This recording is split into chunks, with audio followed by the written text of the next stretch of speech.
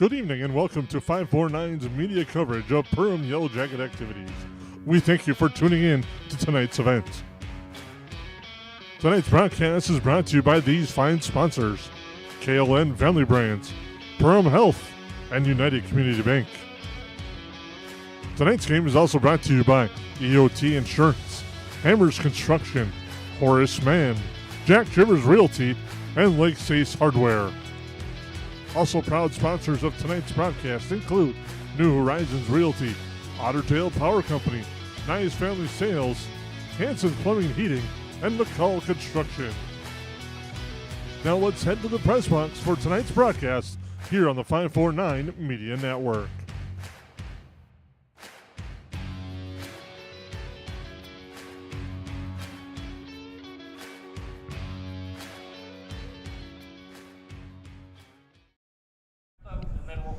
Good afternoon. Welcome in to Tuffy Stadium and Krueger Field. I'm Jason Growth with Lance Rock and Jesse Hine, bringing you Yellowjacket baseball on a blustery, windy afternoon here in Perham. And it's the Yellowjackets taking on Staples-Motley. And guys, it should be a fun one here today in this Heart of the Lakes Conference doubleheader. Yeah, for sure. Nice day out here, sunny, a little bit brisk. We'll see if we can get a few baseballs up in the jet streams today to make some things interesting. But good Heart of Lakes battle. Looking forward to a good day of baseball. Yeah, and welcoming Staples-Motley into the Heart of the Lakes this year, it brings a new dynamic, and got to see them in wrestling and basketball and a few other activities this year. It's been kind of fun to kind of rekindle an old rivalry and make it a new one, and I think they bring a pretty good team. I don't know how healthy they are. Word is they do have a couple really good pitchers. Might not see one of them tonight, but we'll see what lineups bring up, and I know you'll cover all that, Jason. Cardinals with a 3-2 record, 2-2 in the Heart of the Lakes, taking on the Yellowjackets, 4-0 and 2-2 in the HOL. Here's our starting lineups. First for Staples-Motley, leading off and catching will be Elijah Kosan. Batting second will be the shortstop, Cooper Tappy. Batting third, the second baseman, Colby Tappy. Batting fourth, the center fielder, Chris Taylor. Batting fifth, the first baseman is Hayden Rutherford. Batting sixth is the pitcher, Ben Terrell. Batting seventh is the third baseman, Jack Carlson. Batting eighth is the right fielder, John Shansko. And batting left is the left fielder, Bo Carlson. Head coach, Shane Tappy for Staples-Motley. Potent lineup there. It's got some nice averages in there, and they're starting to try to put some things together, splitting a doubleheader with Frazee just the other day. And you can probably hear in the background, we had a crowd mic on, but we elected to turn it off due to the strong winds. So we'll try to block the wind as much as we possibly can up here top here at Krueger Field here at Tuffy Stadium. And this is how the Yellowjackets are going to look. A little change in the lineup. Leading off and catching will be Ty Rooney. Batting second in center field will be Gavin Griffin. Batting third, the shortstop, Alex Bloom. Batting fourth, the first baseman, Drew Ellingson. Batting fifth, the pitcher and designated hitter, Ashton Detloff. Batting sixth, the second baseman, Braden Anderson. Batting seventh is the third baseman, Seth Urbach. And batting eighth is the left fielder, Tate Zacharias. And rounding out the order, the right fielder, number 21, Harry Poole, for the Yellowjackets again to come in with a perfect 4-0 mark.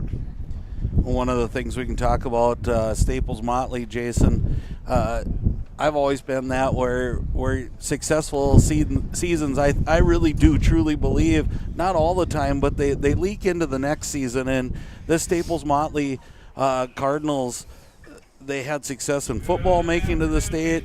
Their basketball team was fairly successful. Their wrestling team ultimately successful. I think that carries over to you're in big-time positions, you're in big-time spots, and you're ready to play when the lights shine the brightest. So that's where I think they're going to come to battle today. Yeah, absolutely. I know this fall they made a great run, pulled a couple big games out, and got themselves to the state championship. And this winter, like you said, Lance, just these big moments that kids get the opportunity to participate in, they definitely come to play season to season. And it'll be interesting to see how the Yellowjackets, again, nice home opener, 2 wins last week against Hawley. Thursday was postponed due to weather against DGF, so they're coming back on a full slate of pitchers and ready to go with full rest. Well, one of the things I think for the Yellowjackets that just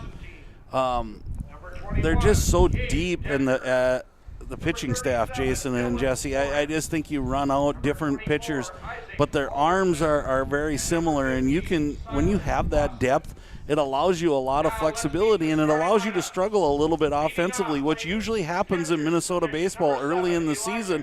It's tough to get the bats warmed up, just like it is the weather. And but when you have that pitching staff that you know you're coming in and game out, especially in these double headers, you're in every ball game. Pitching matchup will be an interesting one. The Yellow Jackets will be throwing Ashton Detloff 1-0 with a 5.25 ERA over 4 innings. He's allowed 3 runs, struck out 9. Ben Terrell getting the start for Staples-Motley 1-0 with a 3.5 ERA over 8 innings of 5 runs and 4 earned. He is allowed. So on paper, sounds like a solid pitching matchup. Yeah, and that's what it's going to battle of the bats, I think, and a little bit of the tweaking of the lineup for the Yellow Jackets, I think, tells you that this is one of those big matchups that you're looking for. And hopefully the Yellow Jackets can get that lineup early, and they're putting a lot of the early start hot hitters at the top of that lineup, trying to cause some damage right away. Introductions taking place will give us a chance to analyze a little bit the dimensions here at the field. A nice ballpark here where the wind's blowing straight out to left. Batter's eye out in dead center field, but shorter porch and right. And we've seen a few of the barns we had hit before here at Krueger Field. Yeah, and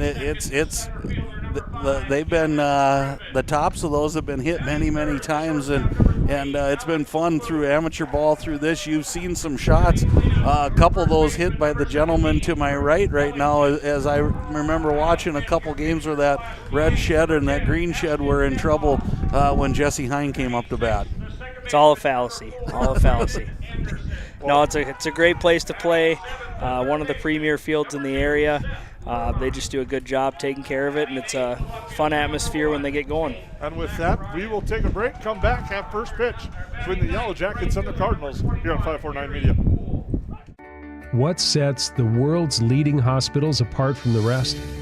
It's their continued ability to deliver the highest quality patient care. Perham Health is honored to be a top 10 Minnesota hospital.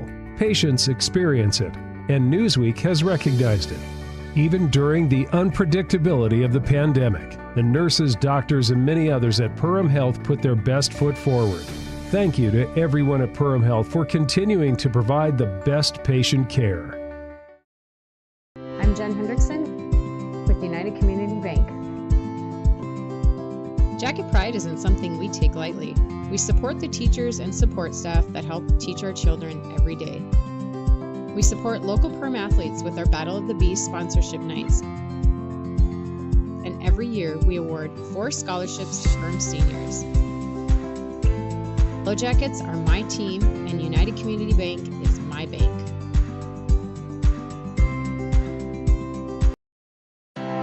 We take pride in what we send out.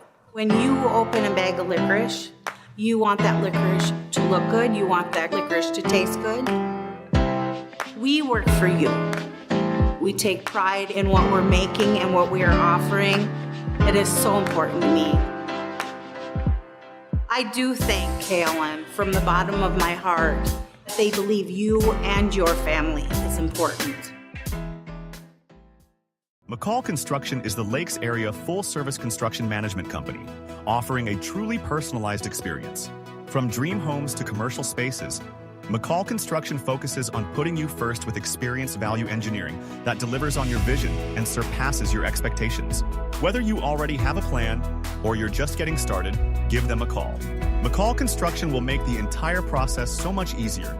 Call them at 218-346-7070 or check them out on Facebook.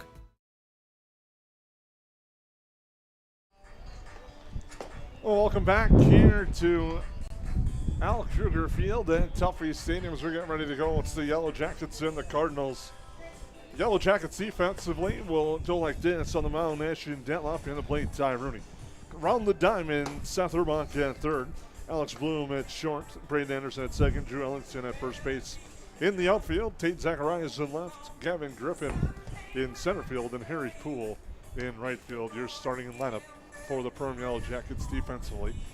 Again, they'll face Elijah Kosan, Cooper Tappy, and Colby Tappy to start this first inning. A busy day of HOL baseball action Park Rapids is at Pelican Rapids for a doubleheader. Barnesville's taking on Hawley in a doubleheader. Breckenridge is at DGF, and Frazee's taking on New York Mills. One thing we can touch on this year with the addition of Staples-Motley Park Rapids into the HOL, they kind of gave teams the option of playing doubleheaders or 1 or 2 games. Some teams had elected to do 1. Perham has went all the way through and doubleheaders all the way through. And that change is different because in high school baseball and softball, you only get 20 games during the regular season. And I'm a fan of the doubleheaders. Once you're here, I think it's a great way. Again, early season as a coach, I can about imagine you worry about pitching depth. It would be my biggest concern. But it looks like both teams are ready to go on a nice day on the field. Elijah Kosan will lead things off, hitting .214. 5 RBIs, and the first pitch from Ashton Detloff is low and outside for a ball. And again, I think Detloff is an imposing figure on the mound, size-wise, and bringing that lefty coming in all different angles. Just like that, you see a little hesitation in that swing. That's Detloff. That fastball gets up on you pretty fast. 2-0s. He did not go. According to first base umpire Mike Weller, Terry Weller behind the plate today. The 2-0's upstairs, but is in the zone for a strike. And it's a 2-1 count now. Mr. Weller behind the plate, kind of the delayed. He goes with the audible and then the call. And now the 2-1. That's right down Broadway and evens the count at 2-2. Good to see Det come back with 2 strikes in a row there after a couple off the mark. The 2-2 to Kosan just misses on the corner and works the count full for Kosan. Near the top of the first. The 3-2 upstairs for a ball, and working a walk is Elijah Kosan, and the Cardinals have the runner on first. Brings up Cooper Tappy, hitting .444 on the year with 4 RBIs.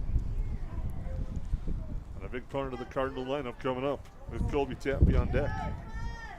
Lefty-lefty matchup with the way the wind's blowing in there.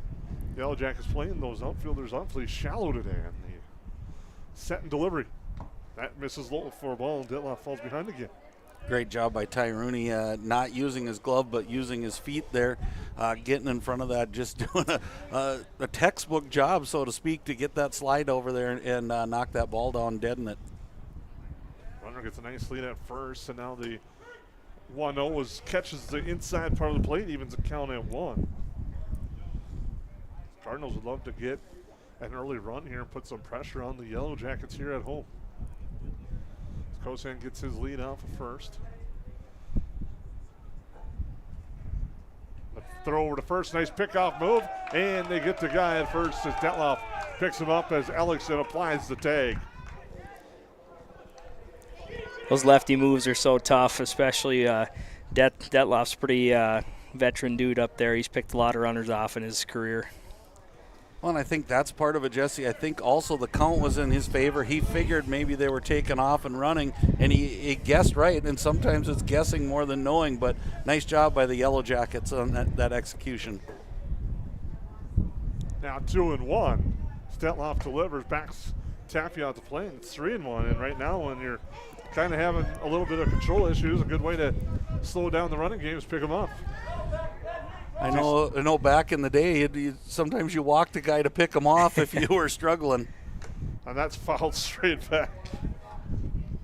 And it works the count full. First 2 batters have seen a lot of Ashton Detloff here, working the count full on back-to-back hitters. Well, and that's where doubleheaders come into play. As you mentioned earlier, that pitch count, you don't know how far you're going to ride that pitch count now for Detloff. That pitch fouled straight back, out of play.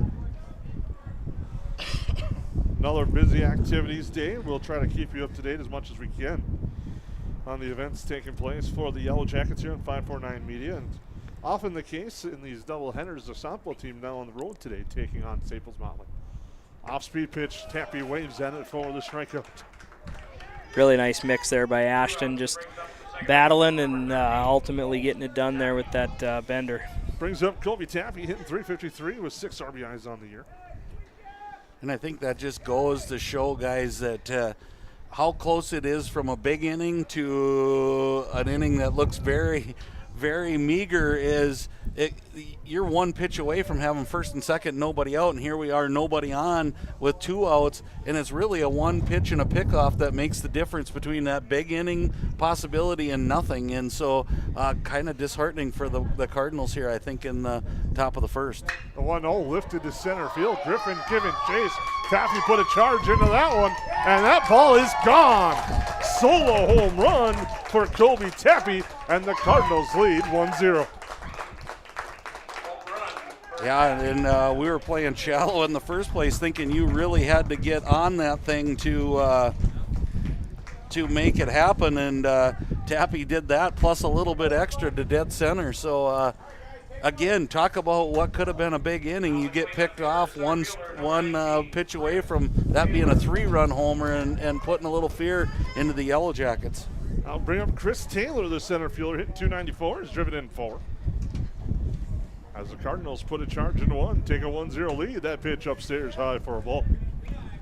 Yeah, and I would agree with you, Jesse. I don't think Det's as sharp as he wants to be right now. He looks like he's up and away a little bit in the zone. The 1-0 lifted to the right side, and that will go into play. As you can hear through our microphones, the wind's blowing straight out. A strong breeze today. Otherwise, a nice day, as it's 1-1 the count. Off speed, backs Taylor up off the plate, and it's now 2-1. Boy, and hearing that wind, you know how big a charge that Tappy had to get into that ball, and you could just hear it. It reminded me of Moneyball when you hear that swing of the bat and that sound. You just knew it was bad news for the Jackets. The 2-1 misses low, and now again falling behind. 3-1 is Ashton Detloff. He's falling behind all 3 batters. Now 4 that he's faced.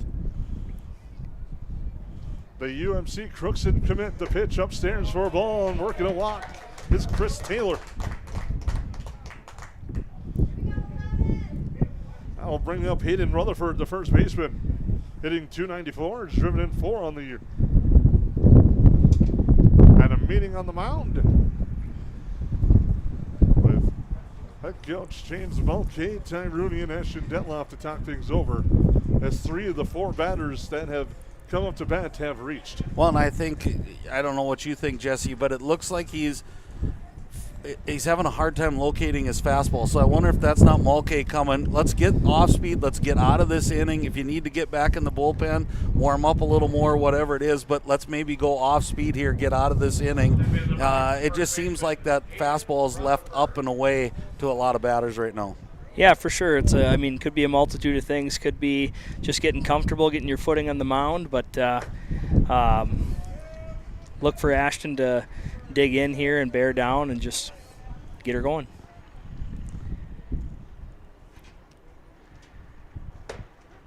That one evens the count at 1. And there goes the show me pitch. I thought he was going to go off speed. He cranked it up even harder, and that one lifted right side, giving Chase Ellingson, but it goes out of play. Yeah, one of those days where the wind is blowing so hard you can't really give up on a ball that's behind the grandstand. You never know when it can come back.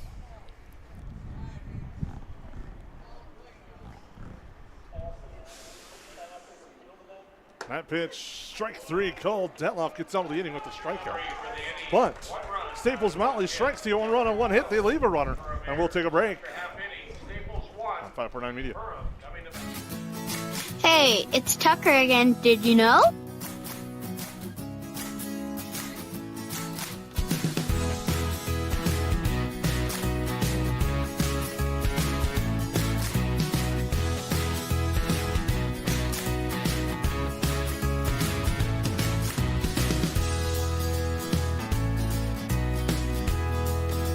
DOT Insurance Agency. It's not necessary to build your business in Perham, Minnesota to be successful.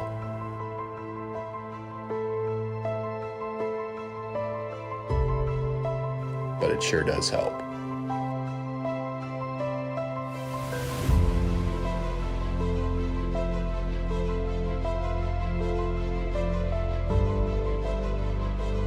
Hammers Construction. Your vision, our team. Ace is the place with the helpful hardware, folks. Why would you wander around a warehouse store looking for paint when you could just swing by your neighborhood Ace? In addition to Ace's award-winning service, we have top-rated paint brands. Plus, our color matching technology allows us to match any color. So stop wandering and start painting. Head to your neighborhood Ace today. Hi, this is Mallory Stotterell and Erica Saylor from Lakes Ace Hardware. You can expect expert help for your next project at Lakes Ace Hardware, right here in downtown Perham. Well, welcome back now as Staples-Motley strikes for a run in the top of the first to give Ben Tyrell the early lead. He'll face Ty Rooney, Gavin Griffin, and Alex Bloom to start things off. Across the diamond for Staples-Motley, it's Kosan behind the plate, Tyrell on the mound, Carlson at third, Cooper Tappy at short, Colby Tappy at second, Rutherford in at first base, Bo Carlson out in left, Taylor and Schatzko round out the outfield, Chris Taylor in center field, and John Schatzko out in right. It's Bo Carlson in left field, and Jack Carlson at third base, and Ty Rooney to start things off, and he's hitting .556 with 5 hits and 6 RBIs. Number 8, Ty Rooney. He'll step in to face Ben Terrell on the first pitch for Terrell's inside 4 balls. The wind continues to pick up here. Yeah, I thought the wind was kind of vicious last game we covered. It's dangerously, it's almost more. Grounded to the right side, scooped up there by Tappy on the first to retire Rooney for the first out. Rooney was hitting .556 coming into the game, and now Gavin Griffin, who's been the hot hand at the plate for the Yellowjackets, hitting .571 with 8 hits, 5 triples, and has driven in 6.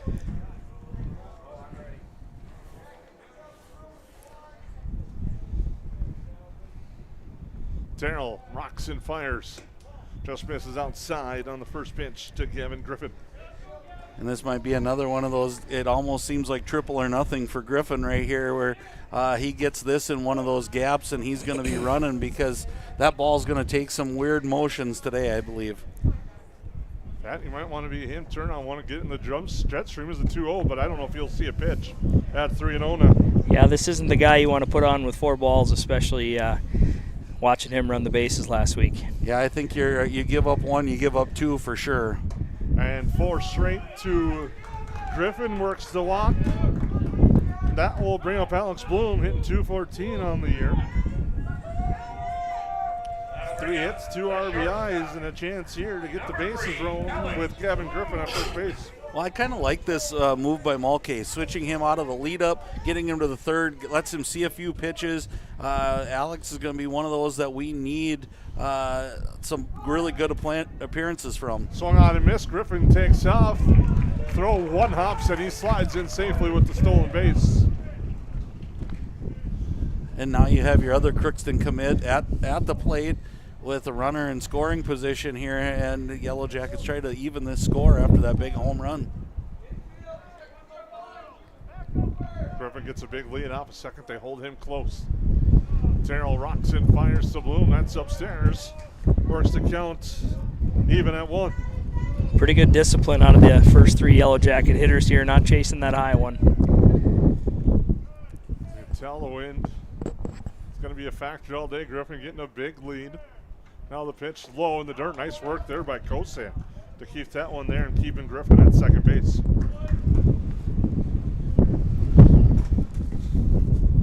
Weather reports say about 6 or 7 is when the wind is supposed to die down.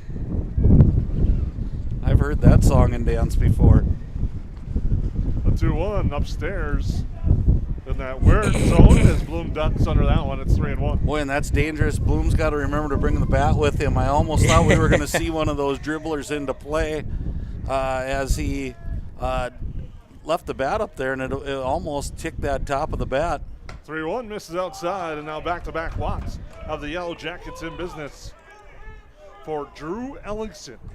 And last time he was here at this field, he went deep to left field. Number 17, Drew. He had a nice day at the plate. And you brought up Griffin, and I'm not going to argue that. I think this is maybe one of the arguments. He leaves nothing at the plate. He's going to wind up and swing.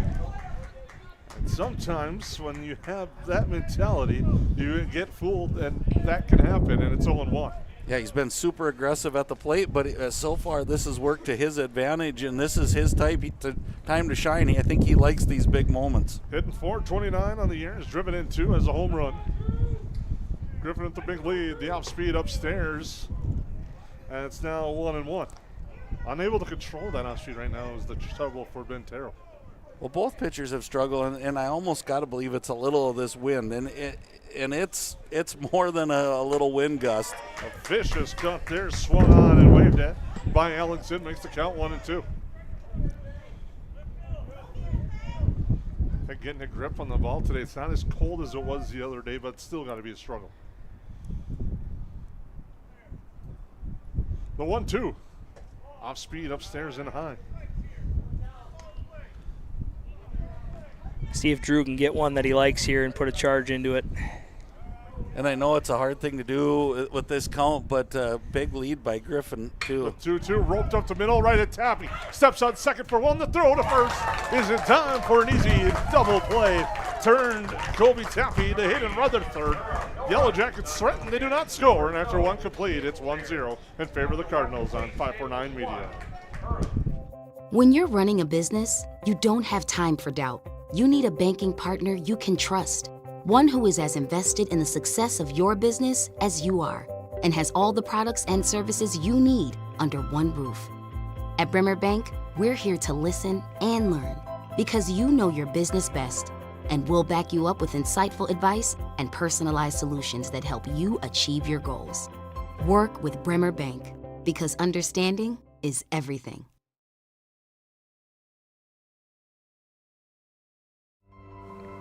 It's not necessary to build your business in Perham, Minnesota to be successful.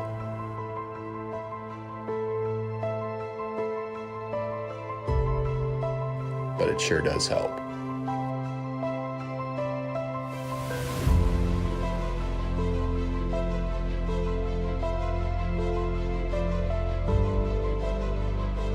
Hammers Construction, your vision, our team.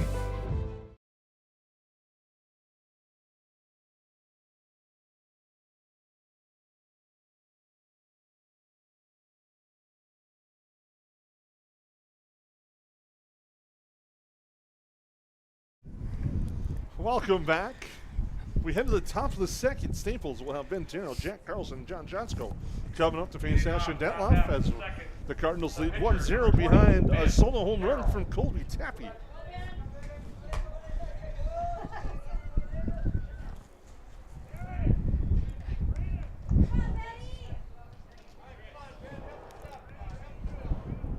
Detloff works. That one's in there first strike. He gets ahead.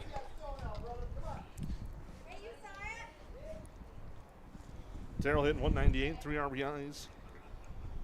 And he gets ahead 2-0, does Detloff in the pitcher-pitcher battle. You know, it's amazing. I think part of what's gone away, Jesse, is I know when I used to play, this would have been a bunting. Let's see with this win if we put the ball in play. In the third, strike three swung on. Rooney with the throw down for this third strikeout of the game for Ashton Detloff. One out, it brings up the third baseman, number 2, Jack Carlson. Brings up Jack Carlson, hitting 294 with 4 RBIs on the year.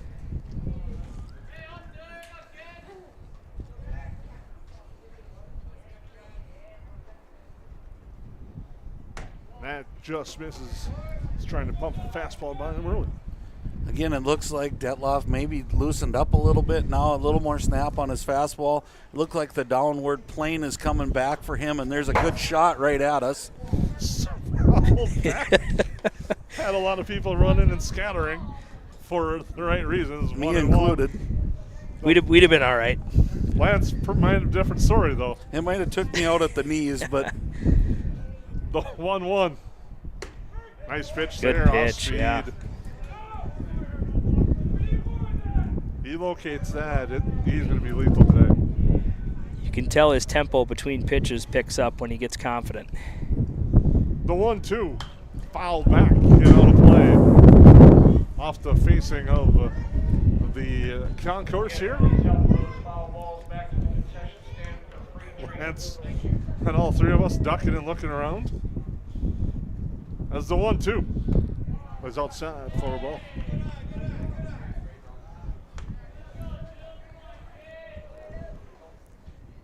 Again, you need kind of a quick inning out of Detloff. He threw a lot of pitches in that first inning.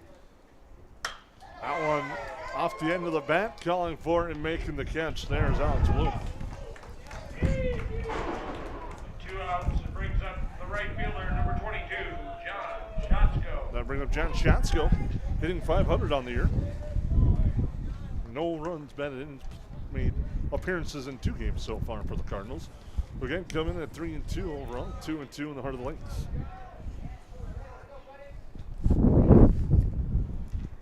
As Detloff rocks and fires off speed, fouled back. Now he's getting ahead. And that's the key. Strike one, the most important pitch. It's a good mix from Ashton there, starting fastball with the first 2 hitters and starting with a breaking ball here. Caught him off guard. This is low with that one. Rooney trying to bring that one up. It's a good spot to miss with this wind blowing out today. That one's outside for a ball. And as you look at Ty Rooney's positioning as a catcher, he's going with that one-leg style. That's to help bring that low strike up. Well, it looks to me like Detloff's fastball is starting to cut the wind now, and that's, like you said, I think confidence more than anything else right now. Another one headed our direction.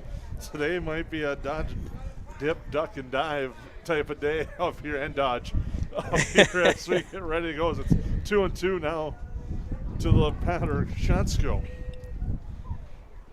And that swung on and waved in for strike 3. So 3 up, 3 down for Detloff in the second. And after an inning and a half, the Yellowjackets trail by a score of 1-0.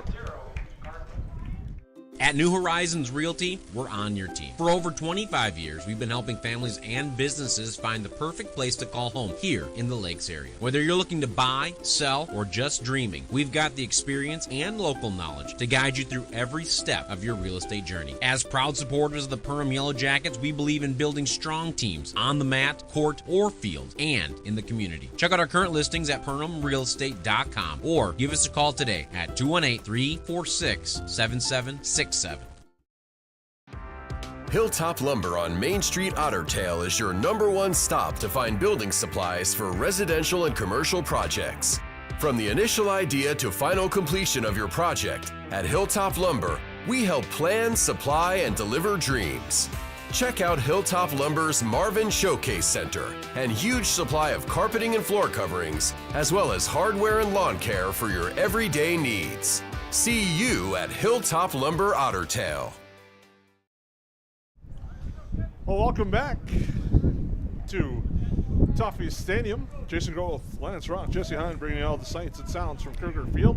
Ashton Detloff, Brandon Anderson, Seth Urbach coming up for the Yellow Jacket half of the second. They trail 1-0 against Ben Terrell, who wiggled out of trouble with a nice double play on a hard hit ball by Drew Ellingson. That one lifted to center field. Detloff puts a charge into Taylor giving chase. And one hops and drops, and Detloff will lead it off with a double.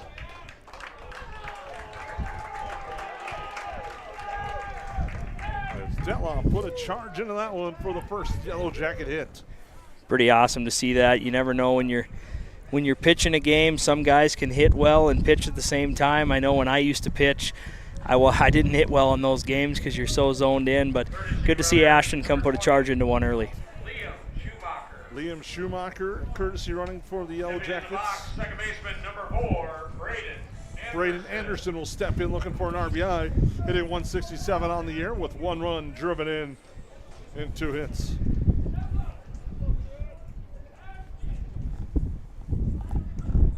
Ben Terrell taking his time as the umpires are adjusting the cards to put the courtesy runner in the book. It'll be Liam Schumacher running at second base. Terrell's first pitch paints the corner and gets ahead of Braden Anderson on 1. Yeah, it's a good battle back after a hit. Boy, I think you're going to have to back up your center fielder after seeing the ball that is directly hit to center field is carrying in this wind. That one just misses outside to Anderson, evens the count at 1-1 here in the bottom of the second. Yellow Jackets. The leadoff runner by Detloff with the double. Terrell takes a look at Schumacher. That one grounded back up the middle. Terrell scoops, takes a look, holds the runner, and throws the first to retire Anderson. Again, Terrell's had a good way of getting himself in a favorable position again after that big hit. You know, the Yellow Jackets probably would have liked to get him to third base. Not so lucky on hit right back to the pitcher. I'll bring up Seth Urbach, hitting 200 on the year. Swings at the first pitch, waves over it for a strike.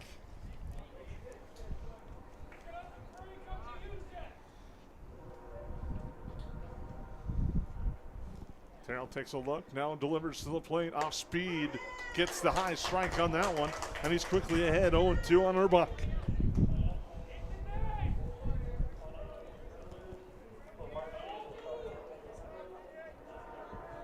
Taking a look, takes another look, yeah, Schumacher now delivers, off speed outside, actually goes with the fastball, that's outside and high. Yeah, and a pretty good waste there. I mean, that high strike has been called today, so again, if you can get them to chase, they're not going to do a whole lot with that. That one misses outside, evens the count at 2. Urbach doing a nice job battling back.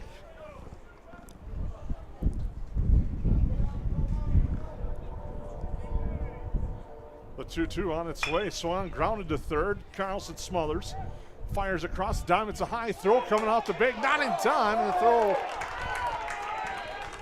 as Urbach is able to beat the first baseman's foot back down on the bang of Rutherford. And now the Yellow Jackets have runners at the corners.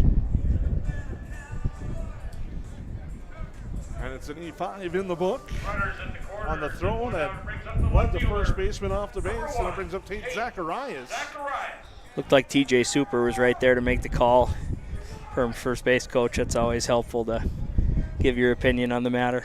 Well, if this holds true to Mulcahy, the wheels are going to be in motion here at some point. He's going to try to get a turn going here, and Staples knows that. A pick-off move right away, and you see Urbach get right back up and get his lead. Terrell on the first base side of the rubber now sends Urbach the big lead. He's going to go on this pitch. He takes off. That pitch is upstairs for a ball. They throw back to the mound.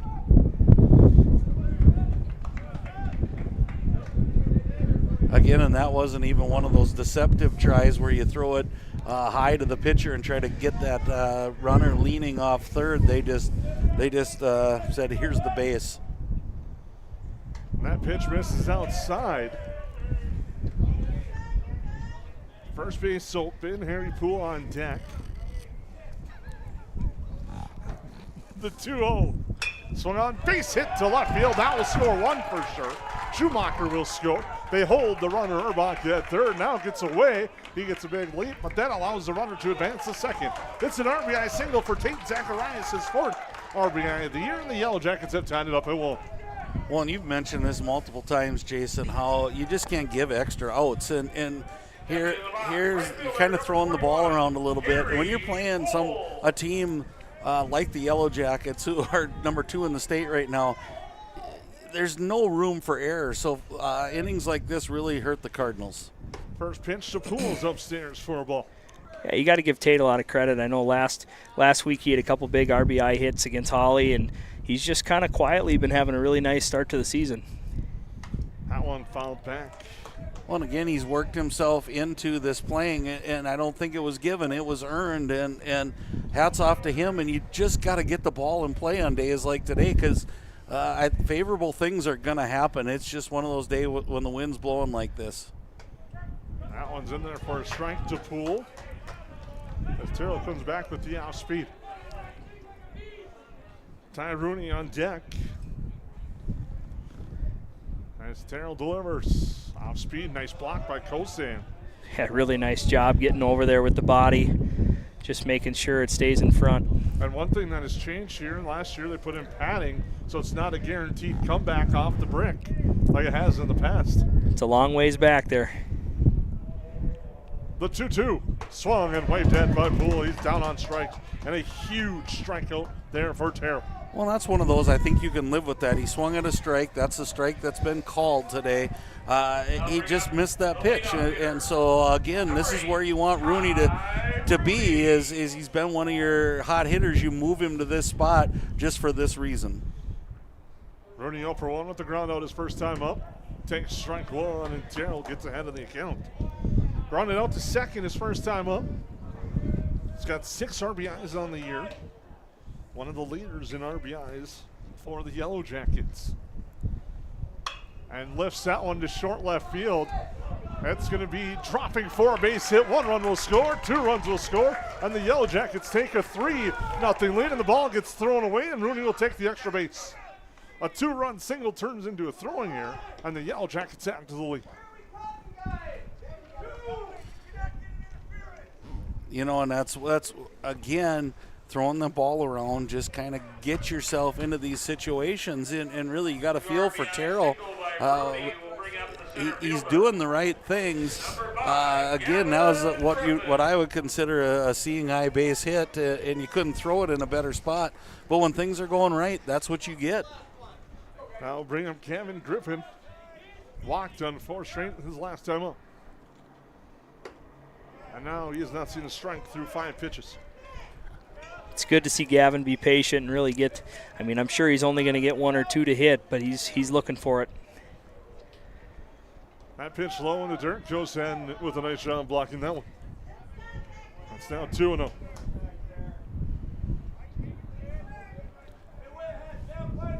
I have been impressed with Terrell's off-speed pitch. It must come at the same arm velocity and angle as his fastball, because it has fooled the Yellowjackets a little bit.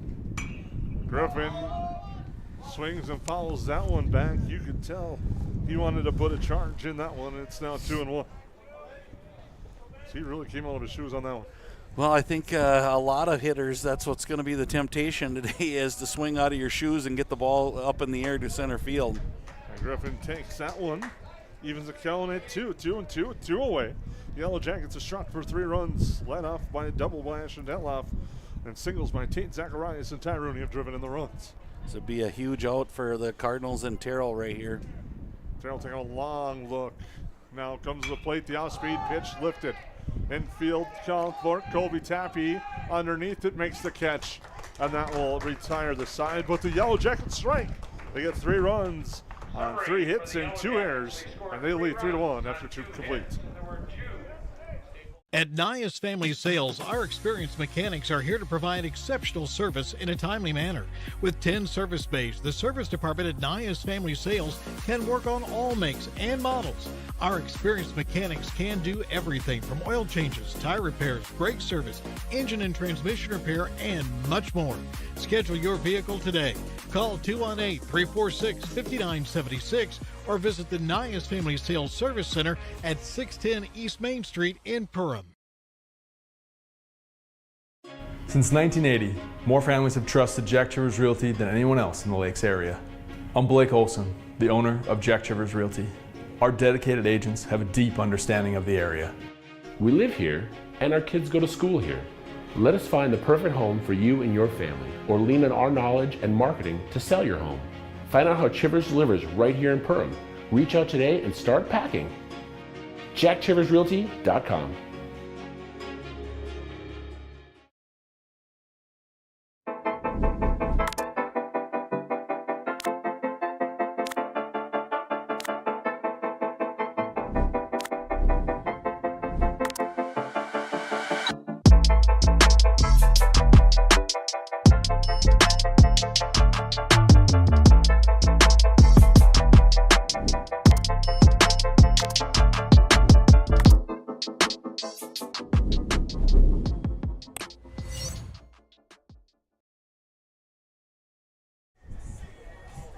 Welcome back. Jason Groth, Jesse Hine, Lance Rock here at Al Krueger Field. We head to the top of the 3rd.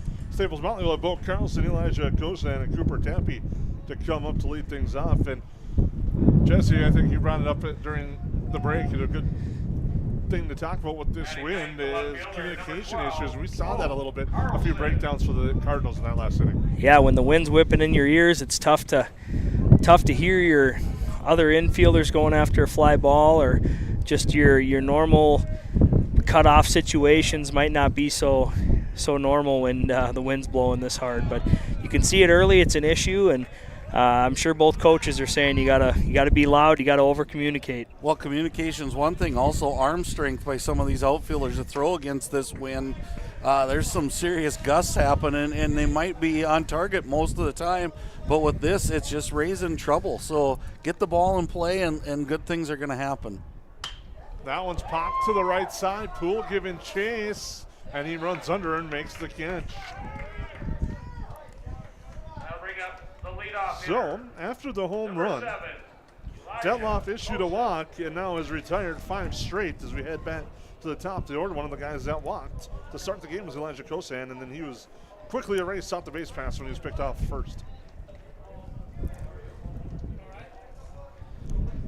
Yeah, and that was good fortune for the Cardinals. And again, you look at that, it's 3-1. We made mention of it earlier, Jason. You get picked off of first, high strike for a good strike for the Yellowjackets. All of a sudden, that home run's a 3-run homer, and we're still tied. So again, the Yellowjackets, I don't think can rest on this. You're going to have to get back in the dugout and get those bats going again. That one's fouled back.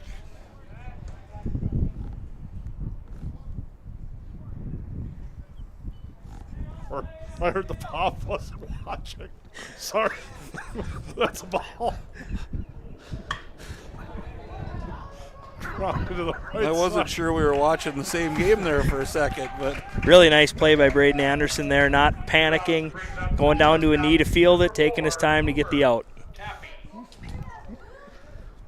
I was going to use the old "it's not you, it's me" line because I thought I missed something, but again, nice job by the Yellowjackets keeping the ball in front of them. That was a hard hit ball again, and for Detloff, this is the kind of innings he's got to put together now after that longer first inning, especially with these double headers, and there's another solid contact. So again, you got the top of the lineup for the Cardinals that seem like they're ready to battle Detloff. It's going to be that 6, 7, 8, 9 guys that we'll have to see what happens.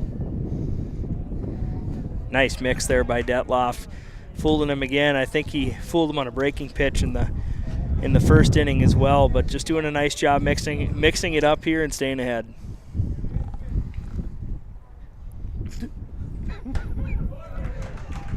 Great inning by Detloff. I mean, that is about all you can ask for, and no runs, no hits, and again, the Yellowjackets are going to lead 3-1 going into the net, and the Cardinals got to get out of this inning, Jesse, and like you said, communication, I think, is going to be the key.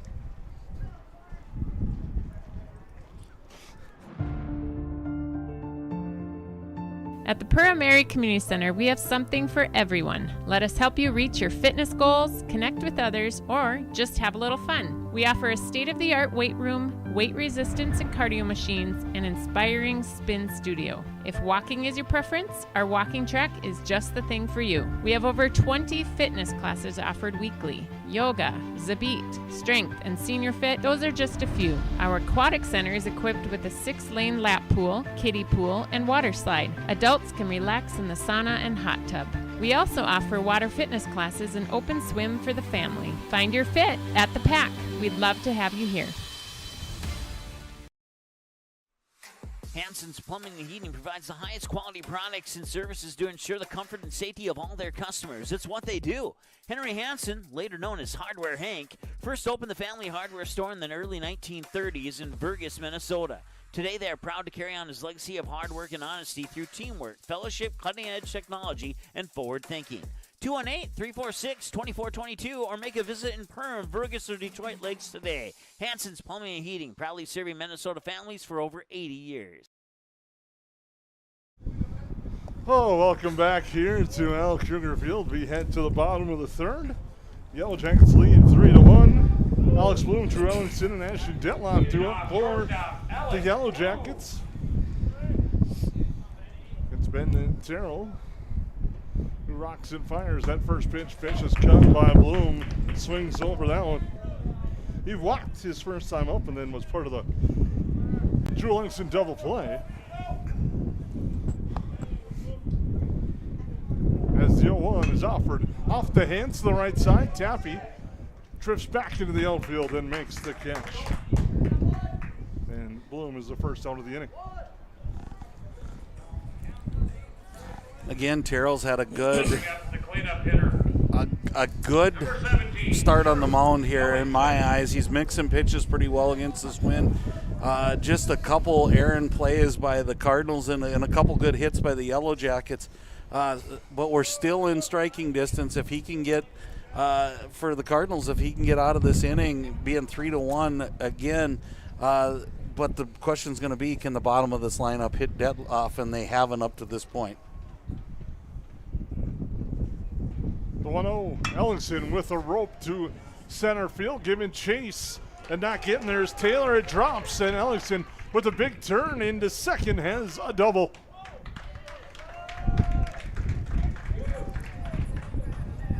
You see he gets his coil and he just lets it fly. And Ellingson gets another hit for the Yellowjackets, continues to swing a hot bat for the Yellowjackets. Well, I had a former coach that told me when you're up at the plate on your first 2 strikes, get your money's worth and then choke up and put it in play. And I think that's exactly what Ellingson's doing. He's going to get all 100% on his first couple swings, and then he'll try to put the ball in play. Bring up Asher Detloff, who doubled to start the big second inning for the Yellowjackets.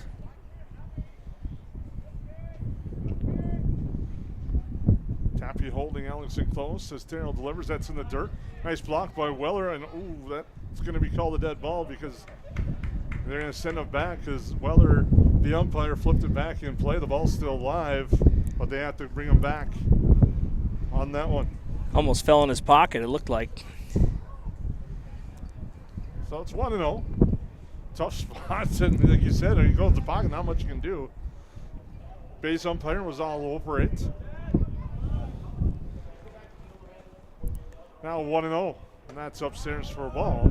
2-0 to Ashton Detloff. Again, coming into the day, hitting .308 for, he has now 5 hits, driven in 6. Terrell sets, takes a look at Ellingson and delivers. Off speed, upstairs, 3-0. Now the question of the day for you two, 3-0, runner on second with 1 out, green light, or do you have him hold on a 3-0? I'm a fan of swinging myself. Well, and I think in his favor, he hit the last one a long ways, and we have a balk. And that will now move Ellingson to third. I didn't see exactly what he did, but I know in the first inning he was doing a lot of clutching with his head and shoulders. I wonder if he didn't overcommit to one there. Detloff works the walk, and now we'll have a meeting at the mound. Yeah, and again, I think somewhere in the midst of that, you had, I know you erase one at bat to the other, but when you're pitching, that sound of Detloff's last one has to ring in your ears, and he hit it a long ways. So again, I'm sure that comes to play, but the Yellowjackets are back in the scoring positions here, and again in the heart of the order. So you wonder if already seeing a balk from Terrell, if you try something, leave early, something along those lines to see if you can get a free base out of something here. Coach Mulcahy is usually pretty creative out of the timeout. Well, I think it's a good a chance to go to the mound here. You don't know if that balk kind of rattled him a little bit. Sometimes things that don't happen often sometimes come into play in young players' minds. And again, probably a good trip to the mound. Discuss what you're going to do with runners at the corners and also settle your pitcher down a little bit. Braden Anderson grounded out to the mound last time up. Runners at first and third. That's Liam Schumacher now running at first. Courtesy running for Detloff. As head coach Staples-Motley takes a slow jaunt back to the dugout after the meeting on the mound. Schumacher with a decent lead at first. He holds, and that pitch is low in the darts.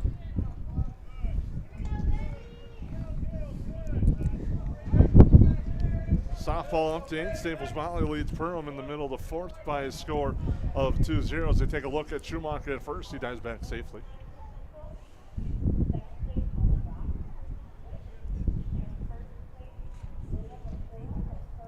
High pitch swung on and fouled back by Anderson. He was out in front.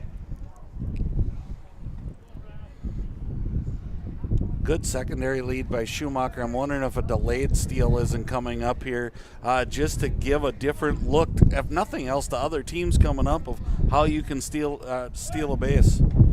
Throw over to first. Schumacher back standing this time. It's too bad you don't have a big, tall left-handed hitter up right now to screen that catcher. Sometimes that's enough to get a good secondary and take that base. The 1-1 coming momentarily. Runner takes off. Throw down to third. Tough throw. Schumacher didn't get the best jump, but he gets a stolen base. Pitch was called a strike to the batter Anderson. But the running game for the Yellowjackets playing a big role again. But this allows Terrell to work from the fold. The 1-2 to Anderson upstairs and in. Anderson was trying to work that front shoulder and into the curveball, but it's now 2-2. Just misses the corner and works the count full, and I think that's one of those where if your catcher's set up just on the outside part of the plate, you get that call. Yeah, the Staples-Motley faithful in front of us wanted that one pretty bad. The 3-2 swung on, lifted right side. It's going to be out of play off the dugout. They'll do it all over again at 3-2. The Otter Power scoreboard shows the Jackets 3 runs on 4 hits, no errors. Staples-Motley 1 run on 1 hit. They have committed 2 errors. The 3-2 swung, grounded left side, charging. Carlson now will throw to first, get the runner at first, but it's a RBI for Braden Anderson. The Yellowjackets add on another run.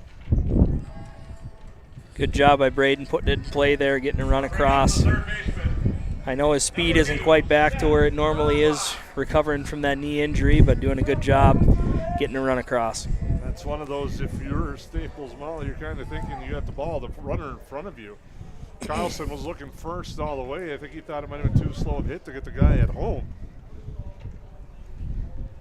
Well, a great job of the Yellowjackets stealing another base, and the way it's been going, foul tip on that one. A pass ball, like you said, Jason, now isn't like it used to be where it was snapping right back at you. You could steal another run here on a wild pitch or a pass ball. That's outside for a ball.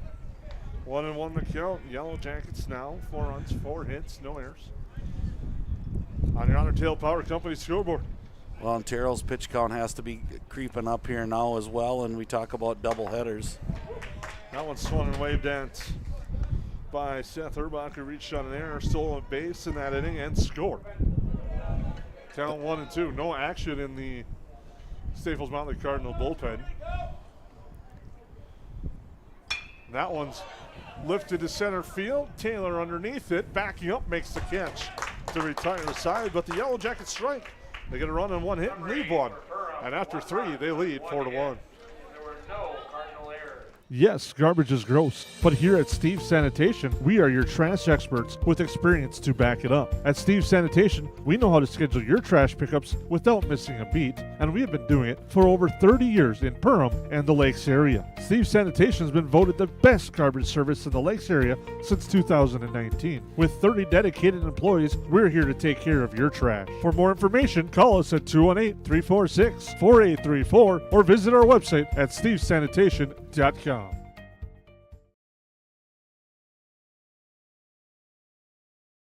Horseman Investments and Insurance can help you with your retirement planning goals and insurance protection needs. Kyle Van Dyke and his team provides educated retirement solutions, wealth management strategies, inheritance and legacy planning, and personalized auto, homeowners, and life insurance protection plans. We are here for your lifelong financial wellness. To set up an appointment, call Kyle Van Dyke at 218-236-6665 or email at kyle.vandyke@horseman.com.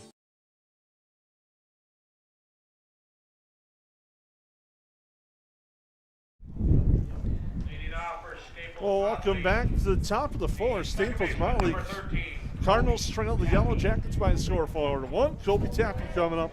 Solo home run in the first. The only run for Staples-Motley and the only hit for the Cardinals. Beeson Ashton Detloff. First pitch is low, 4 ball.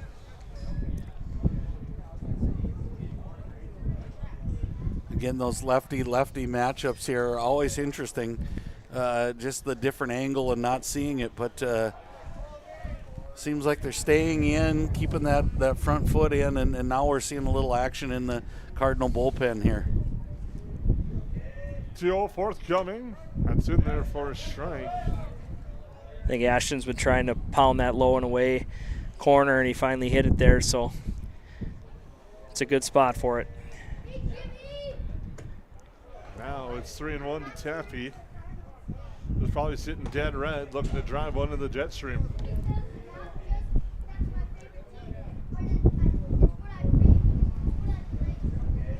The 3-1 offering. Waved at there in a vicious cut. And just over the top of it was Tappy. It's now 3-2. He's looking to put that one in the exact same spot that his last one was, and nice job by Detloff, though, taking a little off. The 3-2, and Tappy works a walk. And the leadoff man is up and on base. That ends a streak of 7 in a row retired by Detloff. We'll see after Ashton having a nice pickoff move how aggressive Tappy is here on first base.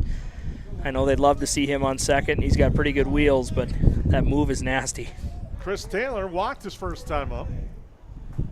And interesting as you look, I don't know if you can see it on our scrambles, Ellingson on the hold is about 2 feet off the bank. That pitch misses upstairs.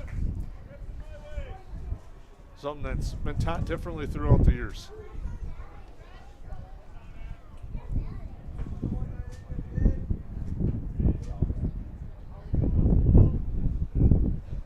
Detloff, the 1-0. Swung on, lifted right side. Ellingson gives chase, but that will blow out of play. You can tell Tappy over there, a veteran on the base paths. He's as deep as he can be on that lead just to work the backside. If a tag does come, it's got to go all the way to the opposite side of the bag.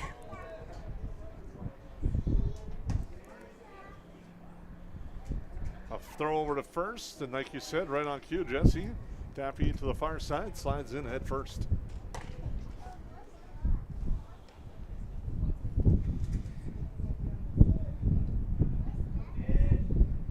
Detloff delivers. That one's popped up. Rooney, Ellingson giving chase right side. Ellingson off the edge of his gloves. He'll drop for a foul ball.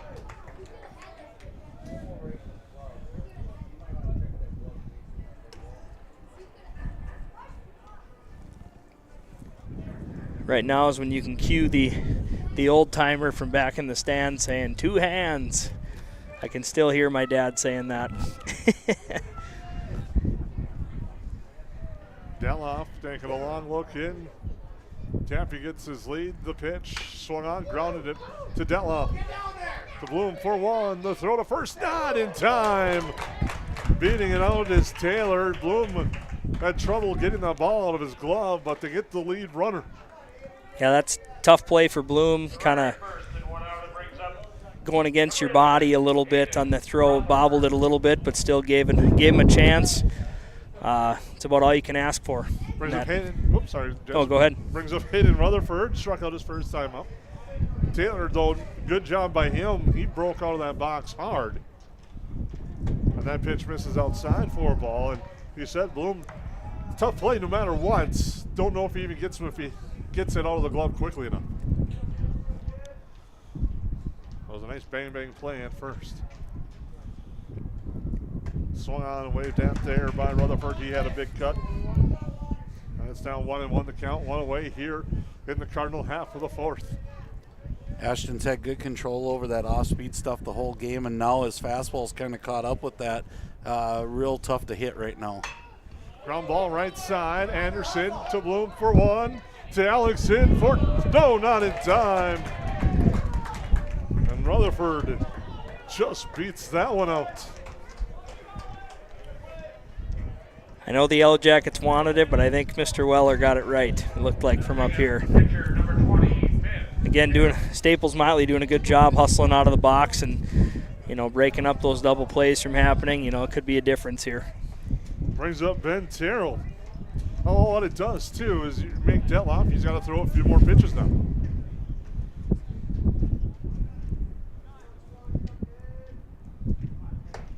That's in there for a strike as Detloff marks back, gets ahead. We're in the fourth. Yellow Jackets lead 4-1. They got 3 runs in the second and 1 in the third. Staples-Motley a solo home run in the first. As Roxon fires does Detloff, he's ahead 0-2. Nice pitch there, getting back ahead in the count. Yeah, right now the release and everything is just so good by Detloff. The ball's getting up on these hitters real quick. You can tell their hands aren't really ready to go. Strike 3 called. Terrell goes down on strikes for the second time. And the Yellow Jackets strand a runner at first. In the Cardinal half of the fourth, the Yellow Jackets lead 4-1 on 549 Media. I'm Ryan Rusted with United Community Bank. United Community Bank has served the Lakes area since 1911.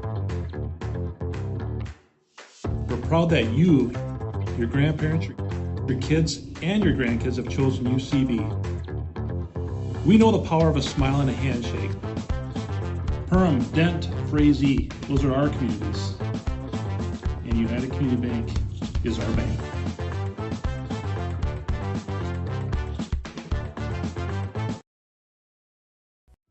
It's something new every day, some different stuff to do. It's not the same monotonous thing over and over again.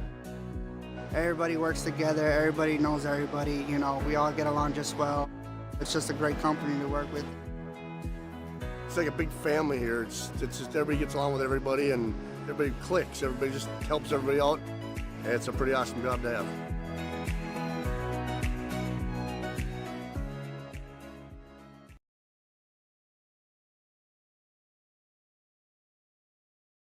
The fourth. Welcome back to Al Krueger Field. We're here to the bottom of the fourth. The Yellow Jackets, Tate Zacharias, Harry Poole, Ty Rooney coming up.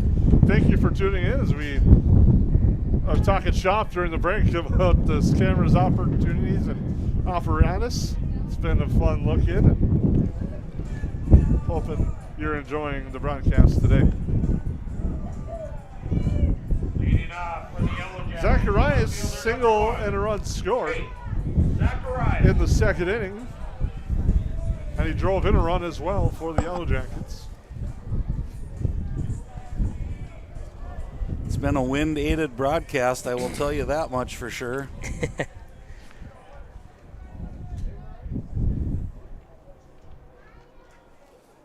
Oh, man. That's what it's like when there's no wind. It was nice, calm. And now the first pitch, Zacharias backs him off the plate, but it's in there for a strike. Catches the corner.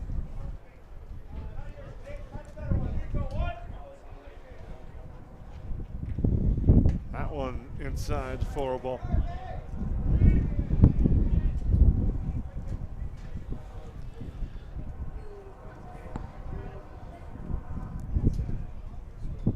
That one inside out swing, drops in for a base hit there. Tate Zacharias, second hit of the game for the Yellow Jackets. Tate doing a nice job, not trying to do too much with it, just put a good swing on it and find out where they're not.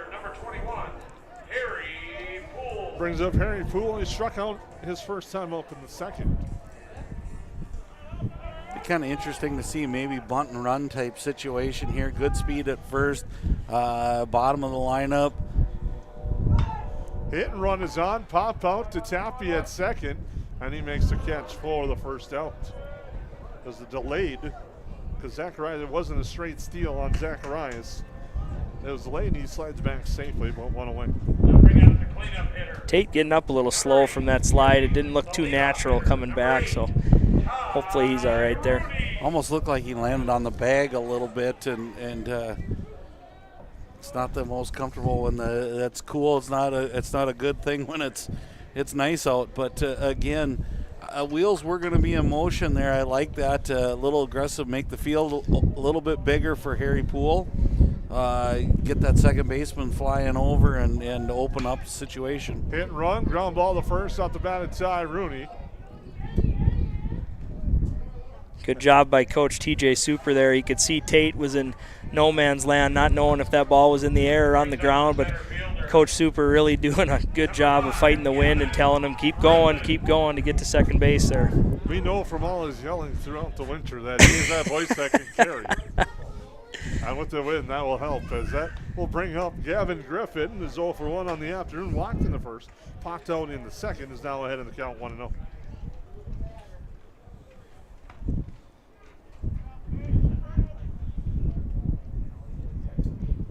Darrell takes a long look and delivers. That one's swung at. And it gets past the catcher Kosan. And taking a big turn at third is Zacharias.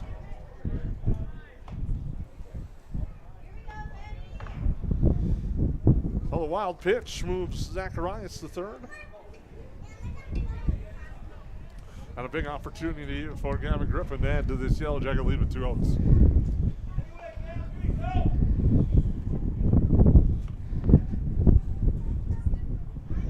Pitch way down, straight back in off the facade here of the press box. I really don't want a souvenir that bad.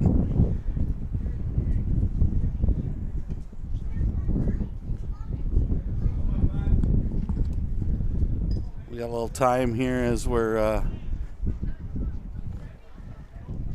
back in the batter's box. Off speed drilled into the gap. And a nice rip there by Gavin Griffin as he'll have a stand-up RBI double. The ball gets away, and he'll stay at second. Fighting that pole in front of us, but just a good job of hitting by Gavin Griffin there, putting the barrel on it. Always looking for that extra base, but just doing a good job moving runners around. Well, and really good 1-2 pitch there, you know, and a good off-speed pitch by Terrell has kind of kept the Yellow Jackets at bay a little bit, but Griff kept the hands back, let it fall through, and again, nice rip there. That one catches a corner on Alex Bloom. Bloom 0 for 1. He walked and flew out in the third.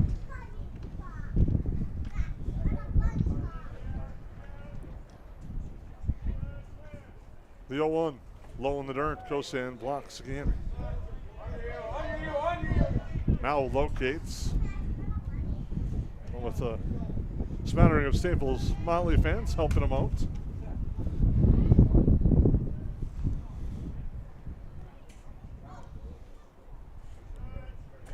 The 1-1 upstairs.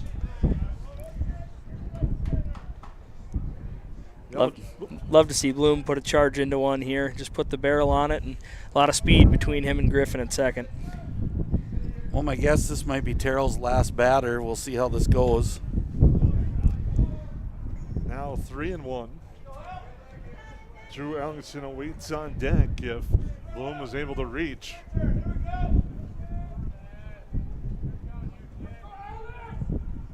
That's in the dirt. Kosan blocks. Griffin takes off.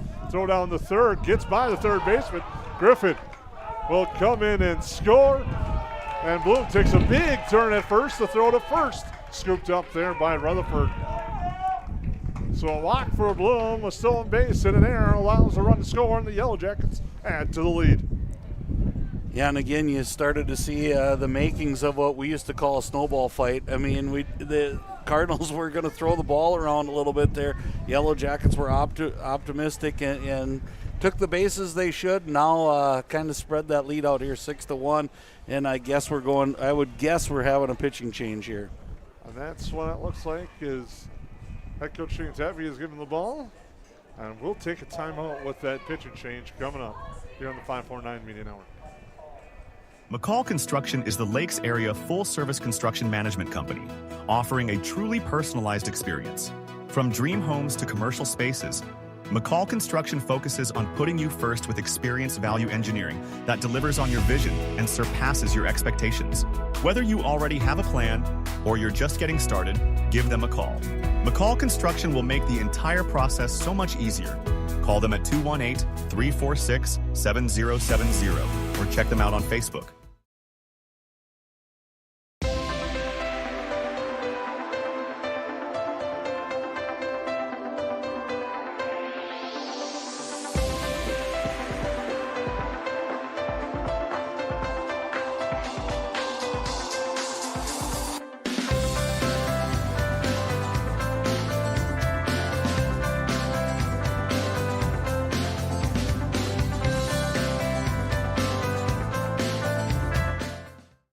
Odds are there's an ace right in your neighborhood. With expert advice and the right tools to make your quick fixes even quicker. Around the block, what you need in stock, with people who know their stuff. Welcome to the Home Convenience Store. Hi, this is Mallory Stotterell and Erica Saylor from Lakes Ace Hardware. You can expect expert help for your next project at Lakes Ace Hardware, right here in downtown Perham. Ace is the place with the helpful hardware, folks. When you're running a business, you don't have time for doubt. You need a banking partner you can trust. One who is as invested in the success of your business as you are, and has all the products and services you need under one roof. At Bremer Bank, we're here to listen and learn, because you know your business best, and we'll back you up with insightful advice and personalized solutions that help you achieve your goals. Work with Bremer Bank, because understanding is everything. Well, welcome back. Drew Ellingson grounds out to third, and the fielder's choice at second to retire the side as Jack Carlson gets out of trouble as Staples-Motley strikes or gives up 2 runs and trails 6-1. We'll take a quick break, come back, have you set up for the Yellowjackets. Half on the defensive side of things on the 549 Media.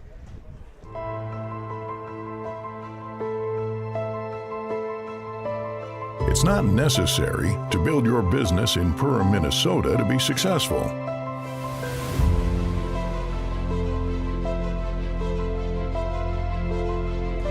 But it sure does help.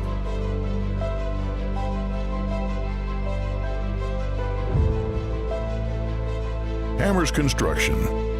Your vision, our team.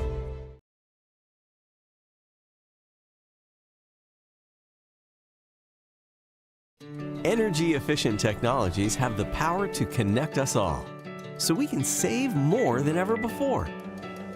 Evolve. And make choices that are smart. For you.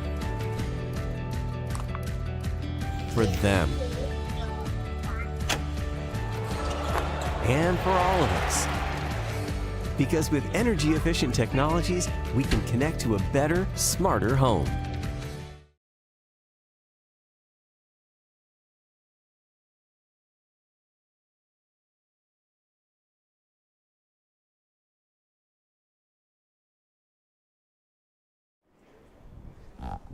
Welcome back to Tuffy Stadium. The Yellowjackets. Liam Schumacher now in at second. Braden Anderson at third base now for the Yellowjackets. Jack Carlson to lead things off for Staples-Motley against Ashton Detloff on first, 5th inning of work. And waved in strike 1 there. Trying to take a peek out there too to maybe Seth Urbach to right, I think might be the last move. I can't quite tell, but that pitch grounded through the legs and foul, and they say dead ball. That is the move. Urbach moves to right field. So Schumacher will enter in the pool spot.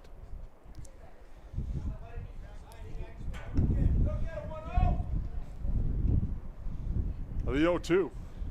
Outside and high for a ball. Softball update after 4.5. Staples-Motley, actually, 5.5. Staples-Motley leads the Yellowjackets by a score of 5-0. That one broke to the right side, but out of play. The Yellowjackets had a runner at second, but could not push that run across for their first game of 2 with Staples-Motley.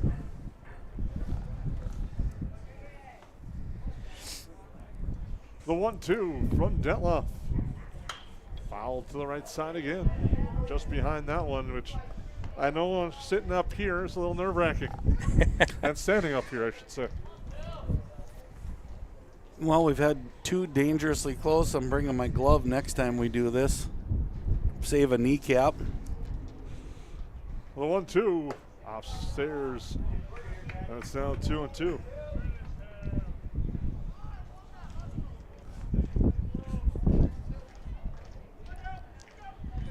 Well, one of the things through the early part of the season, Holly seemed very formidable. They got a good pitching performance. Staples looks like they're coming into play as strike 3 happens.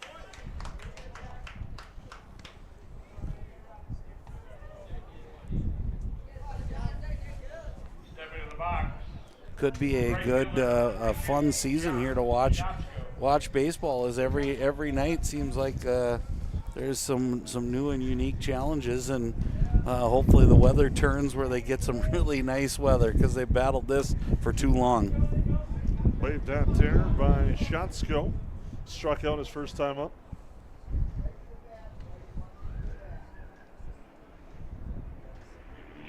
Waved at that one.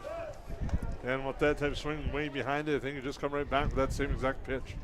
Yeah, Detloff with a 5-run lead here. You're just going to see him pound the zone and let his defense play, or just say, hey, you got to hit it. And so far, they haven't done it this inning.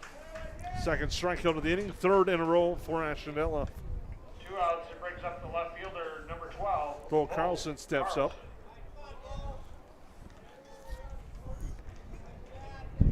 That's 8 strikeouts for Detloff on the day.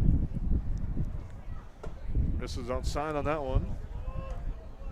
On the Otter Tail Power Company, Yellowjackets 6 runs on 6 hits. No errors. Staples-Motley 1 run, 1 hit, 3 errors, and that's waved at a big cut there, and it's now 1-1. Carlson flew out to right field last time up.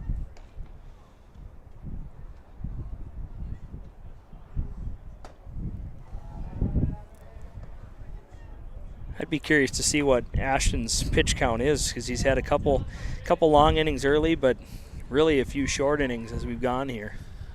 Well, I've been trying to follow along there, and I know he was at like 60 through 4. So again, as we're climbing through, I'll try to find that out. But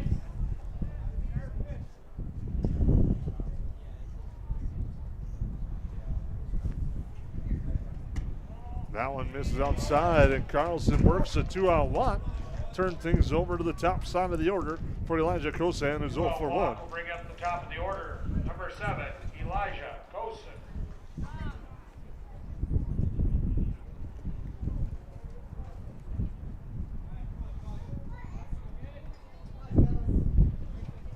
Top of the order, Kosan, Tappy if he reaches. Carlson, very short lead off of first against the lefty Detloff. That one's off the end of the bat. Griffin played it perfectly and makes the catch to retire the side. Staples-Motley gets a runner on base. They leave him stranded. And after 4.5, the Yellowjackets lead 6-1. At New Horizons Realty, we're on your team. For over 25 years, we've been helping families and businesses find the perfect place to call home here in the Lakes area. Whether you're looking to buy, sell, or just dreaming, we've got the experience and local knowledge to guide you through every step of your real estate journey. As proud supporters of the Perham Yellowjackets, we believe in building strong teams on the mat, court, or field, and in the community. Check out our current listings at PerhamRealEstate.com or give us a call today at 218-346-7767.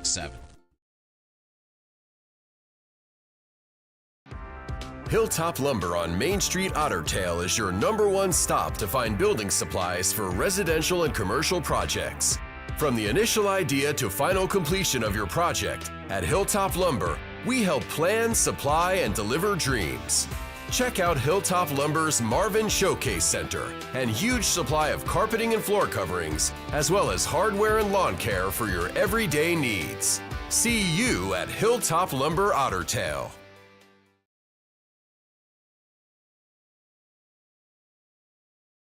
At Nias Family Sales, our experienced mechanics are here to provide exceptional service in a timely manner. With 10 service bays, the service department at Nias Family Sales can work on all makes and models. Our experienced mechanics can do everything from oil changes, tire repairs, brake service, engine and transmission repair, and much more. Schedule your vehicle today. Call 218-346-5976 or visit the Nias Family Sales Service Center at 610 East Main Street in Perham.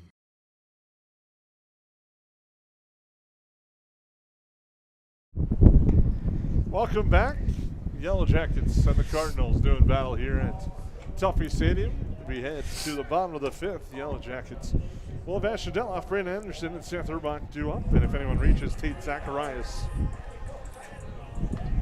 Activity in the Yellowjacket bullpen. Drew Ellingson starting to heat up in the bullpen for the Yellowjackets as Detloff will step up. He doubled in the second and scored, walked in the third.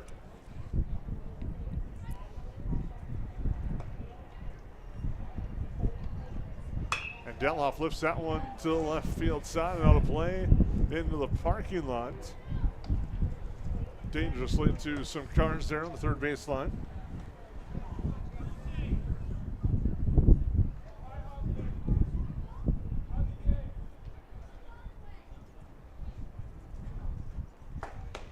That one just misses outside, evens count of one.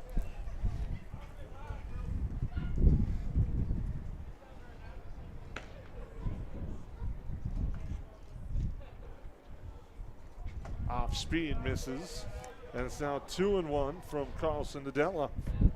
Ashton's been really disciplined today at the plate. He seems probably more comfortable than I've seen him at the plate in a while, but it's good to see as the season gets going here. And that one's in there for strike, the high strike call.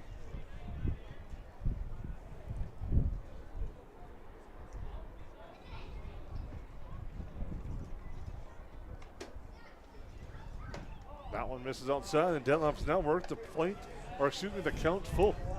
Boy, and that's a tough one to lay off of with two strikes. A better eye than I would have had. I think I'd have been trying to drive that one down the left field line. Lifted left That's going to be trouble. I was just going to say, deep drop there, sliding in. Is Carlson unable to get to it? Detloff will go to second with the stand-up double.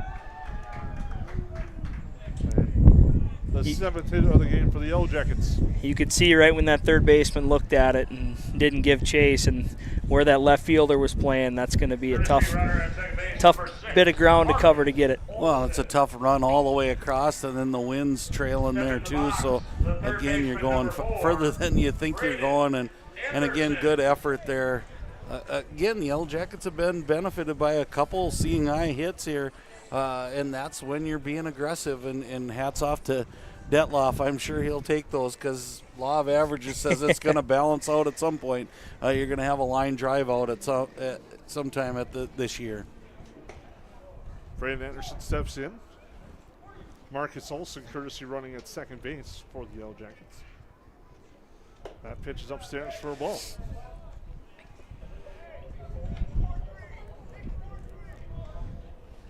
May have been able to hear in the background the number system that coaches have gone to for situations. As the 1-0 count to Anderson. That's roped at third, but a nice grab there by Tyrell for the first out. Good contact by Braden there, and really nice job by Marcus Olson freezing on that line drive and getting back to the bag. One of those where I would have went back in the dugout and went to Detloff. Really?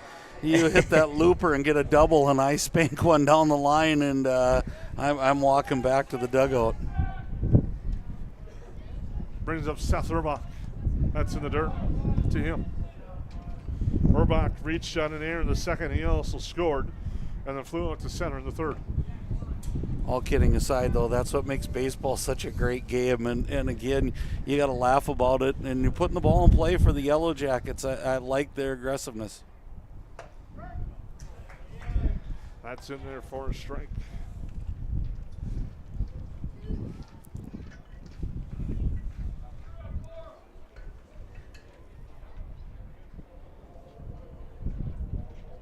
Olson gets a nice lead, the 1-1 outside corner, makes it 1-2.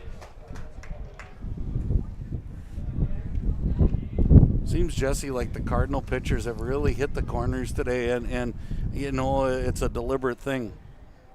Yeah, absolutely. And, you know, neither one of these guys so far we've seen today, dribbler to looks like they got a rundown going here.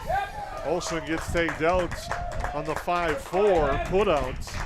He got caught too far off the base as Urbach will reach on the fielder's choice. Yeah, tough spot there for Olson. You know, third baseman did a really nice job of kind of looking like he was going first the whole way and got him leaning. And good teaching moment. You saw Coach Mulcahy kind of put his arm around him and explain the situation a little bit. And, you know, that's why you throw some younger guys in the game and you get them that experience. Tate Zacharias 2 for 2 on the day, 2 singles, 2 runs scored, and has driven in a run. Steps up. Takes strike 1 from Carlson as Carlson works ahead.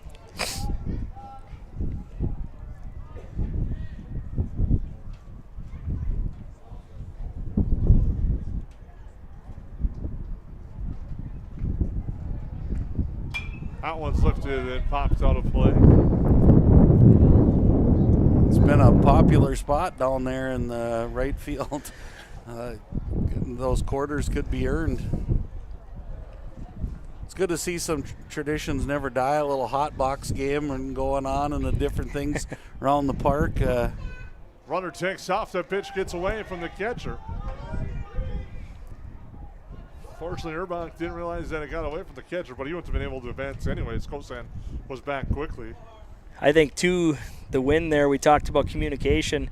I think had he heard somebody say 3 earlier and just rounded it and took off, he might have had a chance. But nonetheless, you're 90 feet closer.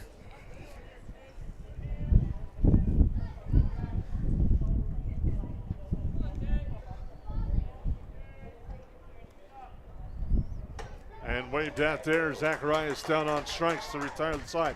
Yellow Jackets threaten. They don't score, but after 5 complete, they lead 6-1. And we'll take a break on the 549 Media Network. Since 1980, more families have trusted Jack Chivers Realty than anyone else in the Lakes area. I'm Blake Olson, the owner of Jack Chivers Realty. Our dedicated agents have a deep understanding of the area. We live here and our kids go to school here. Let us find the perfect home for you and your family, or lean on our knowledge and marketing to sell your home. Find out how Chivers delivers right here in Perham. Reach out today and start packing. JackChiversRealty.com.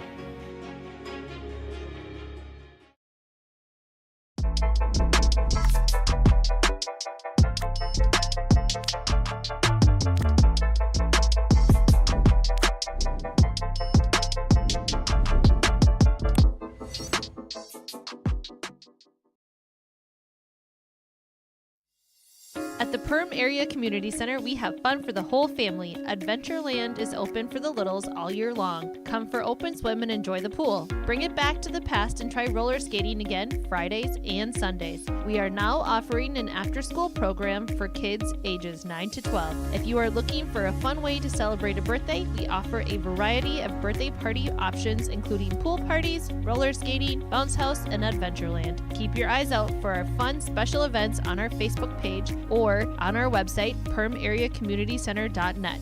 Find your fit at the pack. Cooper Tappy to lead things off for Staples-Motley. Yellowjackets have made a change out in right field. Cash Burke taking up shop in right field now for the Yellowjackets.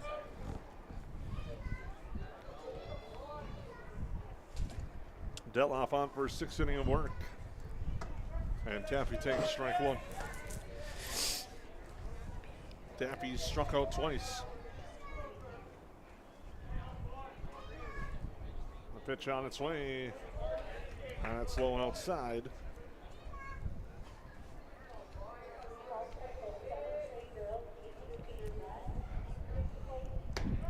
And now Detloff gets ahead with that one.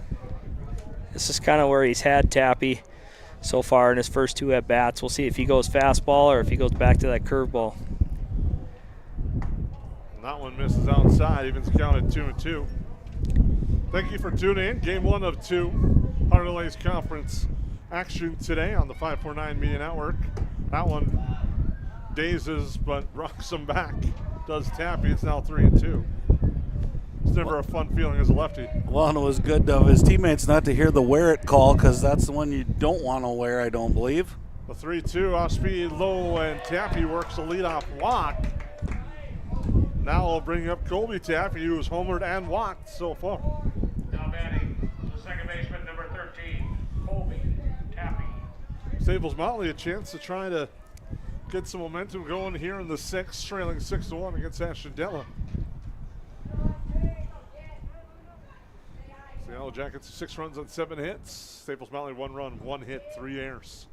Ground ball right side, scooped at second. The throw to second, they only get the runner at second as a hard hit ground ball, but it's a 4-6 put out at second. The fielder's choice for Colby Tappy. Now bring up the cleanup hitter, center fielder, number 19. I'll bring up Chris Taylor with 1 away. Walked, reached on a fielder's choice in the fourth.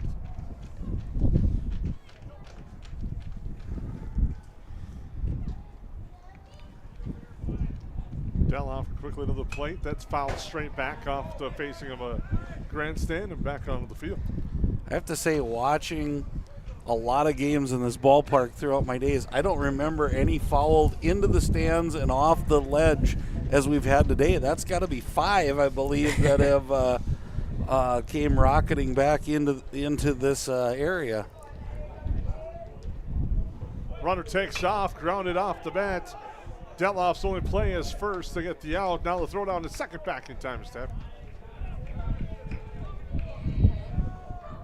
1-4 on the put out at first for the second out. For the runner at second and 2 out. Good snap throw by Drew Ellingson there, and I know we talked about it last game against Holly that they practice that every day, just that snap throw. You never know when somebody's leaning too far, especially with wheels like Tappy. Good throw to get a chance over there.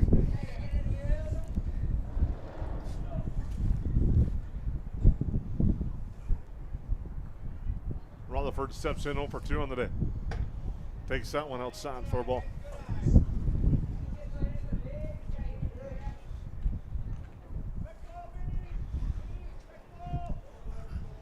Deloff taking a long look in. Setson comes to the plate. That one's in there for a strike. Just at the knees.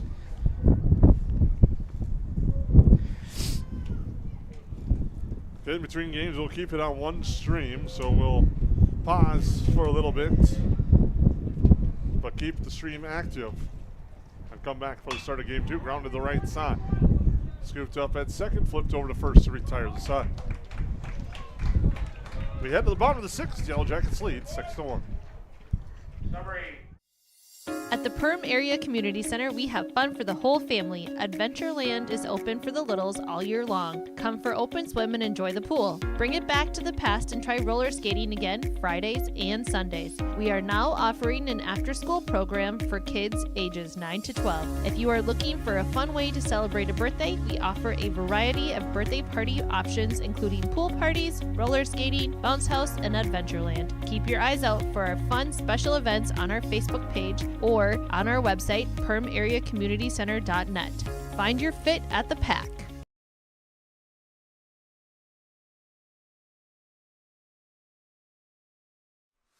Hansen's Plumbing and Heating provides the highest quality products and services to ensure the comfort and safety of all their customers. It's what they do.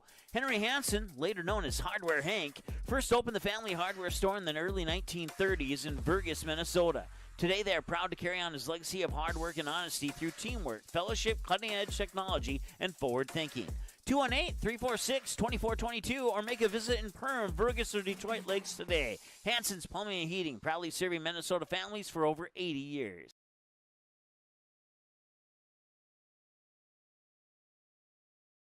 Yes, garbage is gross, but here at Steve's Sanitation, we are your trash experts with experience to back it up. At Steve's Sanitation, we know how to schedule your trash pickups without missing a beat, and we have been doing it for over 30 years in Perham and the Lakes area. Steve's Sanitation has been voted the best garbage service in the Lakes area since 2019. With 30 dedicated employees, we're here to take care of your trash. For more information, call us at 218-346-4834 or visit our website at stevesanitation.com. For the Yellowjackets, The bottom of the sixth is Liam Schumacher. I jumped to producer's cue as he will start things off and then turn things over to the top of the order. Jason Groth, Jesse Hine, Lance Rock here in downtown Perham. And the first pitch is low for a ball. Again, I look at the scoreboard and one hit by the Yellow Jackets. Your Coach Mulcahy, you got to be happy with your pitching performance. Cardinals have to look at that 3 under the errors, and that really, I think, took a game that could be, 6-3 maybe, or 3-1 even. If you're looking at it optimistically, now is a little bit out of reach at this point, the way Detloff's been throwing the ball. Well, that's been the key. The Yellow Jackets haven't really hit the ball all that hard, but they've capitalized on the mistakes by Staples-Motley. And when they get guys on base, Lance, you touch on it all day long, their ability to get the running game going, and that's really put a lot of pressure on Staples today. Well, known Coach Mulcahy for a long time. My boys played for him, and he's been aggressive since the day he came to Perham. That's been the way he's loved to manufactured runs. Some people call it small ball. I think it's aggressive ball is what it is. And again, you see that pay dividends for the Yellow Jackets. You put pressure on the defense, make them throw some throws that they haven't made during the game, and all of a sudden good things happen for your team. That's fouled straight back into the netting. It's 3-2 again. Liam doing a good job hanging here, fighting a couple off here. We'll see if he can put one in play. The 3-2 waved edge by Schumacher is down on strikes. Carlson's second strikeout victim since coming into the fourth inning. He'll bring up the top of the order, Ty Rooney. Grounded out in the first, hit a 2-run single in the second, and grounded out in the fourth.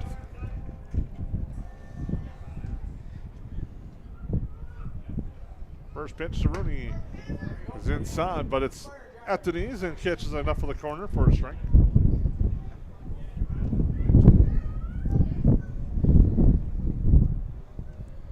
The 0-1 offering coming up on its way, and that's in the dirt for a ball. Evens count of 1. Yellow Jackets next action after today. They're on the road Friday evening, taking on Detroit Lakes at Washington Park in Detroit Lakes.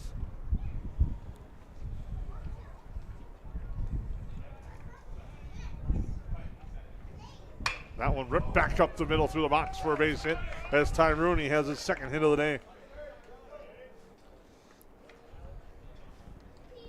Can see Ty over at first base. He's pretty satisfied with that, just taking it right back up the middle and continuing having a hot bat that he's had all beginning of the season.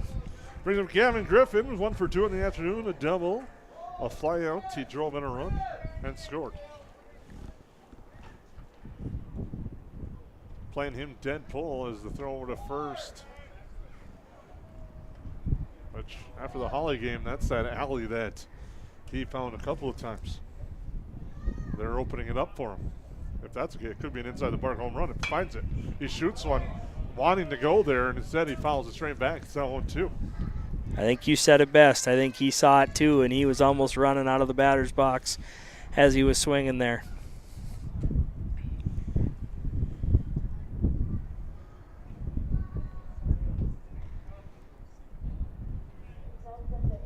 Pitch to Griffin. That's low. Nice block there by the catcher, Kose. Boy, I've been impressed by both catchers today, Rooney and to just their ability to get there quick and to knock dead in those balls, not giving up extra bases to the opposing team. That one's roped to the right side. Base hit for Griffin. Nice effort by Tappy to dive for it. Rooney all the way first to third on the single, slides in safely. He's in. Really nice base running by Ty there, just not rounding it too far. Coach Mulcahy telling him outside, and he got under it.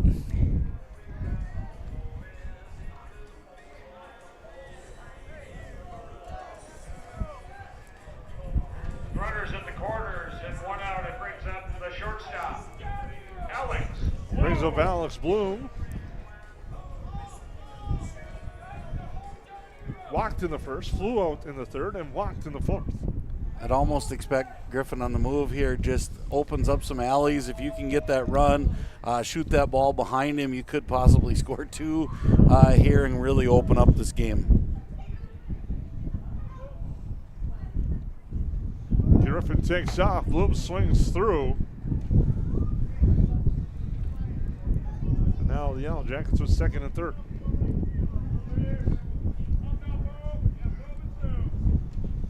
As they were looking to throw down to third, Wind picks up.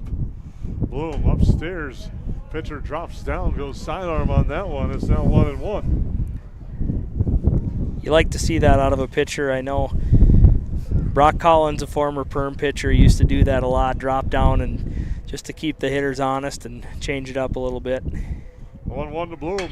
Rope down the third base line for a base hit. Rooney will score. Griffin waved home. He will score. Alex Bloom, 2-run single, and the Yellow Jackets add to the lead. Really nice job squaring one up for Bloom there. I know he's probably taken a deep sigh of relief there. You know, he hasn't been clicking as of late, but sometimes it just takes one to get you hot. That will bring up Drew Ellingson. Grounded out in the first, doubled and scored in the third, a fielder's choice in the fourth. As the Yellow Jackets lead 8-1 on the Otter Tail Power Company scoreboard. I know Coach Mulcahy would love to see one more run get across and not send Detloff out for another inning here. Ball's in the dirt, Bloom takes off. Well, it needs 3 more for that. That could happen. In the bottom of the 6th. Ellingson lofts that one back. Gosen fighting the wind, makes the catch. Oh, that's my bad. I was looking at hits, fellas. I'll take that one today. Fouls, hits. I mean, I had to get some return. I'll make you feel better, Jason. Thank you. Just hang around. We're guaranteed a couple more before the end of the game. Brings up Ashton Detloff. Took me a minute, but I came around. Detloff, another strong swing, and that will drop in one off the fence. And a run will score, and the Yellow Jackets add to the lead. It's now 9-1. And Ashton Detloff with his third double of the afternoon. He just continues to put the barrel of the bat on it and find out where they're not, and just a good day at the plate for Ashton. Well, if there's anybody who doesn't want the wind to stop, it's Ashton Detloff right now. He's found his groove, and he's just putting a nice swing on it, and he's not trying to overhit. He's just, and the ball's carrying, and again, you got to love that. And it's really what the Yellow Jackets need to make sure all through this lineup these guys are making solid contact. 9-run lead, or 9-1 the lead is for the Yellow Jackets. An 8-run lead. Pitch by Anderson. Zeke takes a cut at that one, follows it back. Wind keeps it in the ballpark. And the chase is on for the foul ball.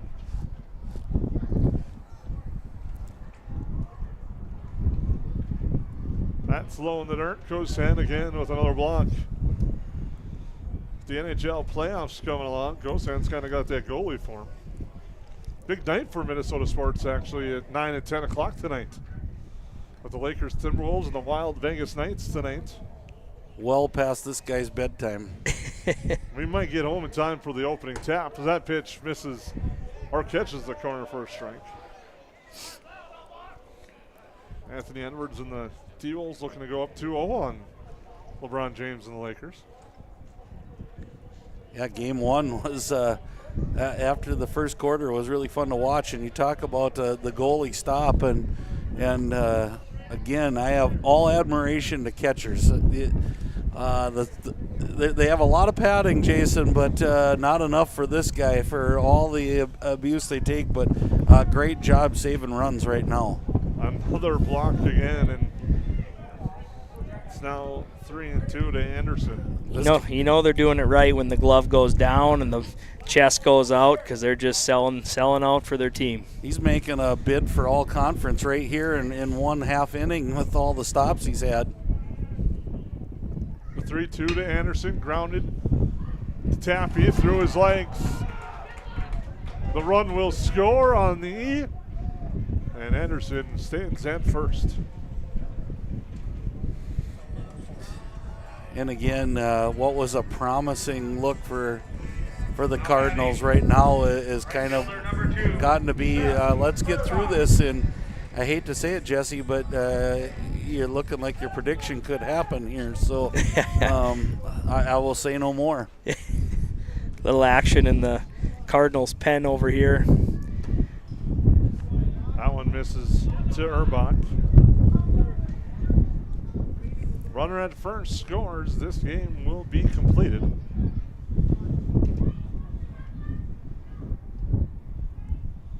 That ball misses outside, 2-0.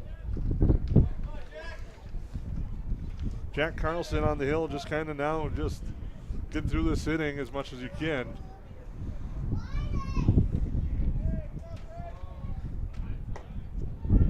And that one catches for a strike.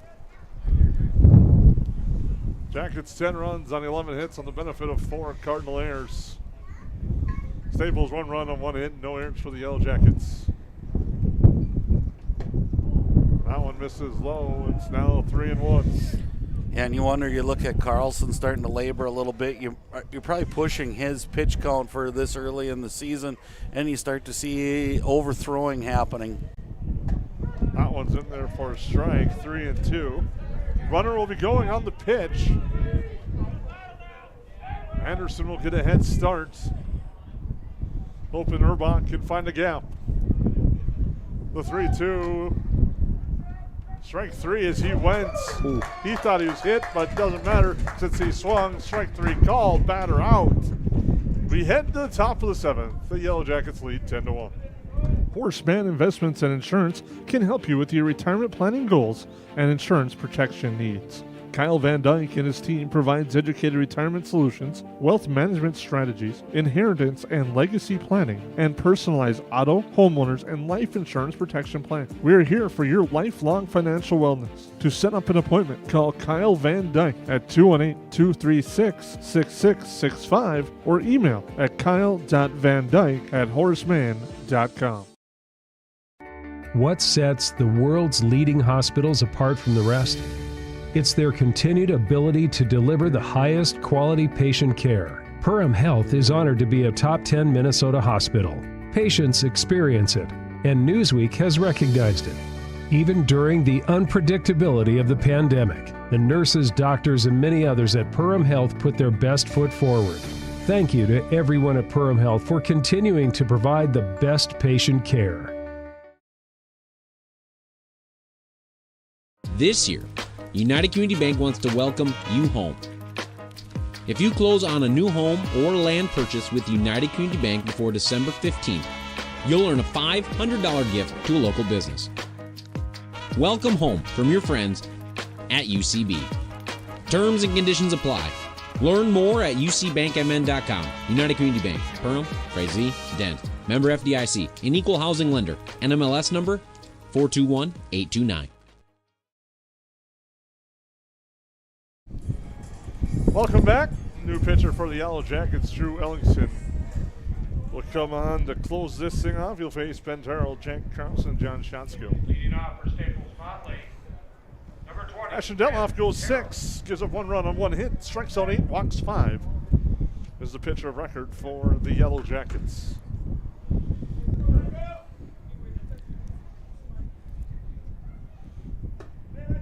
That misses outside. Does Ellingson's first pitch. So do you think this is Ellingson 1 inning, or is this warming up starting the second game? It's kind of, you've seen that happen before. It looks like there's more action in the bullpen. So wonder if this is just kind of the between games, so you can still throw him technically on Friday. That one's lifted. Third baseman underneath and makes the catch. Does Urbach, I believe. Or was that I think Tegan Schmelz? It is Tegan Schmelz on the catch. That looks like a 7. Am I? Well, the third baseman made the catch. Trying to help you out, but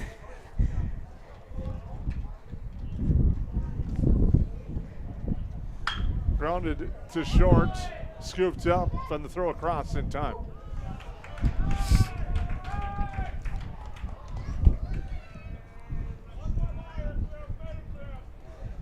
I think that's Urbach back at third. Actually, it is Urbach.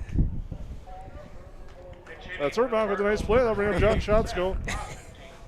Oh, no, it's another. We got a sub here. It's Constantine coming up.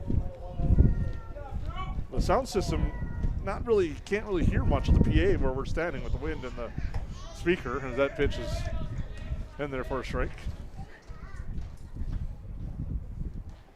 I know Arleome's all over it. Swung on and waved at there by Seth Constantine. I'd be shocked to see anything but one more fastball from Drew here. That one paints the corner, and strike 3 called. And the Yellow Jackets pick up win number 5. That's your ball game. With a 10-1 victory over Staples-Motley, and then just a nice performance overall for the Yellow Jackets today.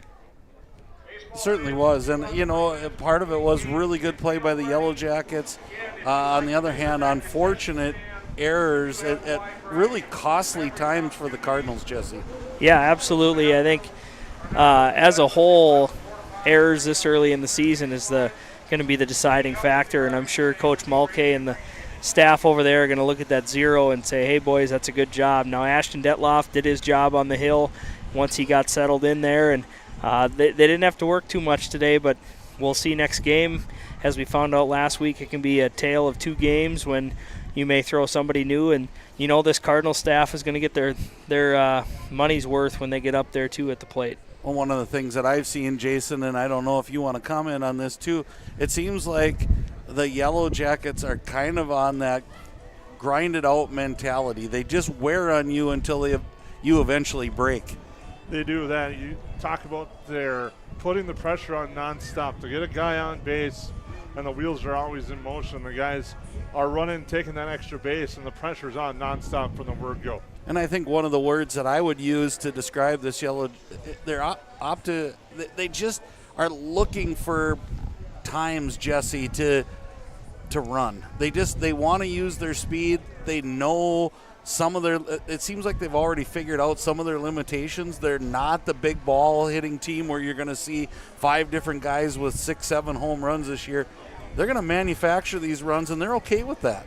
Yeah, for sure. And I think last year you heard a lot about the top of this lineup with Bloom and Griffin and Rooney, and now you're starting to see guys like Drew Ellingson and Ashton Detloff and Tate Zacharias having a good day at the plate. And when they can hit 7-8 deep, they're a pretty tough ball club to handle. Right, we talked about that earlier. We knew 1 through 3, 4, maybe 5 what was going to happen, because you have to get that big hit out of 6, 7, 8, 9. You just can't rely on the top of the order, because when you start to face pitching staffs that have that flamethrower, you might squeak out 1 run instead of 4. And now all of a sudden you're in a tight game instead of a 9-1 or 10-1 game. So great job by the Yellow Jackets. I like how Coach Mulcahy is manufacturing runs, getting guys in motion. And sometimes as a hitter, I remember it takes the pressure off of you when you know somebody's running. Well, I'm not hitting into a double play, and it releases that swing and puts a few more gaps out in the defense. Well, the Yellow Jackets pick up game number 1. Game number 2 coming up shortly. We'll be back in just a bit here on the 549 Media Network. The Yellow Jackets improved to 5-0. Hi, my name's Wally Anderson. I've been at Tuffy's for 3 years at the warehouse. I just recently bought a Panoptics. It's like an underwater camera.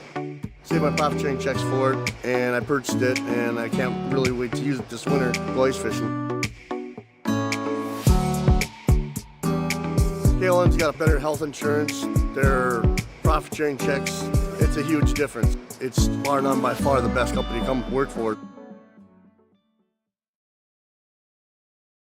I'm Jen Hendrickson with United Community Bank. Jacket Pride isn't something we take lightly. We support the teachers and support staff that help teach our children every day. We support local Perm athletes with our Battle of the Beast sponsorship nights. And every year we award 4 scholarships to Perm seniors.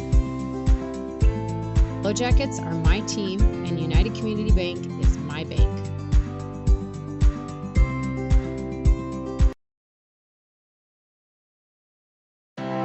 We take pride in what we send out. When you open a bag of licorice, you want that licorice to look good, you want that licorice to taste good. We work for you. We take pride in what we're making and what we are offering. It is so important to me. I do thank KLN from the bottom of my heart. They believe you and your family is important.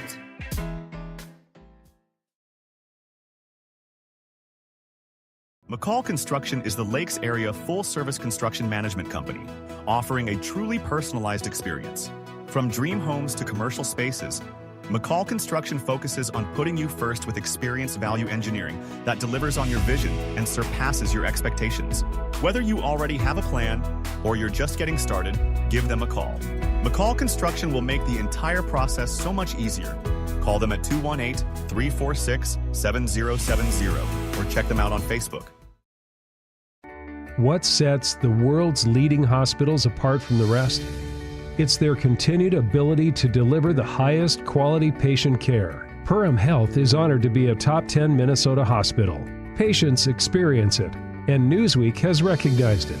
Even during the unpredictability of the pandemic, the nurses, doctors, and many others at Perham Health put their best foot forward. Thank you to everyone at Perham Health for continuing to provide the best patient care. I'm Ryan Rusted with United Community Bank. United Community Bank has served the Lakes area since 1911. We're proud that you, your grandparents, your kids, and your grandkids have chosen UCB. We know the power of a smile and a handshake. Perham, Dent, Frazee, those are our communities. And United Community Bank is our bank.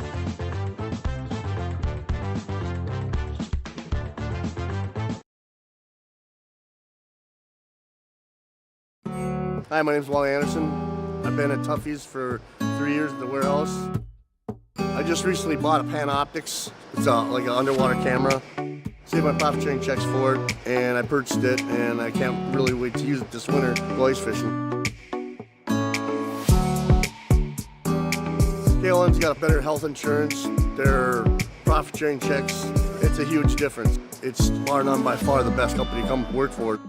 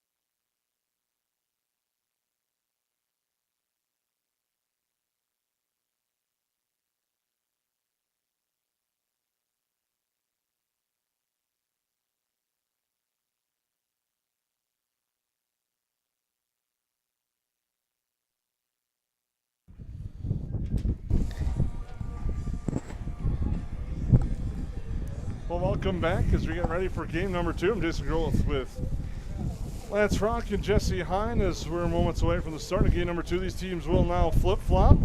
Staples-Motley, the home team on the scoreboard. The Yellowjackets, the road team for game number 2 as we get ready to go for this one. We thank you for tuning in, whether you're watching it at home or able to tune in here, or as we found out, watching at the U of M. And we'd like to give a special hello to Noah Rooney as he's watching his brother and the University of Minnesota Golden Gophers tuning in today. We thank you for watching this game as we get ready to go.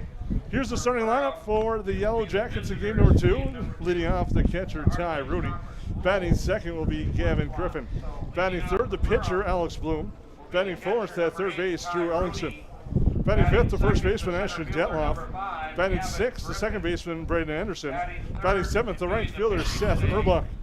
Batting eighth is the left fielder, Tate Zacharias. And batting ninth, the shortstop, Liam Schumacher. The other side of things for Staples-Motley. Leading off the shortstop, Elijah Kosan. Batting second, the pitcher, Cooper Tappy. Batting third, the second baseman, Colby Tappy. Batting fourth, the center fielder, Chris Taylor. Batting fifth, the first baseman, Hayden Rutherford. Batting sixth, the catcher, Ben Terrell. Batting seventh, the third baseman, Jack Carlson.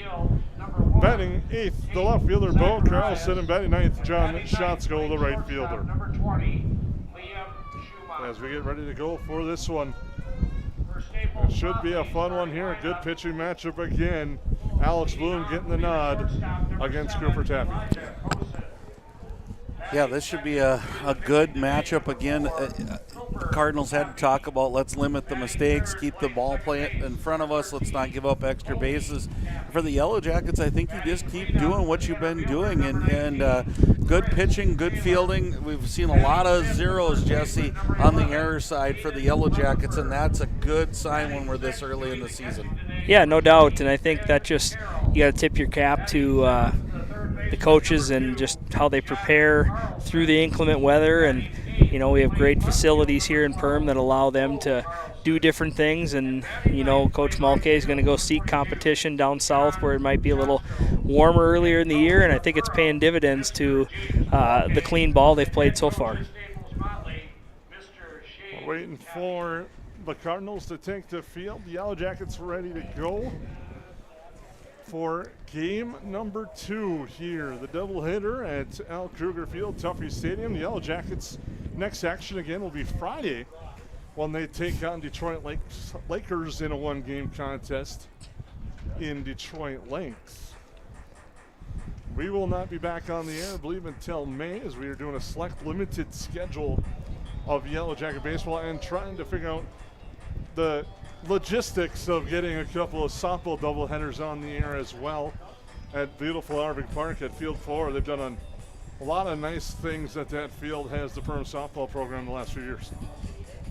Yeah, it'd be fun to. This has kind of opened up our eyes here doing this and things that we didn't know that we could do as well. And again, it's fun working with you guys in this. And again, our number 1 camera guy just told me that the winds are dying down. I'm not sure who or what to believe anymore, because I feel like I'm going to be on the playing field before too long. As the shadows are starting to loom, like we talked about last time, it makes it an interesting look here at the batter's eye. As you can, I'll switch over here, and you can start to see that shadow's creeping up right about home plate. And I don't know, it's got to affect a little bit. Jesse, you played here way more than I have. I know at a certain time we talk about playing third and left, but I would say the ball coming from the sunshine into that shadow has to be a little distracting itself. Yeah, for sure, and the sun just gets to that right point where it's either just over top of the roof or it's just between the roof and the grandstand, and it is almost blinding on that left side, or our left side, as we're facing the field here. But if you don't have a good pair of sunglasses, you're in trouble. We will our shadows will be in play in a little bit as a running joke from last game as we get ready to go for this one. Ty Rooney, Gavin Griffin, Alex Bloom due up for the Yellowjackets. believe there's photo evidence of those shadows at some point, Jason. So again, I look for the Cardinals. We saw the Yellowjackets do this to Holly in our game we covered last, and then the second one became really tight. So the Yellowjackets, I think, have to learn from that one. Keep the foot on the gas. Sometimes that's hard to do when it's a 10-1 score in the first game. Yeah, no kidding. And doubleheaders are, you got to wipe the slate clean. You got to battle. Now you're batting first as the quote-unquote visitors team, and you just look for the Yellowjackets to come out swinging. Rooney to lead things off to face Cooper Tappy as we're ready to go for game number 2. First pitch at 6:09, misses for a ball. Interesting, we talked about that padding. That one came off, whether it missed the padding or not. I couldn't see exactly where it hit, but it came off, so good velocity there for Tappy. The 1-0 upstairs and outs, 2-0. The wind that was supposed to die down is picked up. Those weather reports, those local weather guys have been on the ball. Ground ball right side over the bag, but foul. That's one, I think, if you're a first baseman in the past, as I know, as my role, you attack that ball, get that before it goes foul, because that's a simple out. Well, and it looked like Staples actually sat back there, Jason, which was surprising, hoping it was foul. I'm like, go like you said, go get that ball, step on first, sell it if nothing else, and make the officials make the call. 2-1 now. The umpire switch as well. It's Terry Weller behind the plate, or on the base is Mike Weller on the plate, and that's in there for a strike, and it's now 2-2. Different calls as Mr. Weller behind the plate is a lefty, which makes for a fun mechanic, especially on our angle. The 2-2. Ground ball right side. Rutherford smothers and steps on the base for the out. Good battle back there by Cooper Tappy as the first bounced the pitch and then one wide, and we thought, oh, this is going to be one of those things, but finding his way through this wind and opening to kind of pound the strike zone there and get a dribbler off the bat by Rooney. Griffin steps in, batting second again. Shaded to pull against Griffin. That's in there for a strike. Tappy works ahead. Boy, that's a tough pitch to even take. Nothing else, you're beating that off your knuckles, so good take, even though it was a strike. Off speed upstairs, losing that one to Tappy. It's 1-1.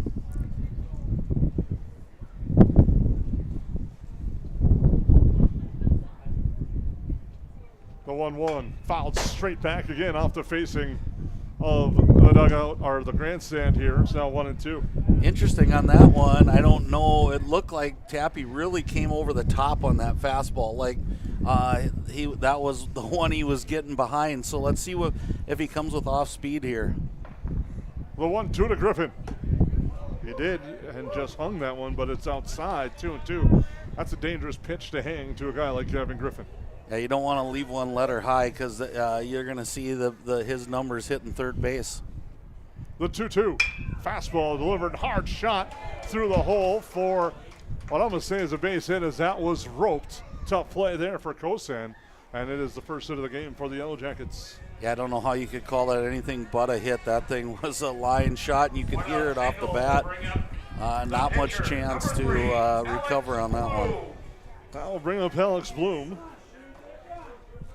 as Griffin gets a lead off of first. Tappy taking a long look.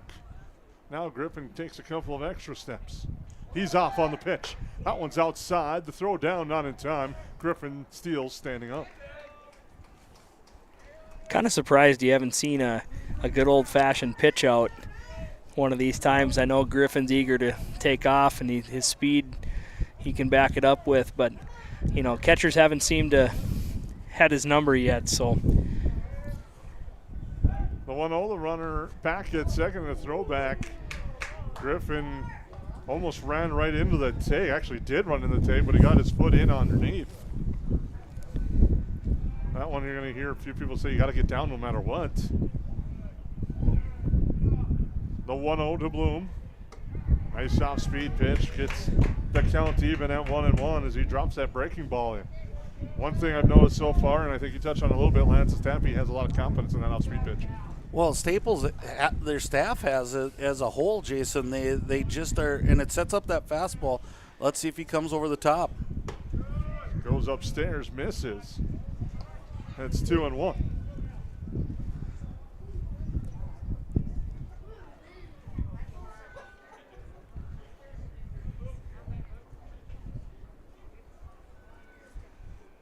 The 2-1 lifted to the right side and out of play. Strong wind pushes it back into the Staples dugout and dangerously close to almost getting a player. And you hear the couple of oohs from my colleagues on that one. Dangerous. That could have been bad. Well, it tells you how strong that wind is. Yet it was obviously headed for foul play and almost was a catchable foul ball there in the Staples dugout. Tappy comes to the plate to 2-2. Bloom swings through. Now is tagged out as the catcher dropped it for the strikeout, and now 2 away. Boy, Staples, other than that last couple innings, guys, they've really had a knack of getting out of these innings with a big pitch or a big play. That's really what left them in that last inning and made it 10-1 was they just didn't make those plays. Brings up Drew Ellingson. That pitch high. Griffin takes off. The throw down the third is errant, but a nice job. Kosan backing up. Otherwise, then is a run for the Yellowjackets. And Lance, that's kind of what we talked about in the post game of game one, is putting the pressure on and making the Cardinal defense make plays. Yeah, exactly. And again, I think that's Malte's reputation right there is we're going to take every base. We might get thrown out once in a while, but we're going to take that chance. Ellingson shoots that one into right field. It drops for a hit, and the Yellowjackets take a 1-0 lead as Ellingson turns, and he will stand at second with a stand-up double. An RBI double for Drew Ellingson, and the Yellowjackets strike first. Really nice to see Drew use all fields today, and to me, when a hitter can go opposite field and drive the baseball with some power, you know, they're feeling confident. They're letting the ball get deep and just hitting it where it's pitched.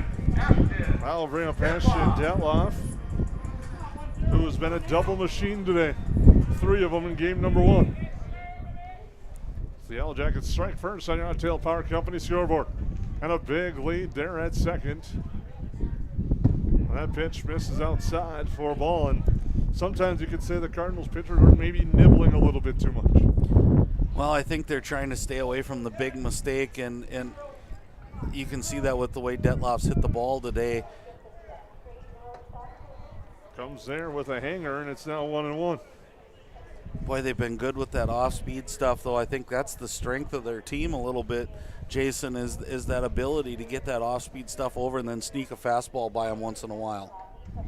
The 1-1 outside for a ball. It's now 2-1, and Detloff has worked himself into a good hitter's count here.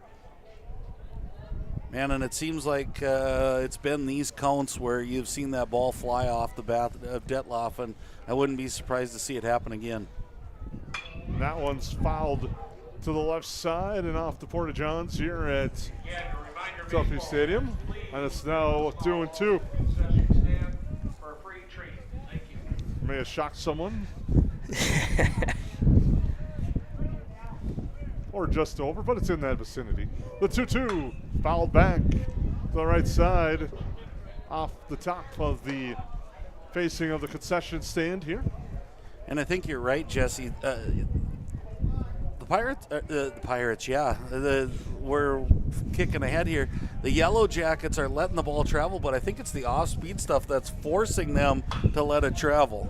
Ground ball, charging hard to second base, bobbles it, now flips it over to first, just in time to get Detloff to retire the side. Yellowjackets strike first. They get a run on 2 hits, and they leave 1. And after a half inning of play, the Yellowjackets lead 1-0. Horseman Investments and Insurance can help you with your retirement planning goals and insurance protection needs. Kyle Van Dyke and his team provides educated retirement solutions, wealth management strategies, inheritance and legacy planning, and personalized auto, homeowners, and life insurance protection plans. We are here for your lifelong financial wellness. To set up an appointment, call Kyle Van Dyke at 218-236-6665 or email at kyle.vandyke@horseman.com. Yes, garbage is gross, but here at Steve's Sanitation, we are your trash experts with experience to back it up. At Steve's Sanitation, we know how to schedule your trash pickups without missing a beat, and we have been doing it for over 30 years in Perham and the Lakes area. Steve's Sanitation has been voted the best garbage service in the Lakes area since 2019. With 30 dedicated employees, we're here to take care of your trash. For more information, call us at 218-346-4834 or visit our website at stevesanitation.com.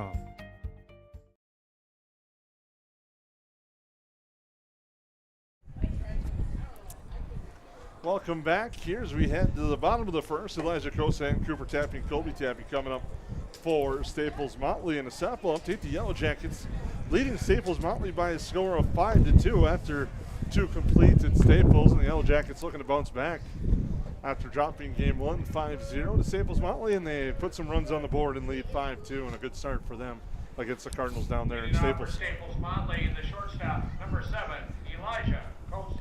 Elijah Kosan, Cooper Tappy, Colby Tappy. Anyone reaches will be Chris Taylor. Yellowjackets cross the dime, and Bloom on the mound. Runaby on the plate. Deloff at first. Anderson at second. Schumacher at short. Ellingson at third. Ground ball right side. That's foul for strike one. Zacharias in left. Griffin in center field. And Erbach in right. The Yellowjackets across the diamond. Yeah, and it's moving parts when you play high school baseball. You move Bloom to pitcher, and it kind of does an array of effects. But again, it's one thing the Yellowjackets are built on is you got to play multiple positions. And I remember Coach Mulcahy, when my boys played, saying, "You're not an outfielder or an infielder, you're a baseball player, and we're moving you around." Check swing. Did he go? Yes, he did. Strikeout for Alex Bloom as Kosan down on strikes for the first out. Great series there by Bloom, just pounding the fastball and just getting him guessing with that breaking ball. That will bring up Cooper Tappy. The lefty is probably happy to see Detloff at first base in game number 2. And that one's in there for a strike. Is bumping strikes right away is Alex Bloom. One of the things that's followed, I'll let this pitch go, is the whole pitching staff to a man, I believe, has really worked quick this year. And I don't know if that's something they worked on over in the spring ball or if it's something just that this group of guys, but they get the ball, there's no hesitation, they're refiring. They don't give you much of a chance. I thought we'd start to see some teams calling for time more. The 1-2 just misses outside, marks the count to 2-2.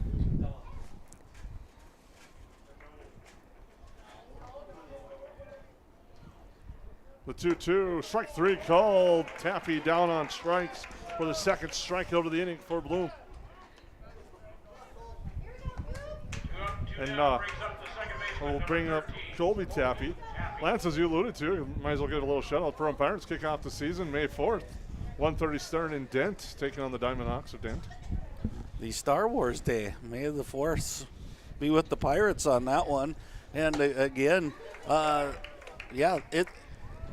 alludes and that makes me think about summer, Jason. So on a windy, cold day like today, you can keep talking Pirates baseball. And it's now 1-1 the count to Bloom. Since you mentioned that, he was the starting third shortstop for the Pirates who went to state last year. Out of Region 14, now moved to Region 10 in a change this year. That one gets Tappy to bump and jump, and it's now 2-1. Boy, how it changed angles. I think it was a curve, but I thought it hit him on the backside. But knowing Tappy, he likes a favorable count, wants to stay in the box here.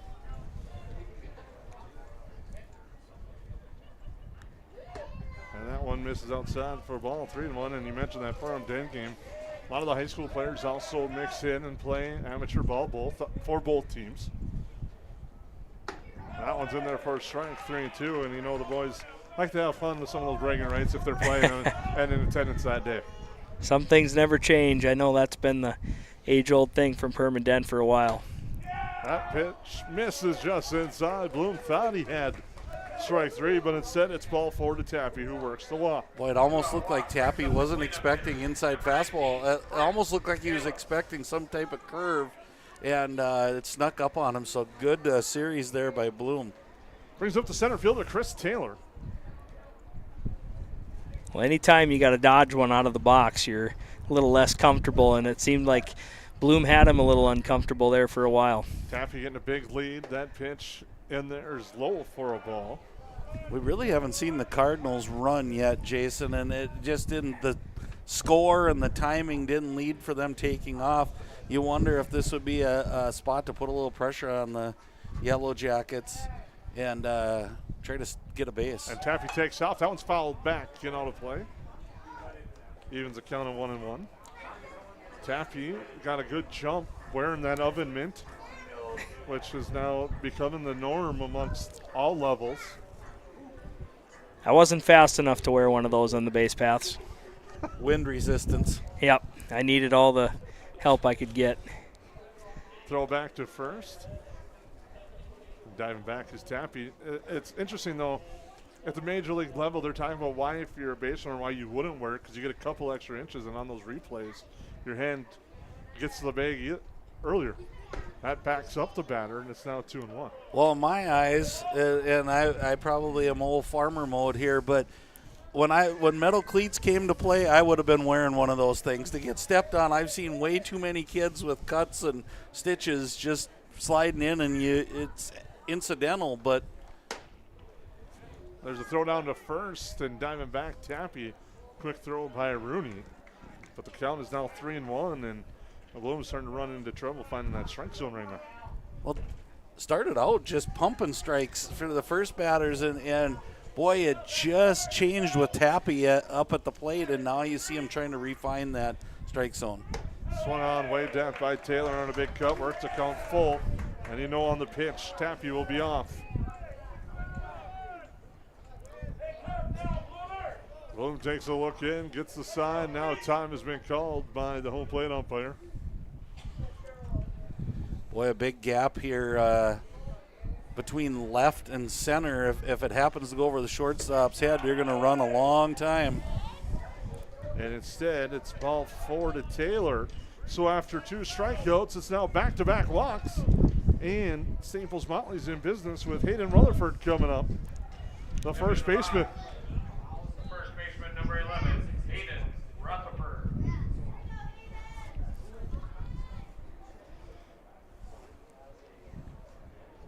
Bloom, first pitch upstairs for a ball. This is one of those, maybe if it goes too old, that maybe Ty Rooney takes a visit out to talk to Alex.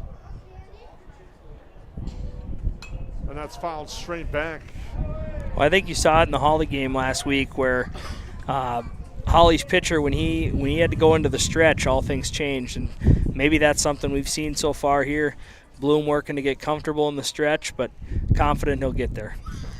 That one gets away from Rooney, and the runners will advance.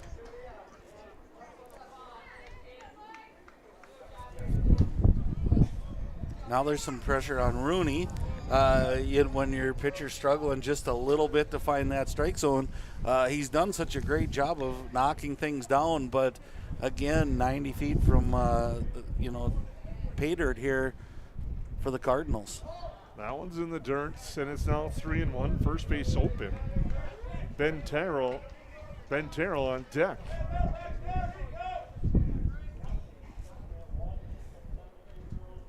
The 3-1 misses outside, and now Bloom is locked and loaded. And now we'll earn a trip to the mound from head coach James Mulkey. Again, it started this way for the Cardinals in game 1. They got to find a way to get the big hit, and a lot of times that's the difference between a 500 team and a team that's ready to go to a state tournament is just that clutch hitting. Well, if you think back to game 1, I think we had an early mound visit to Detloff as well in that game, so hopefully similar to how Detloff settled in, Alex can get there too. Interesting to see what words of wisdom head coach James Mulkey gave to Alex Bloom. Number 20, Ben Sometimes maybe it's a joke. Sometimes it's just something to get your mind off of things and back in. Ben Terrell steps up with the bases full, 2 away. And right there, Bloom answers with a strike.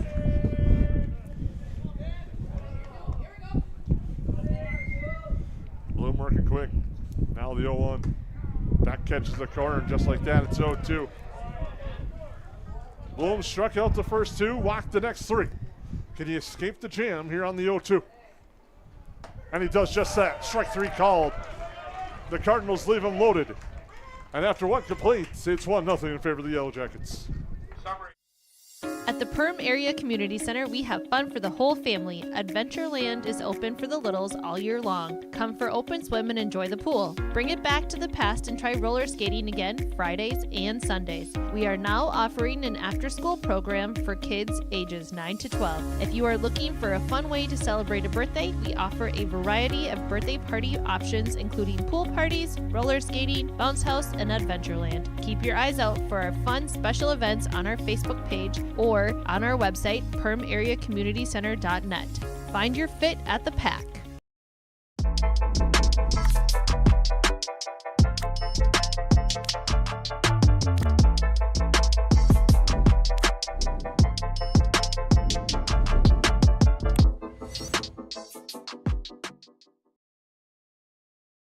Since 1980, more families have trusted Jack Chivers Realty than anyone else in the Lakes area.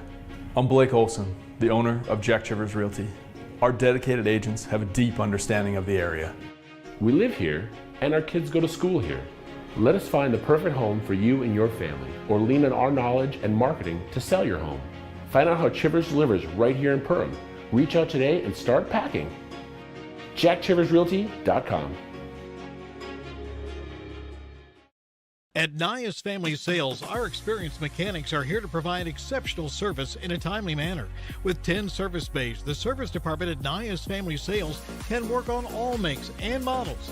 Our experienced mechanics can do everything from oil changes, tire repairs, brake service, engine and transmission repair, and much more. Schedule your vehicle today. Call 218-346-5976 or visit the Nias Family Sales Service Center at 610 East Main Street in Perham.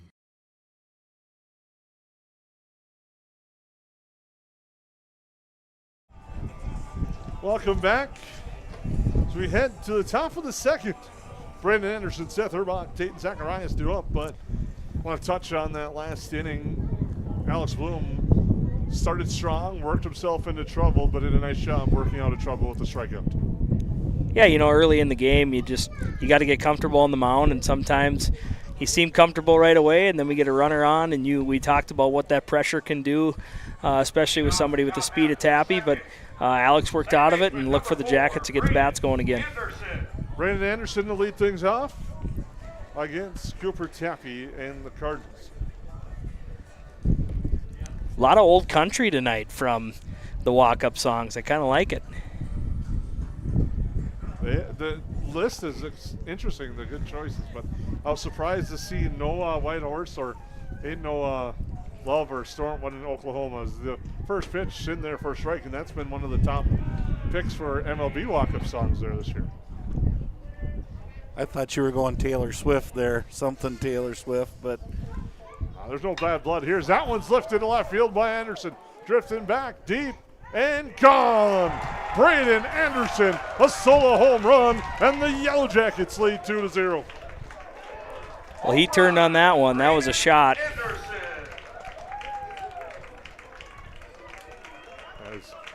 Lifts that one over the wall in left, and the Yellowjackets lead 2-0.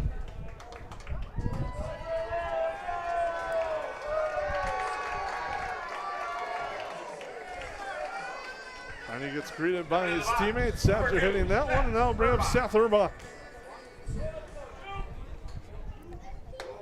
That one misses upstairs for a ball. Got to get the story on the cowboy hat. I saw they put a cowboy hat on him. I don't know if they've been doing that the whole time or if that's something I just missed. Country theme. That's right.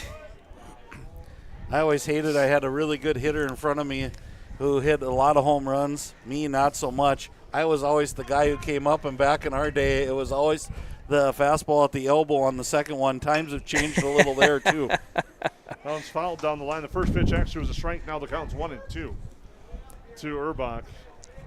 Been in a few of those games where, depending on the bat flip, what happens on the next batter as well, too, now in this day and age. How long it takes you to go around the bases. The 1-2. Swaved at there by Urbach, and he's down on strikes for the first out here in the second. Yeah, and so you see a home run ball fly out of the park, and all of a sudden everybody's swings get a little longer, and you want to follow up. Brings up Tate Zacharias.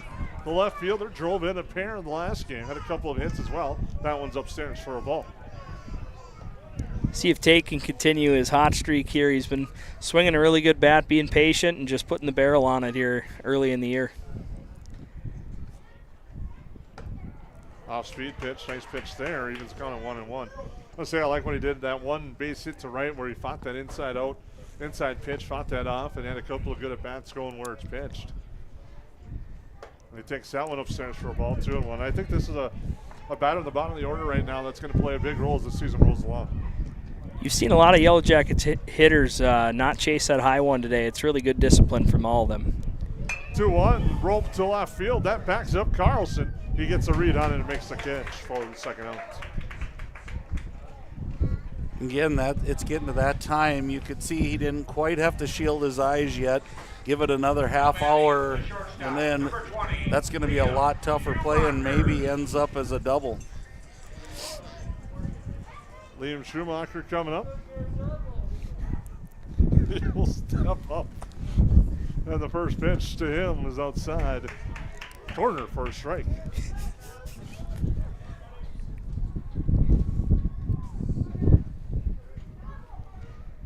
That one grounded left side, off the base for a base hit for Liam Schumacher. He'll take a short turn at first and have a base hit.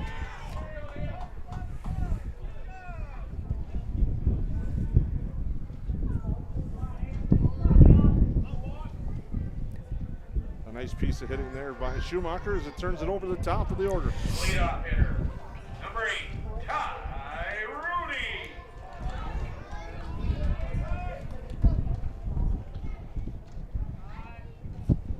Schumacher gets his lead. Rooney steps in. That one misses outside for a ball. We'll see if they send Schumacher here with the top of the order up with 2 outs. Well, and I like that a little bit. Give some gap for Rooney to hit a line drive through, and you never know if you can steal that run. I think every run is big, but for the Yellow Jackets, I still think it boils down to pitching. You see zeros across the board again. And another point, not to be on the other side of things, if he gets thrown out, you have the top of the order leading off the next inning.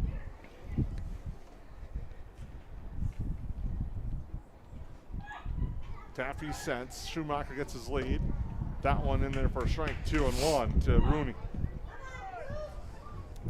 Seems like the corners have widened out a little bit here in game 2 in the strike zone. And again, you make those adjustments. That's a good one to slap down that left field line and get Schumacher running. Tappy taking his time, slowing down the game. Rooney lifts that one to short left field. It will drop for a base hit. Schumacher, big turn, but he'll hold. Nice piece of hitting there. Rooney slaps that one to left, just like you said, Lance. Yellow Jackets with their 5th hit, and the bats kind of coming alive so far here in 2 innings for the Yellow Jackets in game 2. Yeah, it looks like we're going to have a courtesy runner here for Rooney, kind of one of those that speeds up the game. This time, I believe it's Tegan Schmelz, number 7. Looks like Tegan might have joined us from the other field. Looks like he's got some bright agrolime on those pants. It's definitely not the black dirt from here. Brings up Gavin Griffin. Singled his last time up. Back to the mound. Tappy fields his position, throws on to first to retire the side. The Yellow Jackets get a run. And after an inning and a half, they lead 2-0 on the 549 Media Network. At Nias Family Sales, our experienced mechanics are here to provide exceptional service in a timely manner. With 10 service bays, the service department at Nias Family Sales can work on all makes and models. Our experienced mechanics can do everything from oil changes, tire repairs, brake service, engine and transmission repair, and much more. Schedule your vehicle today.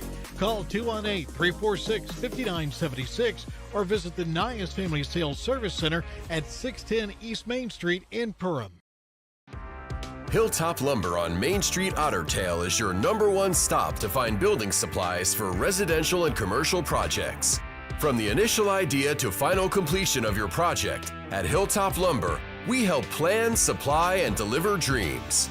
Check out Hilltop Lumber's Marvin Showcase Center and huge supply of carpeting and floor coverings, as well as hardware and lawn care for your everyday needs. See you at Hilltop Lumber Otter Tail. At New Horizons Realty, we're on your team. For over 25 years, we've been helping families and businesses find the perfect place to call home here in the Lakes area. Whether you're looking to buy, sell, or just dreaming, we've got the experience and local knowledge to guide you through every step of your real estate journey. As proud supporters of the Perham Yellowjackets, we believe in building strong teams on the mat, court, or field, and in the community. Check out our current listings at PerhamRealEstate.com or give us a call today at 218-346-7767.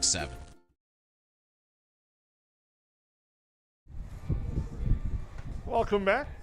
Head back here to Tuffy Stadium at L. Krueger Field as the Yellow Jackets lead 2-0 heading to the bottom of the second. Jack Carlson, Bo Carlson, John Schatzko coming up for the Cardinals. Yellow Jackets the run in the first, run in the second on the Otter Tail Power Company scoreboard. Leading this one 2-0. Jack Carlson steps up 7-8-9 for the Cardinals. And that one's up and in for a ball. A little bit like Detloff. I think they're flying open a little bit, and they're leaving that fastball going. It's running to the inside. Again, you can see when he tightens up, good things have happened, and he really did that to get out of that last inning. Well, the one thing you don't want to do is lead off walk after putting up a run. And I thought he was going to say he's going to be in danger of doing that at 3-0, but that catches the high part of the zone. I didn't know if he was giving the high signal or if he was giving a strike signal. The 2-1, that's upstairs for a ball, 3-1, and that's kind of the unique thing about a lefty call, especially with our angle with the lefty umpire. And 3-1. As Bloom rocks and fires. That's in there for a strike. Even count at full at 3-2 now. Cardinals, no runs, no hits, no errors. The Jackets, 2 runs, 5 hits, no errors. The 3-2 offering. Fouled straight back through the netting and very nearly hit a toddler. And that was some hold your breath moments as that pitch misses outside.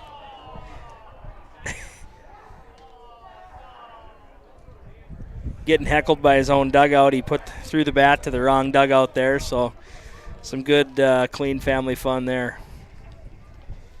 Well, number 12, Bo Carlson. I'll bring up Bo Carlson.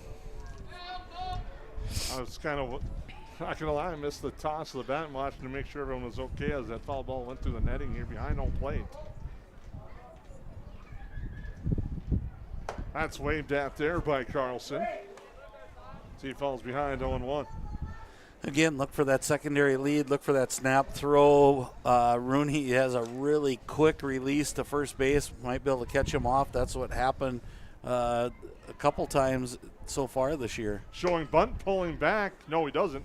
Or it was a called strike. Either way, it's now 0-2. It's kind of the first sign of small ball we've seen from the Cardinals today.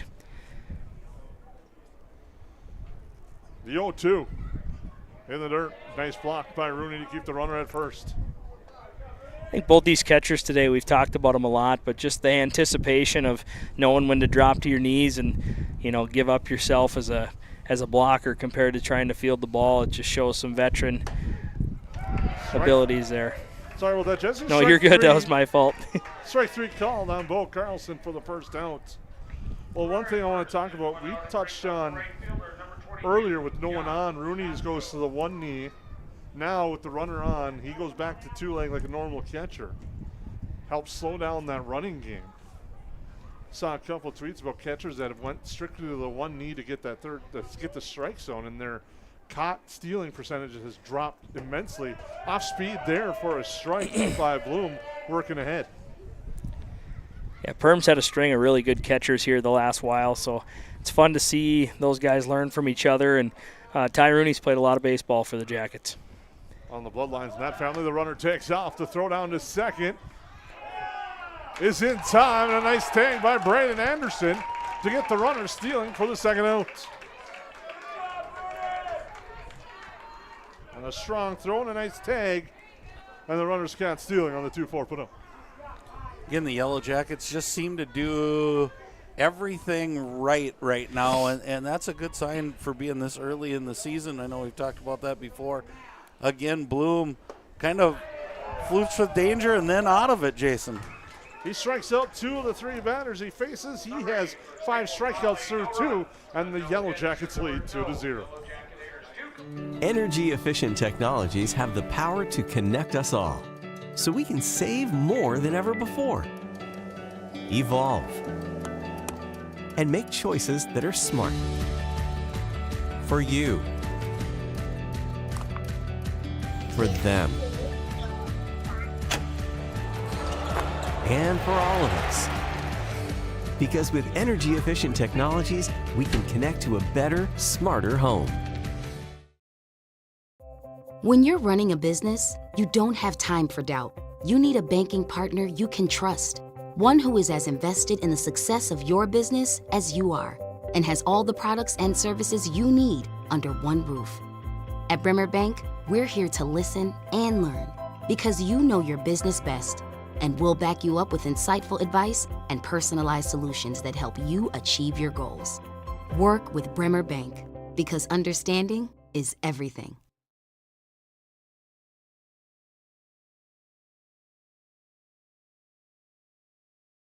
Odds are there's an ace right in your neighborhood.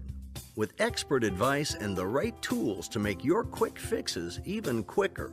Around the block, what you need in stock, with people who know their stuff.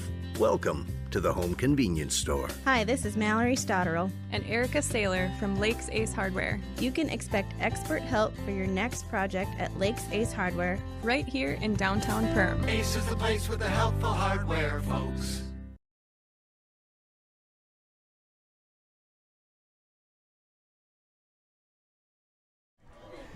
Welcome back. We head to the top of the third. Alex Bloom, Drew Ellingson, Ashton Detloff due up for the Yellow Jackets.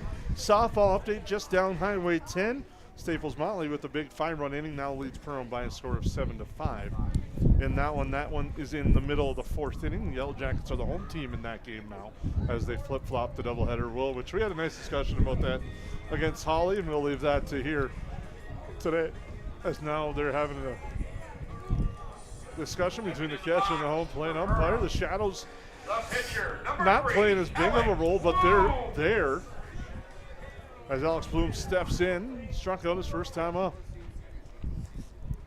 First pitch to Alex Bloom is low in the dirt for a ball.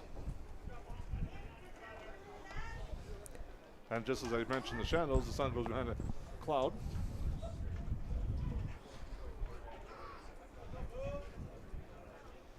The 1-0. Checks his swing, and yes, he did go.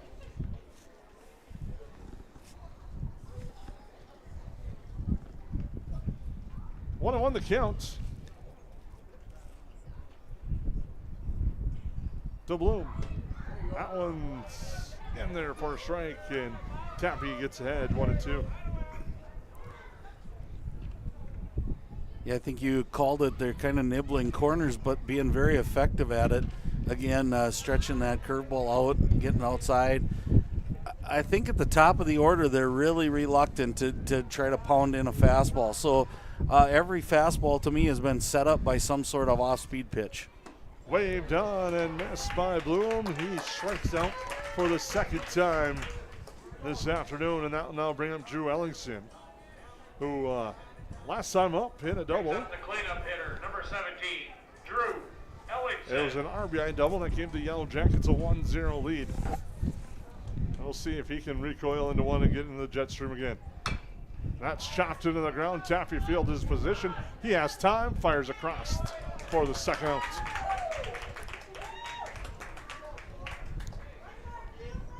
And that will bring up Ashton Detloff, grounded out to second his last time up after hitting 3 doubles in game number 1. And man, that would be what the doctor ordered if a quick 1, 2, 3 innings here by Tappy. They just got to get a few runs across here. They just don't seem like their confidence up at the plate right now to face these Yellow Jacket pitchers. Rope to right field by Detloff. He has to hustle down, and he does as he gets the single with 2 away. My greatest fear almost played out right there is a hard shot to right field and getting thrown out at first base. And I have a lot bigger fear than Detloff would. His speed is a lot better than mine. But, again, that just tells you how hard it was hit, that there was even a thought of going to first there. Now we'll close the book on Cooper Tappy as the Staples-Motley Cardinals are going to the bullpen.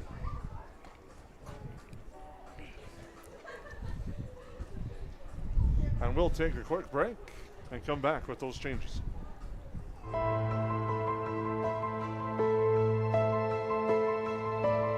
It's not necessary to build your business in Perham, Minnesota to be successful.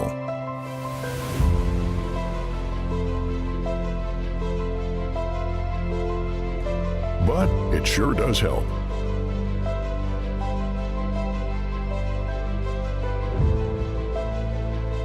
Hammers Construction. Your vision, our team.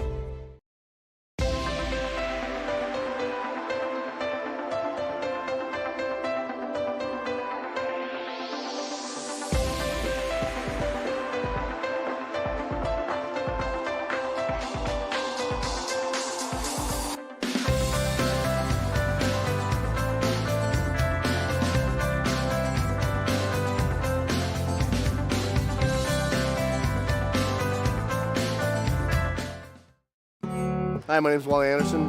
I've been at Tuffy's for 3 years at the warehouse. I just recently bought a Panoptics. It's like an underwater camera. Saved my profit sharing checks for it, and I purchased it, and I can't really wait to use it this winter go ice fishing. KLM's got a better health insurance. Their profit sharing checks, it's a huge difference. It's bar none by far the best company to come work for. Welcome back. Elijah Kosa now on the mound for Staples-Motley. Cooper Tappy will go to second base, or shortstop, excuse me. Colby Tappy stays at second.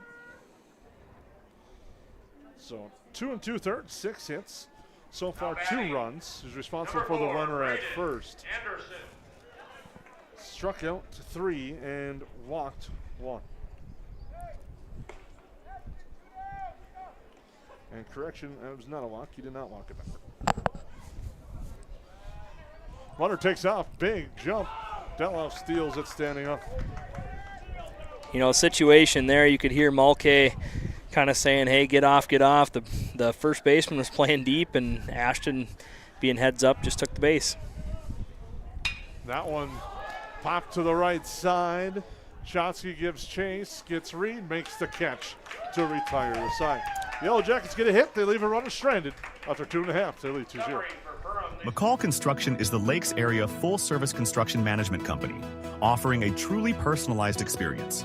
From dream homes to commercial spaces, McCall Construction focuses on putting you first with experience value engineering that delivers on your vision and surpasses your expectations.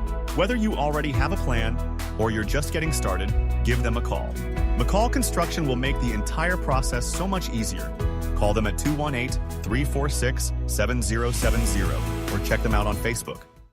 This year, United Community Bank wants to welcome you home. If you close on a new home or land purchase with United Community Bank before December 15th, you'll earn a $500 gift to a local business. Welcome home from your friends at UCB. Terms and conditions apply. Learn more at ucbankmn.com. United Community Bank, Perham, Frazee, Member FDIC, an equal housing lender. NMLS number 421829.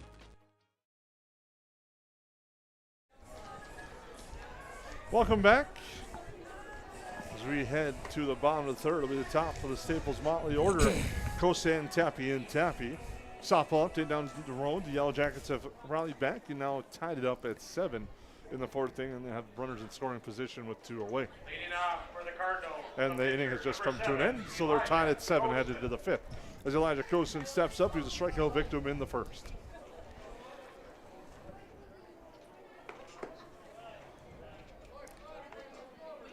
That one misses.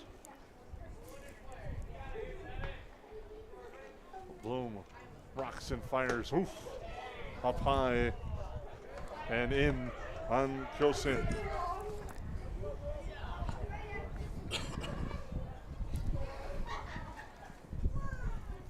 The 1-1. In there for a strike. Catches the high strike. And it's 1-2. That high strike has been there all day for these pitchers. Well, nothing like taking one at the ear hole and then outside corner. The only thing could have made it nastier would have been that curveball going over. But again, it's tough to keep your feet planted when fastball's coming right at you. Strike 3 called. Kosan down on strikes. As Bloom picks up another one. One out, it brings up number 4. Now I'll bring up Cooper Tappy, another strikeout victim in the first. That's 6 strikeouts through 2 in the third. Is Growth, I think somebody stole your car. be easy to find with that Kansas Jayhawk plate. The pitch outside and high for a ball. Oh, is that the one I bumped into when I parked here earlier today? I tried to give you enough room in that spot over there. Yeah. See, I parked closer this game. The 1-0 in there for a strike, even to count at 1-1. Didn't want you to have to haul the equipment too far after last game. Yeah. I'm still recovering.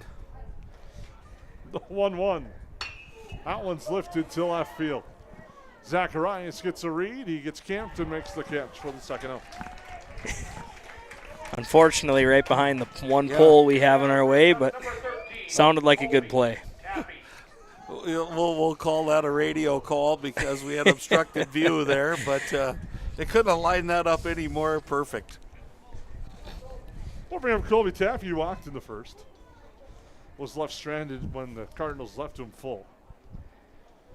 That one's inside for a ball. Also hit a home run last game. These two had a pretty good battle in their first at-bat, too. Chopped down to the right side and foul. It's 1-1. Yeah, and I thought Bloom really on that one, Jesse. I thought he did a great job sneaking in that fastball. Probably Tappy thinking it was going to be off speed and busted him at the knees, just didn't get the call. The 1-1 in the dirt. And it goes to the max up. It's now 2-1. That's one of those you normally hear but you got a batter as good as Tappy. You don't really want him to get on that way. Well, that, and you had talked about the addition of the padding. I think that's where you really saw it. It deadened when it hit there. Didn't snap right back to Rooney. 3-1 now to Tappy as that one misses outside and hot. Boy, if any one hit has changed an outlook on the day, it was Tappy's first home run. He's seen very few strikes. And Tappy earns a walk. He's now walked twice in this game. Unfortunately for the Cardinals, where they've struggled now is to back up Tappy being on base. So, maybe it's one of those adjustments. They move him up in the order, try to put some of those other guys behind him because his on-base percentage is so good. Runner takes off on the pitch. That one's lifted to right center field. Griffin underneath it makes the catch for the out and the third out of the inning. Cardinals get a runner. They leave him stranded after 3 complete. Yellow Jackets lead 2-0. McCall Construction is the Lakes area full-service construction management company, offering a truly personalized experience. From dream homes to commercial spaces, McCall Construction focuses on putting you first with experienced value engineering that delivers on your vision and surpasses your expectations. Whether you already have a plan or you're just getting started, give them a call. McCall Construction will make the entire process so much easier. Call them at 218-346-7070 or check them out on Facebook. I'm Ryan Rusted with United Community Bank. United Community Bank has served the Lakes area since 1911. We're proud that you, your grandparents, your kids, and your grandkids have chosen UCB. We know the power of a smile and a handshake. Perham, Dent, Frazee, those are our communities. And United Community Bank is our bank.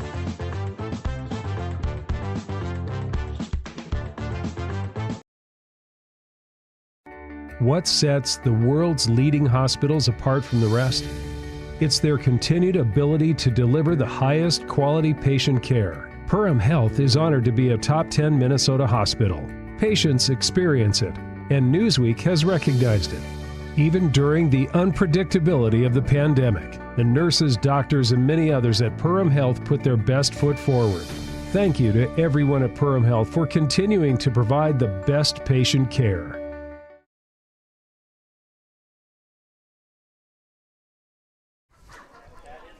Welcome back.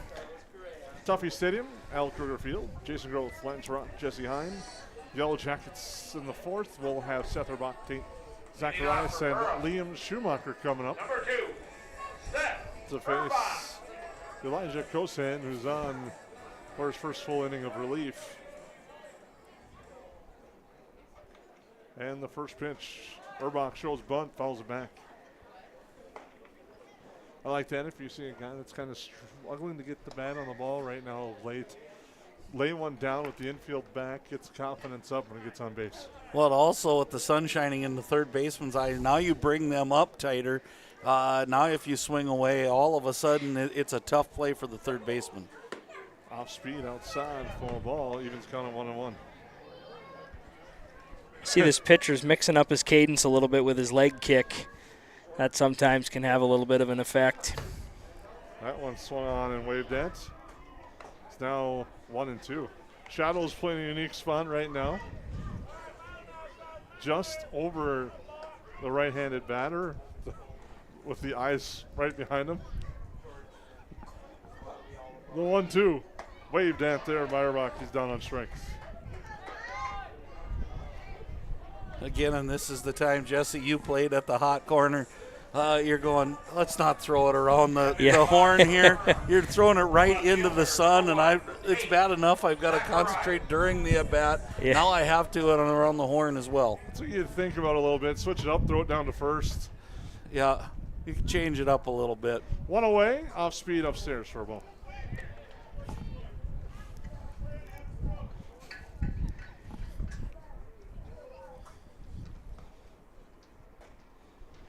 The 1-0. Waved at there.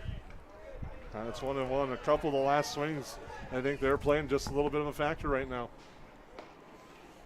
Well, I agree with you, Jesse. He's changing up his delivery. He's changing up his arm angle, doing everything he possibly can right now to do just what he's doing, and it's really successful. Big cut there, waved at by Tate Zacharias, who flew out to left field his last time up. 1-2, the count to him. Off speed, misses outside from Kosan. It's now 2-2.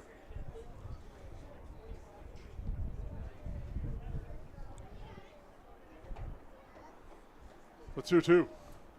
Strike three call, and Zacharias down on strikes. That's three in a row that Kosan has retired since he's checked in. I'll bring up Liam Schumacher. Singled in the second inning.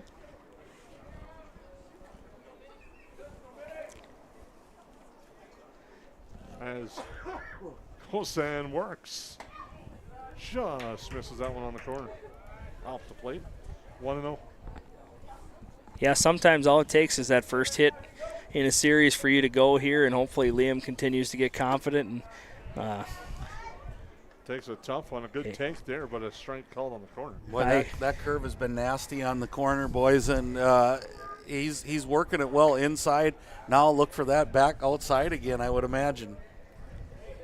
Yeah, a lot of these Staples pitchers, like you talk about, they're all baseball players. They're moving around. They're going from different positions to pitching. But when they've gotten on the mound, they all had a plan. They all continue to battle and work in and out, up and down, and they've done a pretty good job.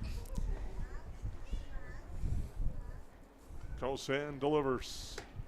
Strike on the corner again as he paints that one. And it's 2-2. Well, if tried and true, what he's done so far, he's either going to bust hands high inside or it's going to be that curveball on the outside corner. Rip to third, and there's that sun. There's that sun. And it's a base hit. Now it gets away from the left fielder. Schumacher with speed. He'll get to second, and they will hold him there. He takes a big turn as the ball comes in. You don't want to take too much away from Schumacher. That ball was crushed. But that third baseman, that is a helpless feeling when you can't follow the ball and it's coming at you. So the base hit will get Schumacher to second, or to first, and the air will move him to second. Well, and as you speak, here comes the sunglasses out from the coaching staff for the Cardinals. And again, it is you can hear the sound and you know about where it's coming. But I've stood there before, and it was hit hard. That's a tough play. You just hope it doesn't hit you in the chest. Turns it over for Ty Rooney, 1 for 2 on the afternoon. Takes inside for a strike, and it's 0-1 to Rooney. If you've been along with us since game one, I had that helpless feeling on a foul ball back here not too long ago. That one roped to right for a base hit by Rooney. Off a hop to the right fielder. Schumacher a big turn. It's an RBI single for Ty Rooney, and the Yellow Jackets lead 3-0. Yeah, nice job by Ty there, just throwing the hands at it, ripping it out to right field, and getting another run across. And again, it seems like Cardinal pitchers have had a pretty good stint, maybe 1.5 times through the order. And then it seems like the Yellow Jackets have been making the right adjustments, and that's when they've been getting in trouble, the Cardinals. Marcus Olson will now run at first base for Ty Rooney. Gavin Griffin will step in.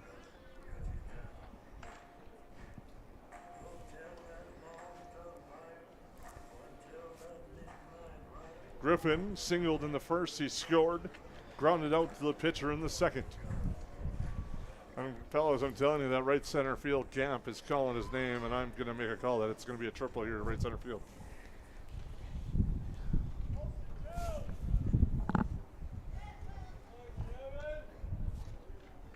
Olson gets his lead, the pitch to Griffin, and that is roped to deep center field. That ball is gone. Gavin Griffin goes yard, and the Yellow Jackets extend their lead. Well, you knew all day Griff was looking for one to put a charge into, and that was the one he got today. A 2-run shot for Gavin Griffin, and the Yellow Jackets add to the lead. Bring on the cowboy hat.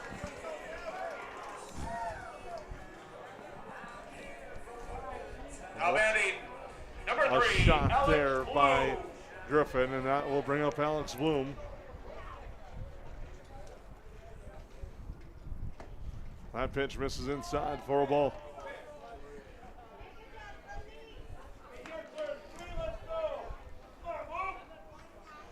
Pitch to Bloom. Outside corner for a strike. Evens the count to 1-1 with 2 away. A big rally for the Yellow Jackets. 3 runs, all with 2 outs. And that one waved at there. Bloom was looking to try to go back to back.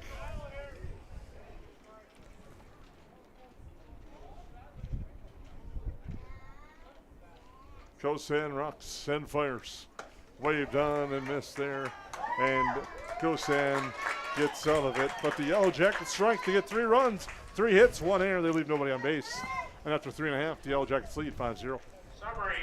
Horseman Investments and Insurance can help you with your retirement planning goals and insurance protection needs. Kyle Van Dyke and his team provides educated retirement solutions, wealth management strategies, inheritance and legacy planning, and personalized auto, homeowners, and life insurance protection plan. We are here for your lifelong financial wellness. To set up an appointment, call Kyle Van Dyke at 218-236-6665 or email at kyle.vandyke@horseman.com.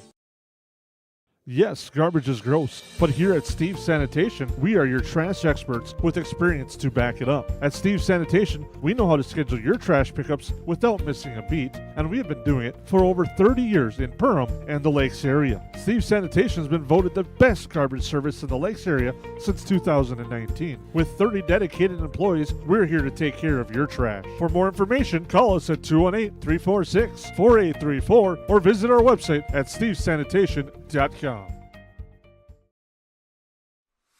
Hansen's Plumbing and Heating provides the highest quality products and services to ensure the comfort and safety of all their customers. It's what they do.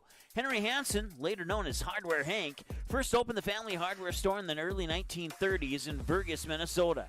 Today, they are proud to carry on his legacy of hard work and honesty through teamwork, fellowship, cutting-edge technology, and forward thinking. 218-346-2422 or make a visit in Perham, Burgess, or Detroit Lakes today. Hansen's Plumbing and Heating, proudly serving Minnesota families for over 80 years. Big inning for the Yellowjackets. 3 runs, all with 2 outs.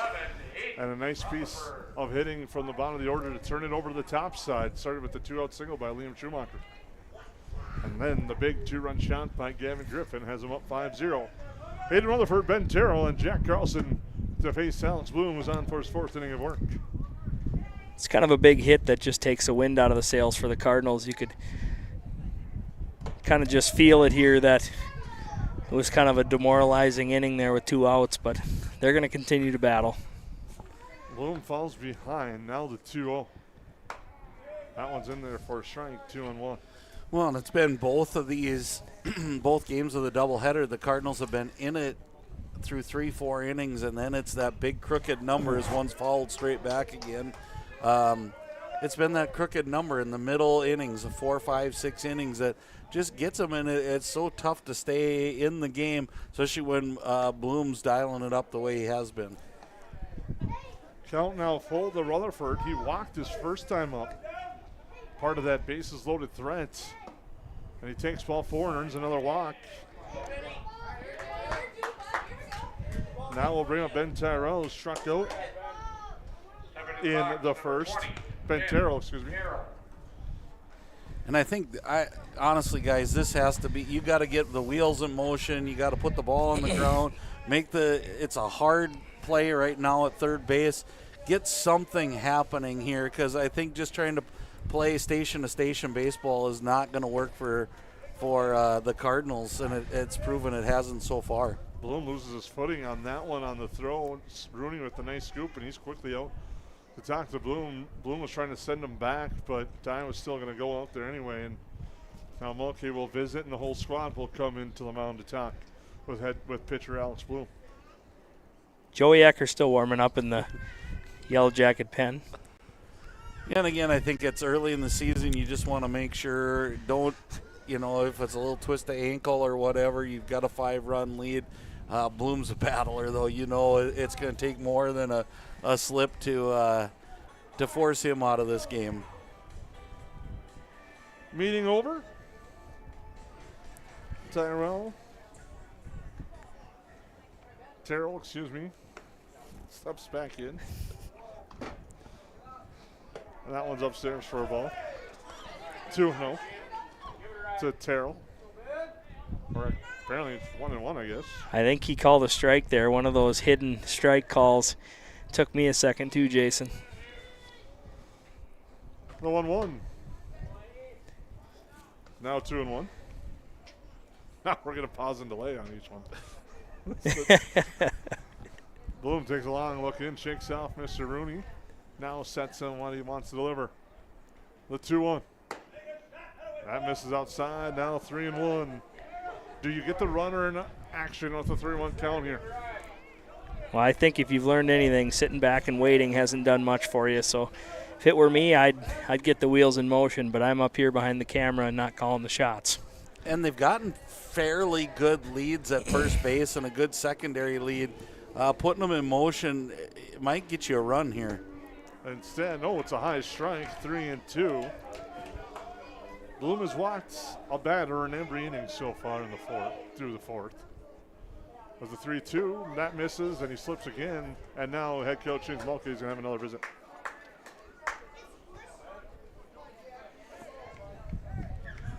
Again, it looks like we're drawing everybody in, so maybe pitching change here. Yeah, I think he's calling for Tate Zacharias to either change positions, or looks like Erbach's running over to left. Well, with all that said, yeah, we got a change coming. We'll take a break with all the defensive changes and have them for you when we come back. At the Perham Area Community Center, we have something for everyone. Let us help you reach your fitness goals, connect with others, or just have a little fun. We offer a state-of-the-art weight room, weight resistance and cardio machines, and inspiring spin studio. If walking is your preference, our walking track is just the thing for you. We have over 20 fitness classes offered weekly. Yoga, Zabit, Strength, and Senior Fit, those are just a few. Our aquatic center is equipped with a 6-lane lap pool, kiddie pool, and water slide. Adults can relax in the sauna and hot tub. We also offer water fitness classes and open swim for the family. Find your fit at the Pack. We'd love to have you here.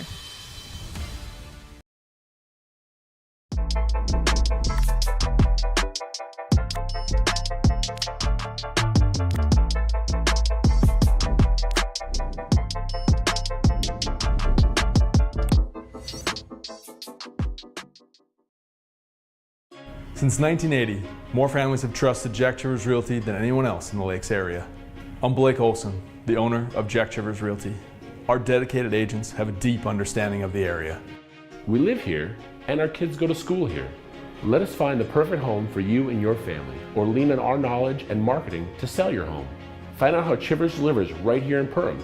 Reach out today and start packing. JackChiversRealty.com. Welcome back.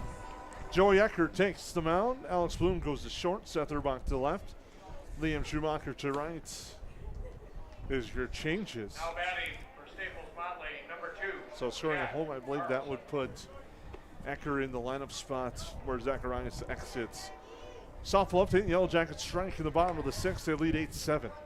Heading to the top of the 7th as Jack Carlson steps in here for Staples-Motley. Ground to the right side. Detloff takes a look. Only plays at first. Gets the out there. Throws it across the diamond. Ellingson slaps on the tag, but the runner gets back.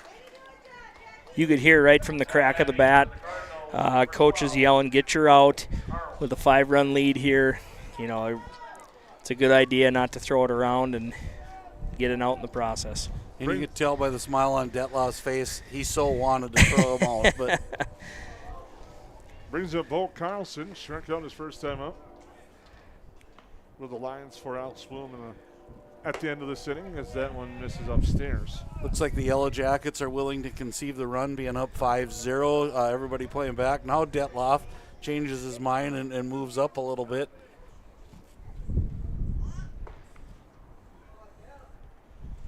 Ecker misses, and it's now 2-0.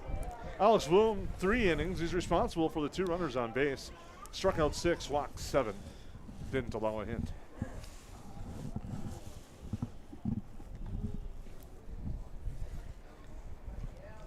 Nobody really holding at second, so a single could possibly score 2 for the Cardinals.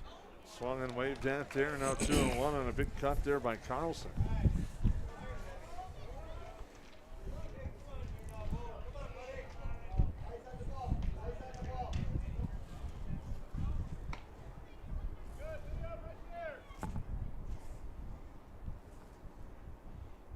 That one misses inside, and now Ecker falls behind, 3-1.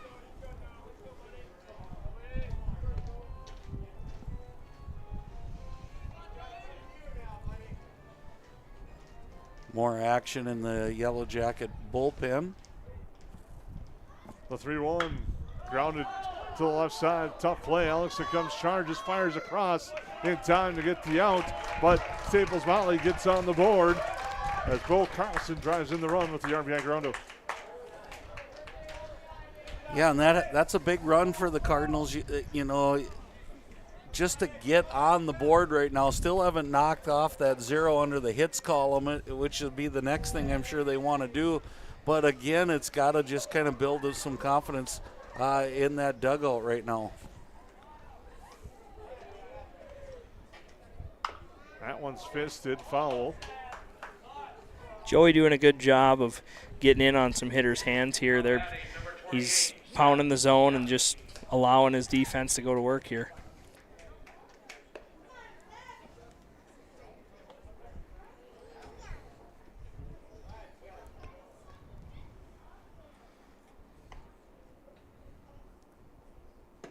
Waved in and missed there. Now it's 0-2 to Shutzko.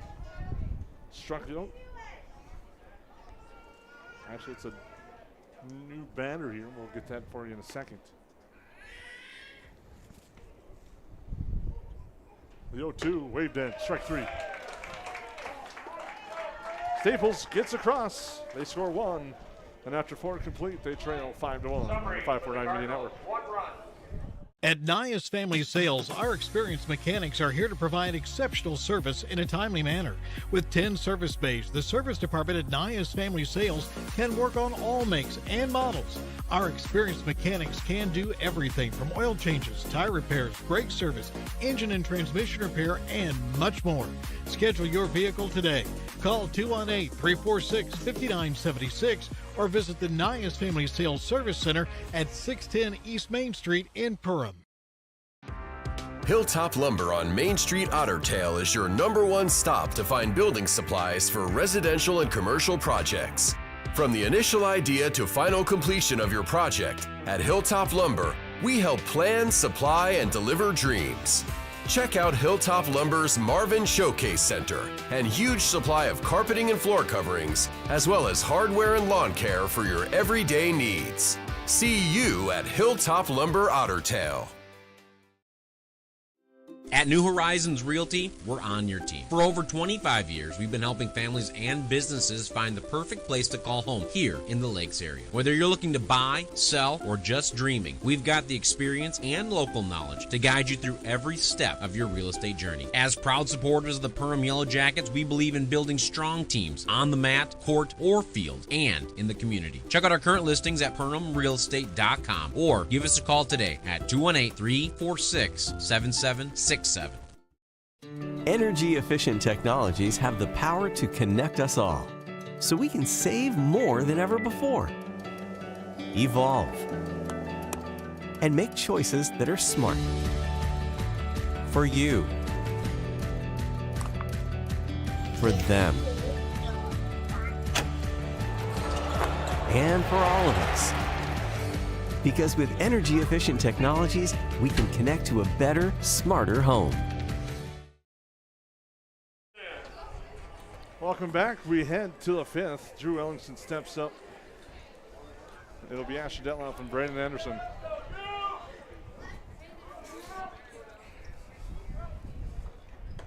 And that one misses outside, 4-ball.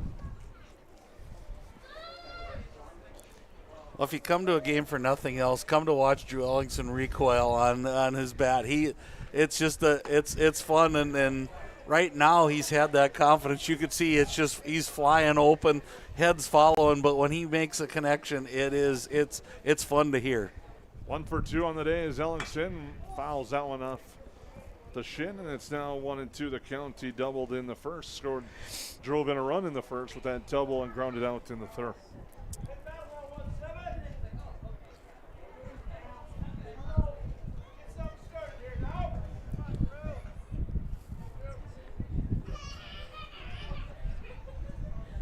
Kosan delivers. Ellingson, line drive, single to left. Gets away from the left fielder, and Ellingson will pick up steam and into second. Base hit for Drew Ellingson in the air will push him to second base.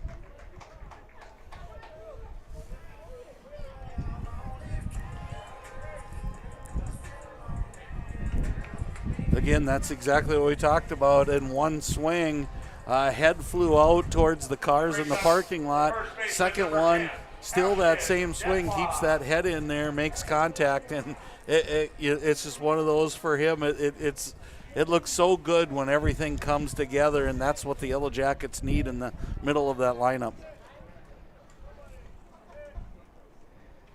That one's low for a ball to Detloff. Detloff grounded out his first time, singled, then was left stranded. The 1-0 checked his swing, but it's a strike anyway. 1-1 the count.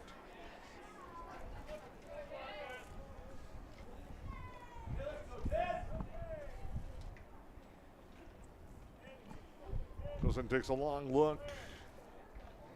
Big leg kick. Detloff ropes it to right field for a base hit. They're going to wave the runner. Ellingson takes a big turn. There won't be a play. Yellow Jackets tack on another run. Detloff trying to take the extra base. The throw, not in time. An RBI single for Detloff, and another Staples-Motley error allows him to reach second. Just another heads-up play there by Det on the base paths. I mean, not one who's probably going to be accused of stealing extra bases, but just having good instincts. Well, I think it goes back to, you can look at it one way. You're taking what you're given, and unfortunately for the Cardinals, they've given way too much to the Yellow Jackets today. And give the Yellow Jackets credit. There's one off the leg. Again, they've made the most of every situation. Hard hit ball there for Braden Anderson, his second hit of the game. You know, good things happen when you put the ball in play, especially early in the year, and you just keep putting the pressure on. They'll check on their pitcher, Elijah Kosan, as he wore that one. On the line drive from Braden Anderson. Moves Detloff to third, and the All Jackets runners at the corners with nobody out here in the fifth inning. And I know a couple guys up here might be thinking about the math already for the 6-1 game. At least one. You know, if you look out at the flag's kind of slumping a little bit. Does that mean the wind might be dying, Jason? Not to change topic on my mathematical error in the first game. That'll bring up Seth Urbach. 0 for 2. 2 strikeouts. Now batting, Seth Urbach.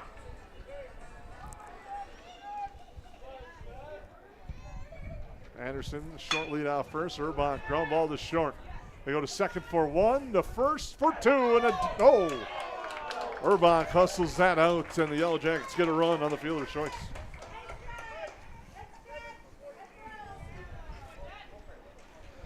Yeah, again, a good, one thing you're never gonna see is Coach Mulkey coach team that isn't running everything out, and again, they're just doing that, and they've hit some home runs today, but I don't think that's what they're gonna hang their hat or their cowboy hat on.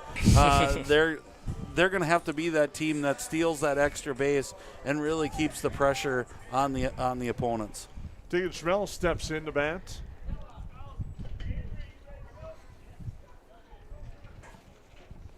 As Urbach beats that out, one away, gets back to first. As goes in, looks him back.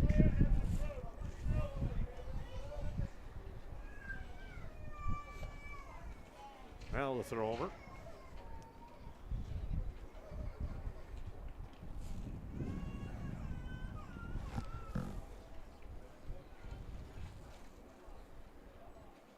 And a step off. Urbach messing with Kosan. Now he takes off. Pitch is in there for a strike to throw down. He's in there safely ahead of the throw.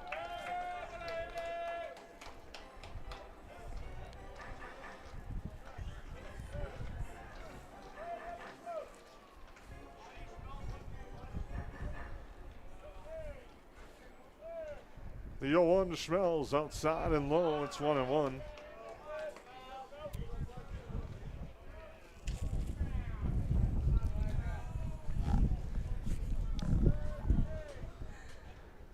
That one in there for a strike, and it gets the head 1-2. Colson's really been able to paint that outside corner with the curveball, and more times than not, it's been a really tough pitch to hit.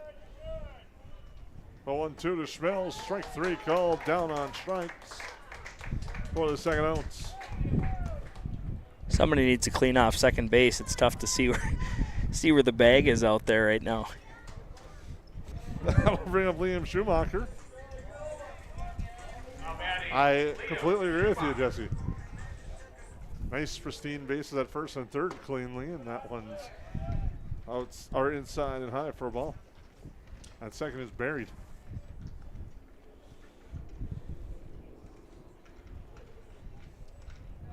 The 1-0 outside. Now 2-0. This is kind of where the Jackets were in their big inning, last inning, and 2 outs here with the hard hit by Schumacher, and kind of got it going for him.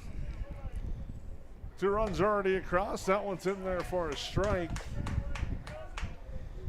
The Yellow Jackets done a nice job putting crooked numbers up on the board today. The 2-1. That misses. It's out 3-1. Schumacher reaches. Ty Rooney awaits on deck.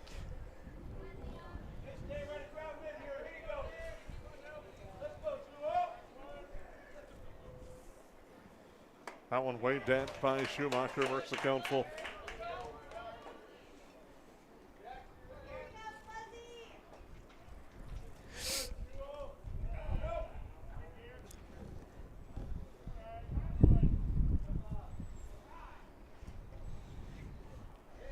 Time called. Golson didn't see it. He was focused in at the runner at second. Went through the motion nonetheless, as it's 3-2. That misses for a ball, and taking third on the play is Urbach. No one took a look at him. You know, you heard the Staples dugout say 3-2, runners going. So I don't know whose error that was with nobody on first base there. Turns it over to Ty Rooney, and kind of makes you wonder why are you on that one, like you said, Jesse. Runners at the corners for Ty Rooney. We'll see what Staples elects to do here. I know they've gone back to the pitcher and gone to third base here. You're guessing they're not even holding him. Not right even now. holding him, yeah.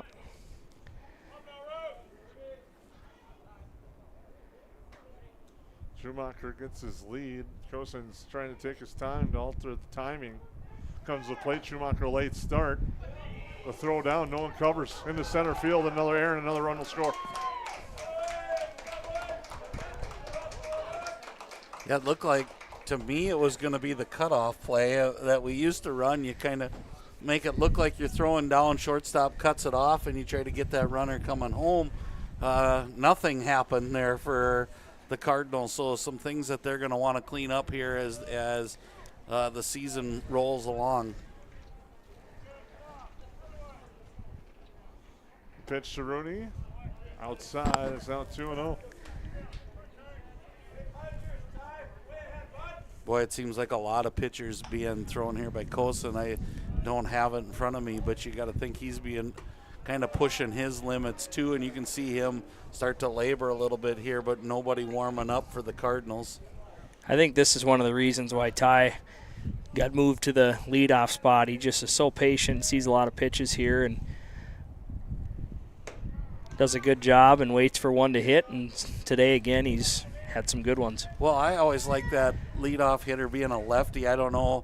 Lefties, you assume power, but I like being able to bunt down the third baseline, maybe steal a base in a big game or get this walk just like Rooney did here with the patience. But I like that opposite field type look with a leadoff hitter.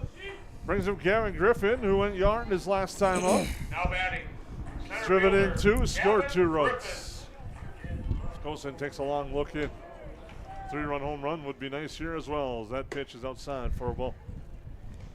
If you're a Yellow Jacket fan, and also the Yellow Jackets softball team picked up the win number 1 today. They knocked off Staples-Motley by a score of 8-7. First win for Kevin Phelps in his coaching career as Griffin lifts that one to center field. Underneath it is Taylor, and he makes the catch to retire the side. Yellow Jackets, another crooked number. They score 3. And after 4.5, they lead 8-1. When you're running a business, you don't have time for doubt. You need a banking partner you can trust. One who is as invested in the success of your business as you are, and has all the products and services you need under one roof. At Bremer Bank, we're here to listen and learn, because you know your business best, and we'll back you up with insightful advice and personalized solutions that help you achieve your goals. Work with Bremer Bank, because understanding is everything. Ace is the place with the helpful hardware, folks. Why would you wander around a warehouse store looking for paint when you could just swing by your neighborhood Ace? In addition to Ace's award-winning service, we have top-rated paint brands. Plus, our color matching technology allows us to match any color. So stop wandering and start painting. Head to your neighborhood Ace today. Hi, this is Mallory Stotterell and Erica Saylor from Lakes Ace Hardware. You can expect expert help for your next project at Lakes Ace Hardware right here in downtown Perham. It's not necessary to build your business in Perham, Minnesota to be successful.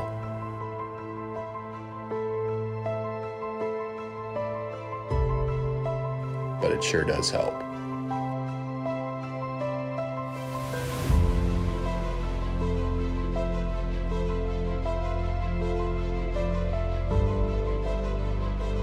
Hammers Construction, your vision, our team.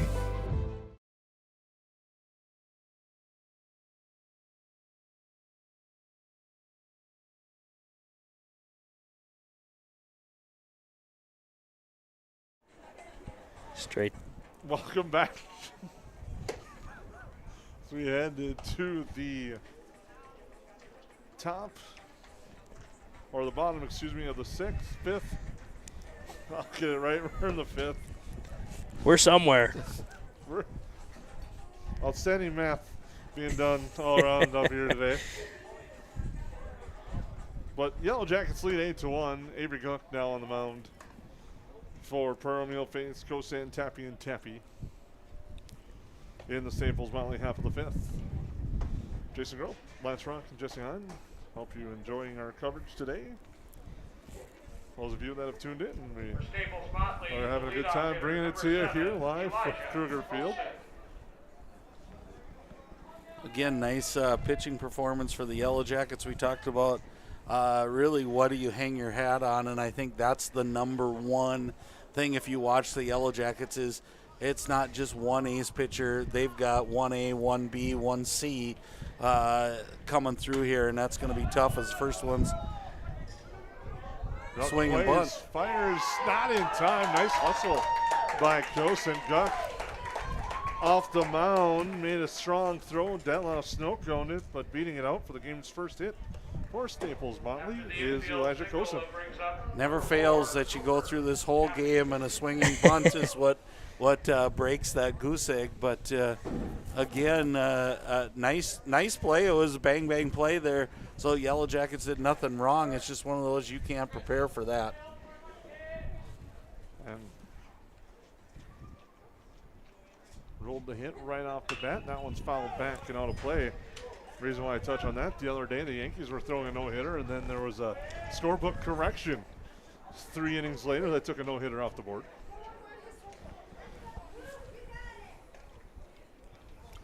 Good story. All right.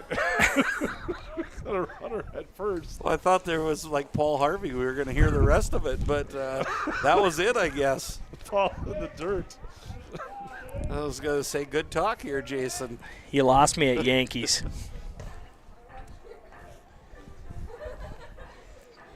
1-1 the count. It was Max Fried throwing against Tampa Bay on Sunday. Only a 3-hour drive back to listen to that game as that Paul is in there for a strike. Avery done a nice job so far of keeping that ball down at the knees and just continuing to fire strikes. And that's what you like to see out of a kid coming in out of the bullpen. And nice shot there as he gets strikeouts. Number 1 there for Avery Cook. Well, and there's your veteran catcher celebrating with him and saying, okay, now you're a veteran pitcher. You've had a couple of batters. Let's go. The ball was placed where I wanted it. And again, here's gonna be a good challenge for the Yellowjackets right now.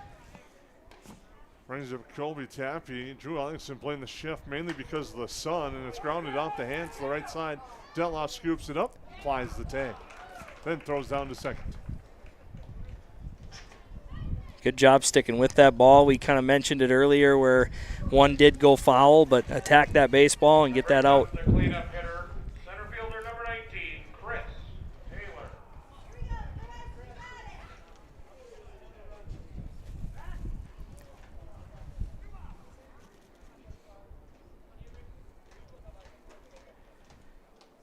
Chris Taylor up to bat. Checks his swing, swings through it. It's 0-1. Yeah, good hands high fastball right there. Sneaky jumped up on him, and again, nice job. Now, little confusion there. I know he kind of got out of the way of the ball, but the umpire behind the plate never called a strike, so they appealed to the other umpire who did indeed say he went around on getting out of the way of the ball. Nice work, Ty Rooney behind the plate. That one gets away from Ty. Runner advance, big turn. Now picks it up. And that's what we saw in warm-ups. We talked about Mr. Avery Gook came in and he just darted the first two right into the – and I thought we were like, whoa. And then it got a little sporadic, and that's not uncommon for a young arm. I mean, this is to him, this is like the World Series. This is your first shot at being up here. And, again, he follows it up with a nice play. Throws on to Detloff to retire the side. Staples threatens, but they leave the runner at third. And after 5, Yellow Jackets lead 8-1. Hey, it's Tucker again. Did you know?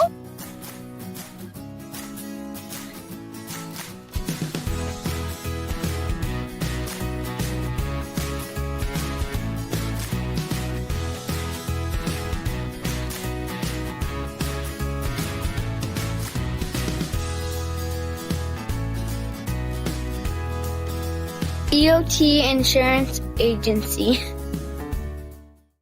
McCall Construction is the Lakes area full-service construction management company, offering a truly personalized experience. From dream homes to commercial spaces, McCall Construction focuses on putting you first with experienced value engineering that delivers on your vision and surpasses your expectations. Whether you already have a plan or you're just getting started, give them a call. McCall Construction will make the entire process so much easier. Call them at 218-346-7070 or check them out on Facebook. We take pride in what we send out. When you open a bag of licorice, you want that licorice to look good, you want that licorice to taste good.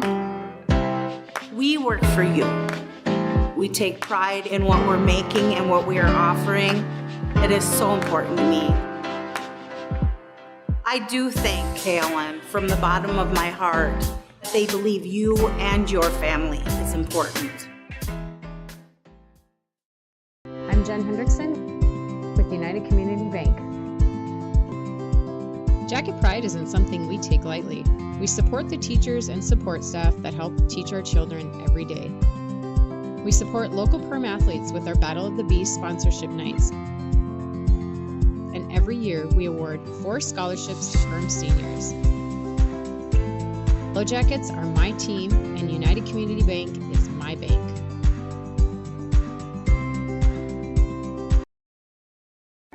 What sets the world's leading hospitals apart from the rest? It's their continued ability to deliver the highest quality patient care. Perham Health is honored to be a top 10 Minnesota hospital. Patients experience it, and Newsweek has recognized it. Even during the unpredictability of the pandemic, the nurses, doctors, and many others at Perham Health put their best foot forward. Thank you to everyone at Perham Health for continuing to provide the best patient care.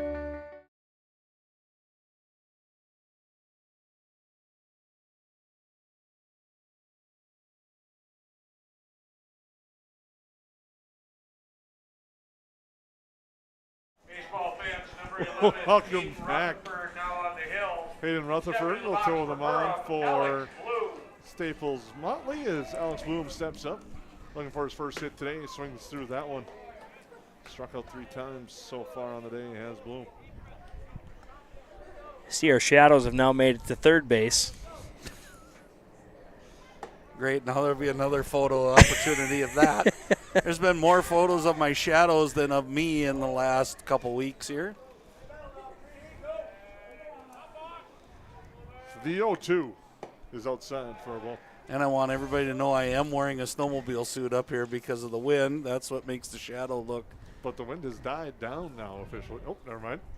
And it picks right back up. The 1-2. Strike 3, Cole Bloom down on strike. And that will bring up Drew Ellingson.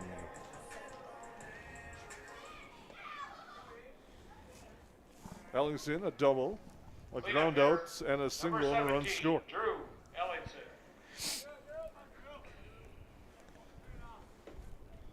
Ellingson ropes that one to right center field into the gap. He'll take a turn and collect his third hit of the day. Again, a nice piece of hitting opposite field. Just took that fastball and flared it out there and just continues to swing that hot bat.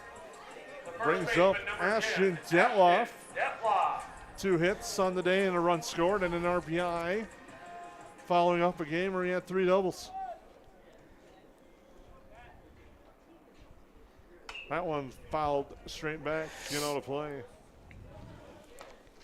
Detloff, I think it's safe to say we'll give him our Steve Sanitation player of the game for game number 1.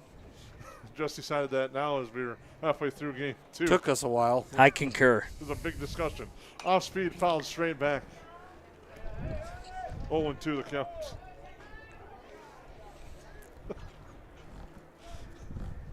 He was dynamite on the mound. Did a good job at the plate as well.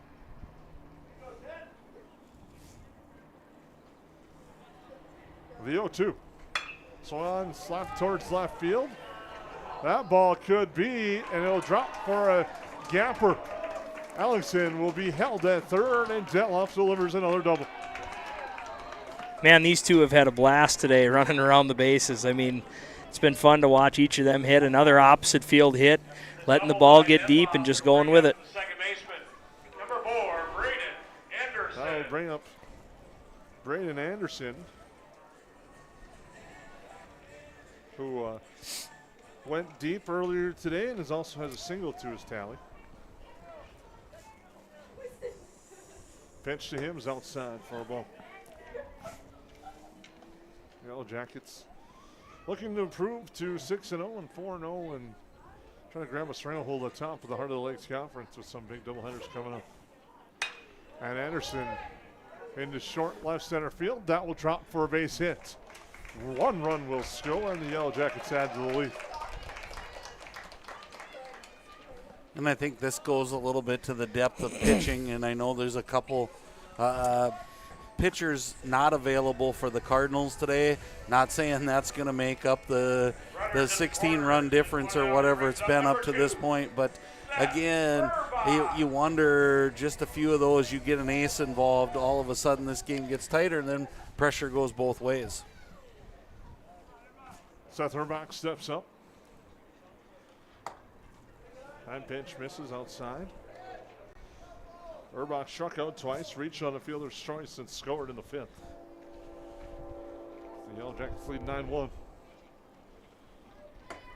That one catches the corner. Evens the count in 1 apiece.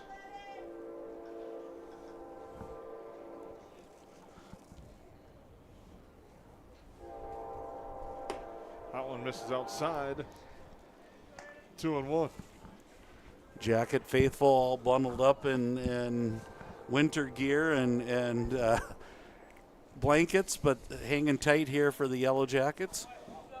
Ball gets away from the catcher. Another run will score, and the Yellowjackets tack on to their lead.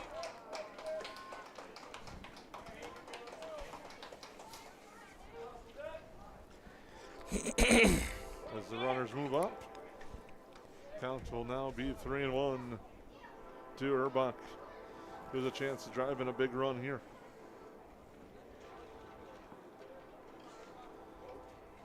That pitch flared out to right field, and it'll be caught out and right for the second out.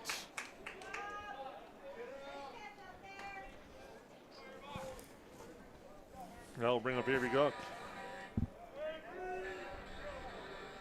Now batting, the pitcher, number 13, Avery Young. Gook has a chance to help his cause a little bit here. So the first pitch to him is outside for a ball.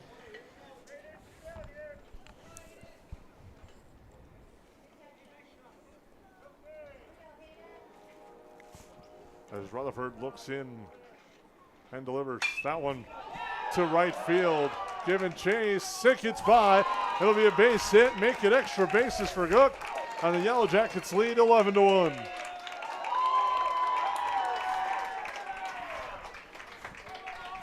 You can see the older guys come off the bench excited for their young freshmen to come out and take a good hack at one, and that's what makes this team special. Brings up Liam Schumacher. Yellow Jackets 11 runs on 16 hits. The Cardinals 1 run, 1 hit. They've committed 4 errors. That one misses outside for a ball.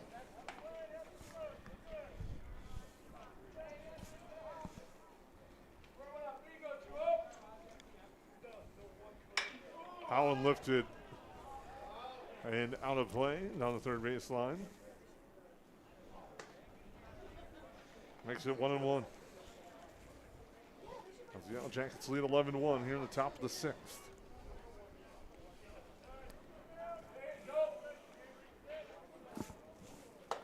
Swung on, waved at there by Schumacher. Now 1-2.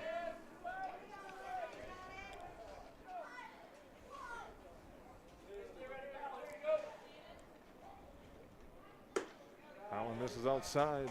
Evens it at 2. 2-2 the count. Cook gets a nice lead at second. The pitch, line drive to third off the glove. Cook is going to slide under the tag, but they slide into it, is what the call is, and that will do it for the Yellow Jackets. Summary for Perham in their half of the As they lead 11-1, we'll take a break. I'm Ryan Rusted with United Community Bank. United Community Bank has served the Lakes area since 1911. We're proud that you, your grandparents, your kids, and your grandkids have chosen UCB. We know the power of a smile and a handshake. Perham, Dent, Frazee, those are our communities. And United Community Bank is our bank.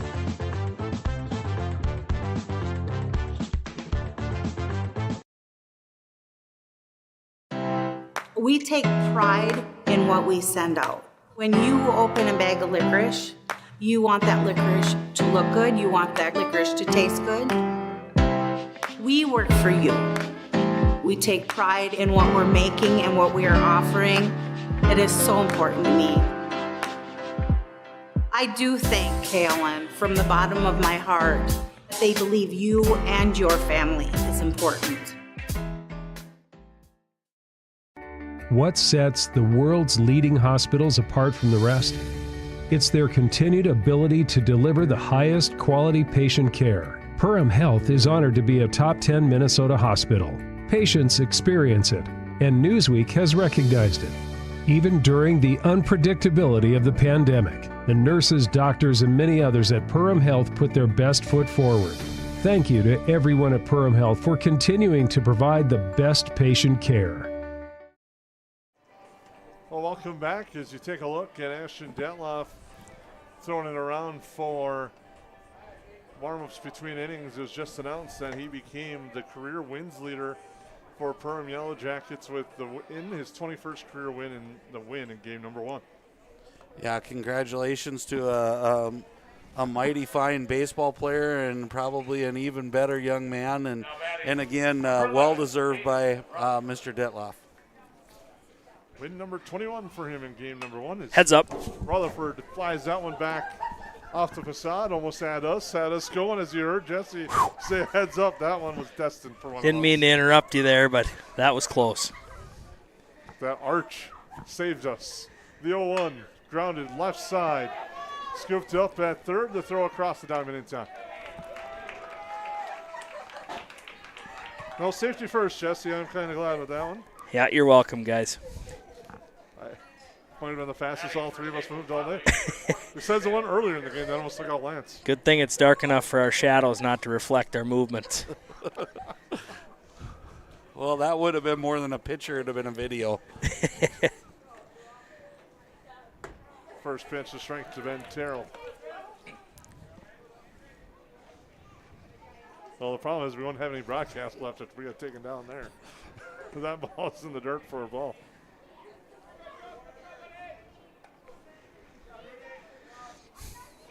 Kind of a good thing we don't have an in the booth cam on that one. That would have been entertaining to watch. The netting is coming though. That's in the dirt for a ball. 2-1.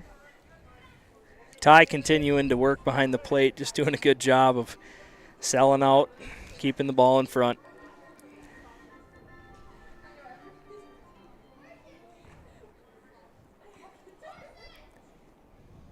The 2-1. Upstairs, 3-1 to count.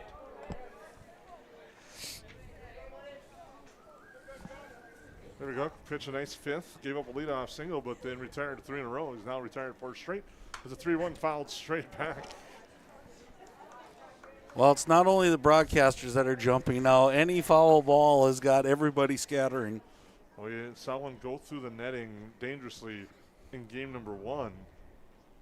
The 3-2 waved at strike 3.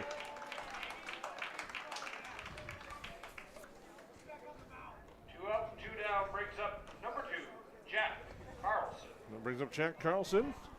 Walked and grounded out. Well, for 1 on the afternoon. He's got trying to close this one out. And put the Yellow Jackets to 6-0 on the year. And 4-0 in the HOL. And that one's fouled back. And that got the umpire. And now Ty Rooney will do the catcher's courtesy and lock the ball out and tack to his pitcher. Because that one is going to sting. And you'll feel that one later. Knows it's not easy. How about a nice round of applause?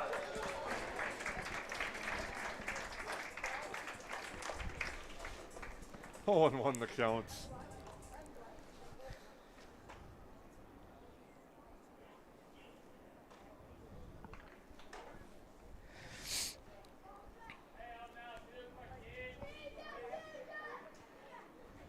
The 0-1 offering. Waved at, and it's now 0-2, and the Cardinals are down to their final strike.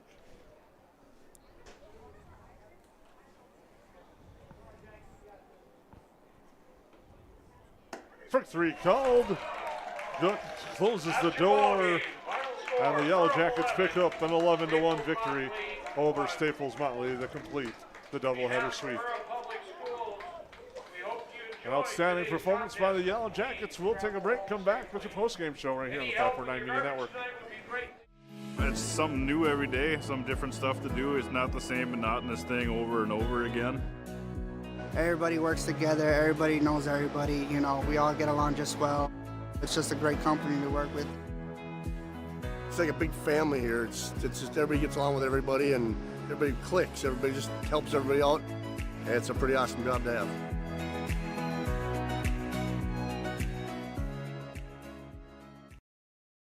McCall Construction is the Lakes area full-service construction management company, offering a truly personalized experience. From dream homes to commercial spaces, McCall Construction focuses on putting you first with experienced value engineering that delivers on your vision and surpasses your expectations. Whether you already have a plan or you're just getting started, give them a call. McCall Construction will make the entire process so much easier. Call them at 218-346-7070 or check them out on Facebook. This year, United Community Bank wants to welcome you home. If you close on a new home or land purchase with United Community Bank before December 15th, you'll earn a $500 gift to a local business. Welcome home from your friends at UCB. Terms and conditions apply. Learn more at ucbankmn.com. United Community Bank, Perham, Frazee, Dent. Member FDIC, an equal housing lender. NMLS number 421829. Welcome back. Tuffy Stadium, Al Krueger Field. The Yellow Jackets complete the sweep. An 11-1 victory over Staples-Motley in Game 2. Nice performance top to the bottom for the Yellow Jackets today. And we'll name in a moment our Steve Sanitation player of the game, but for the Yellow Jackets, take game 1 10-1, and you take game 2 13 or 11-1, and you just give up 2 runs in 2 games. That's nice work all around for the pitching staff. Yeah, I think if you go back to game 1, how the Cardinals came out swinging the bat, we'd have been shocked to see that they only scored a couple runs tonight, but kind of kudos to the Jackets pitching, and all the guys went out there and battled through strikes, and they had a lot of hits in the second game and just kept the carousel spinning. And I think as complicated as you want to make it, it's really simple. The Yellow Jackets are playing baseball the way it's meant to be played. They're limiting their errors. They're aggressive on the base paths. They're doing the right things. They're hitting behind runners. They're taking extra bases. They're doing all the little things right now. And again, for Coach Mulcahy, this early in the season, you have to be happy to see. And we know the schedule's going to ebb and flow. And again, sometimes it all comes down to a pitcher that you saw. I know Staples has at least one we didn't see tonight that I would guess by the end of the year, if you saw him in the playoffs, you're going to see him. But that being said, take nothing away from the Yellow Jackets. They're doing all the little things right, and at the end of the day, it becomes the big thing, and that's the W's. They get the win. They improved to 6-0, and now it's time to name our Steve Sanitation player of the game. A lot of good options today, but today we're going to go to Braden Anderson. Home run, 2 hits, a couple of runs scored. Had a nice day for the Yellow Jackets in game number 2.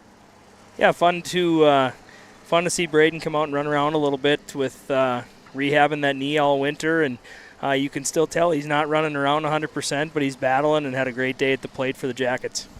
Yeah, awesome day for many of the Yellow Jackets, and I think one of the things you saw out of Braden, you saw it a lot of the Yellow Jackets today, they played just loose. I mean, they just played the game. It wasn't they came uptight, I know they're thinking through the game, but they're not allowing that thinking to get in the way of just playing baseball. And at the end of the day, if you just come out and do what you're supposed to do, I think you're going to see a lot of wins out of this Yellow Jacket team. Indeed, Lance, I think you're spot on with that. And it's now time to wrap things up. We thank you for tuning in tonight. The Yellow Jackets go 2-0 with the sweep over Staples-Motley. For Jesse Hine, for Lance Rock, and Jason Groth, we hope you have a good rest of your evening.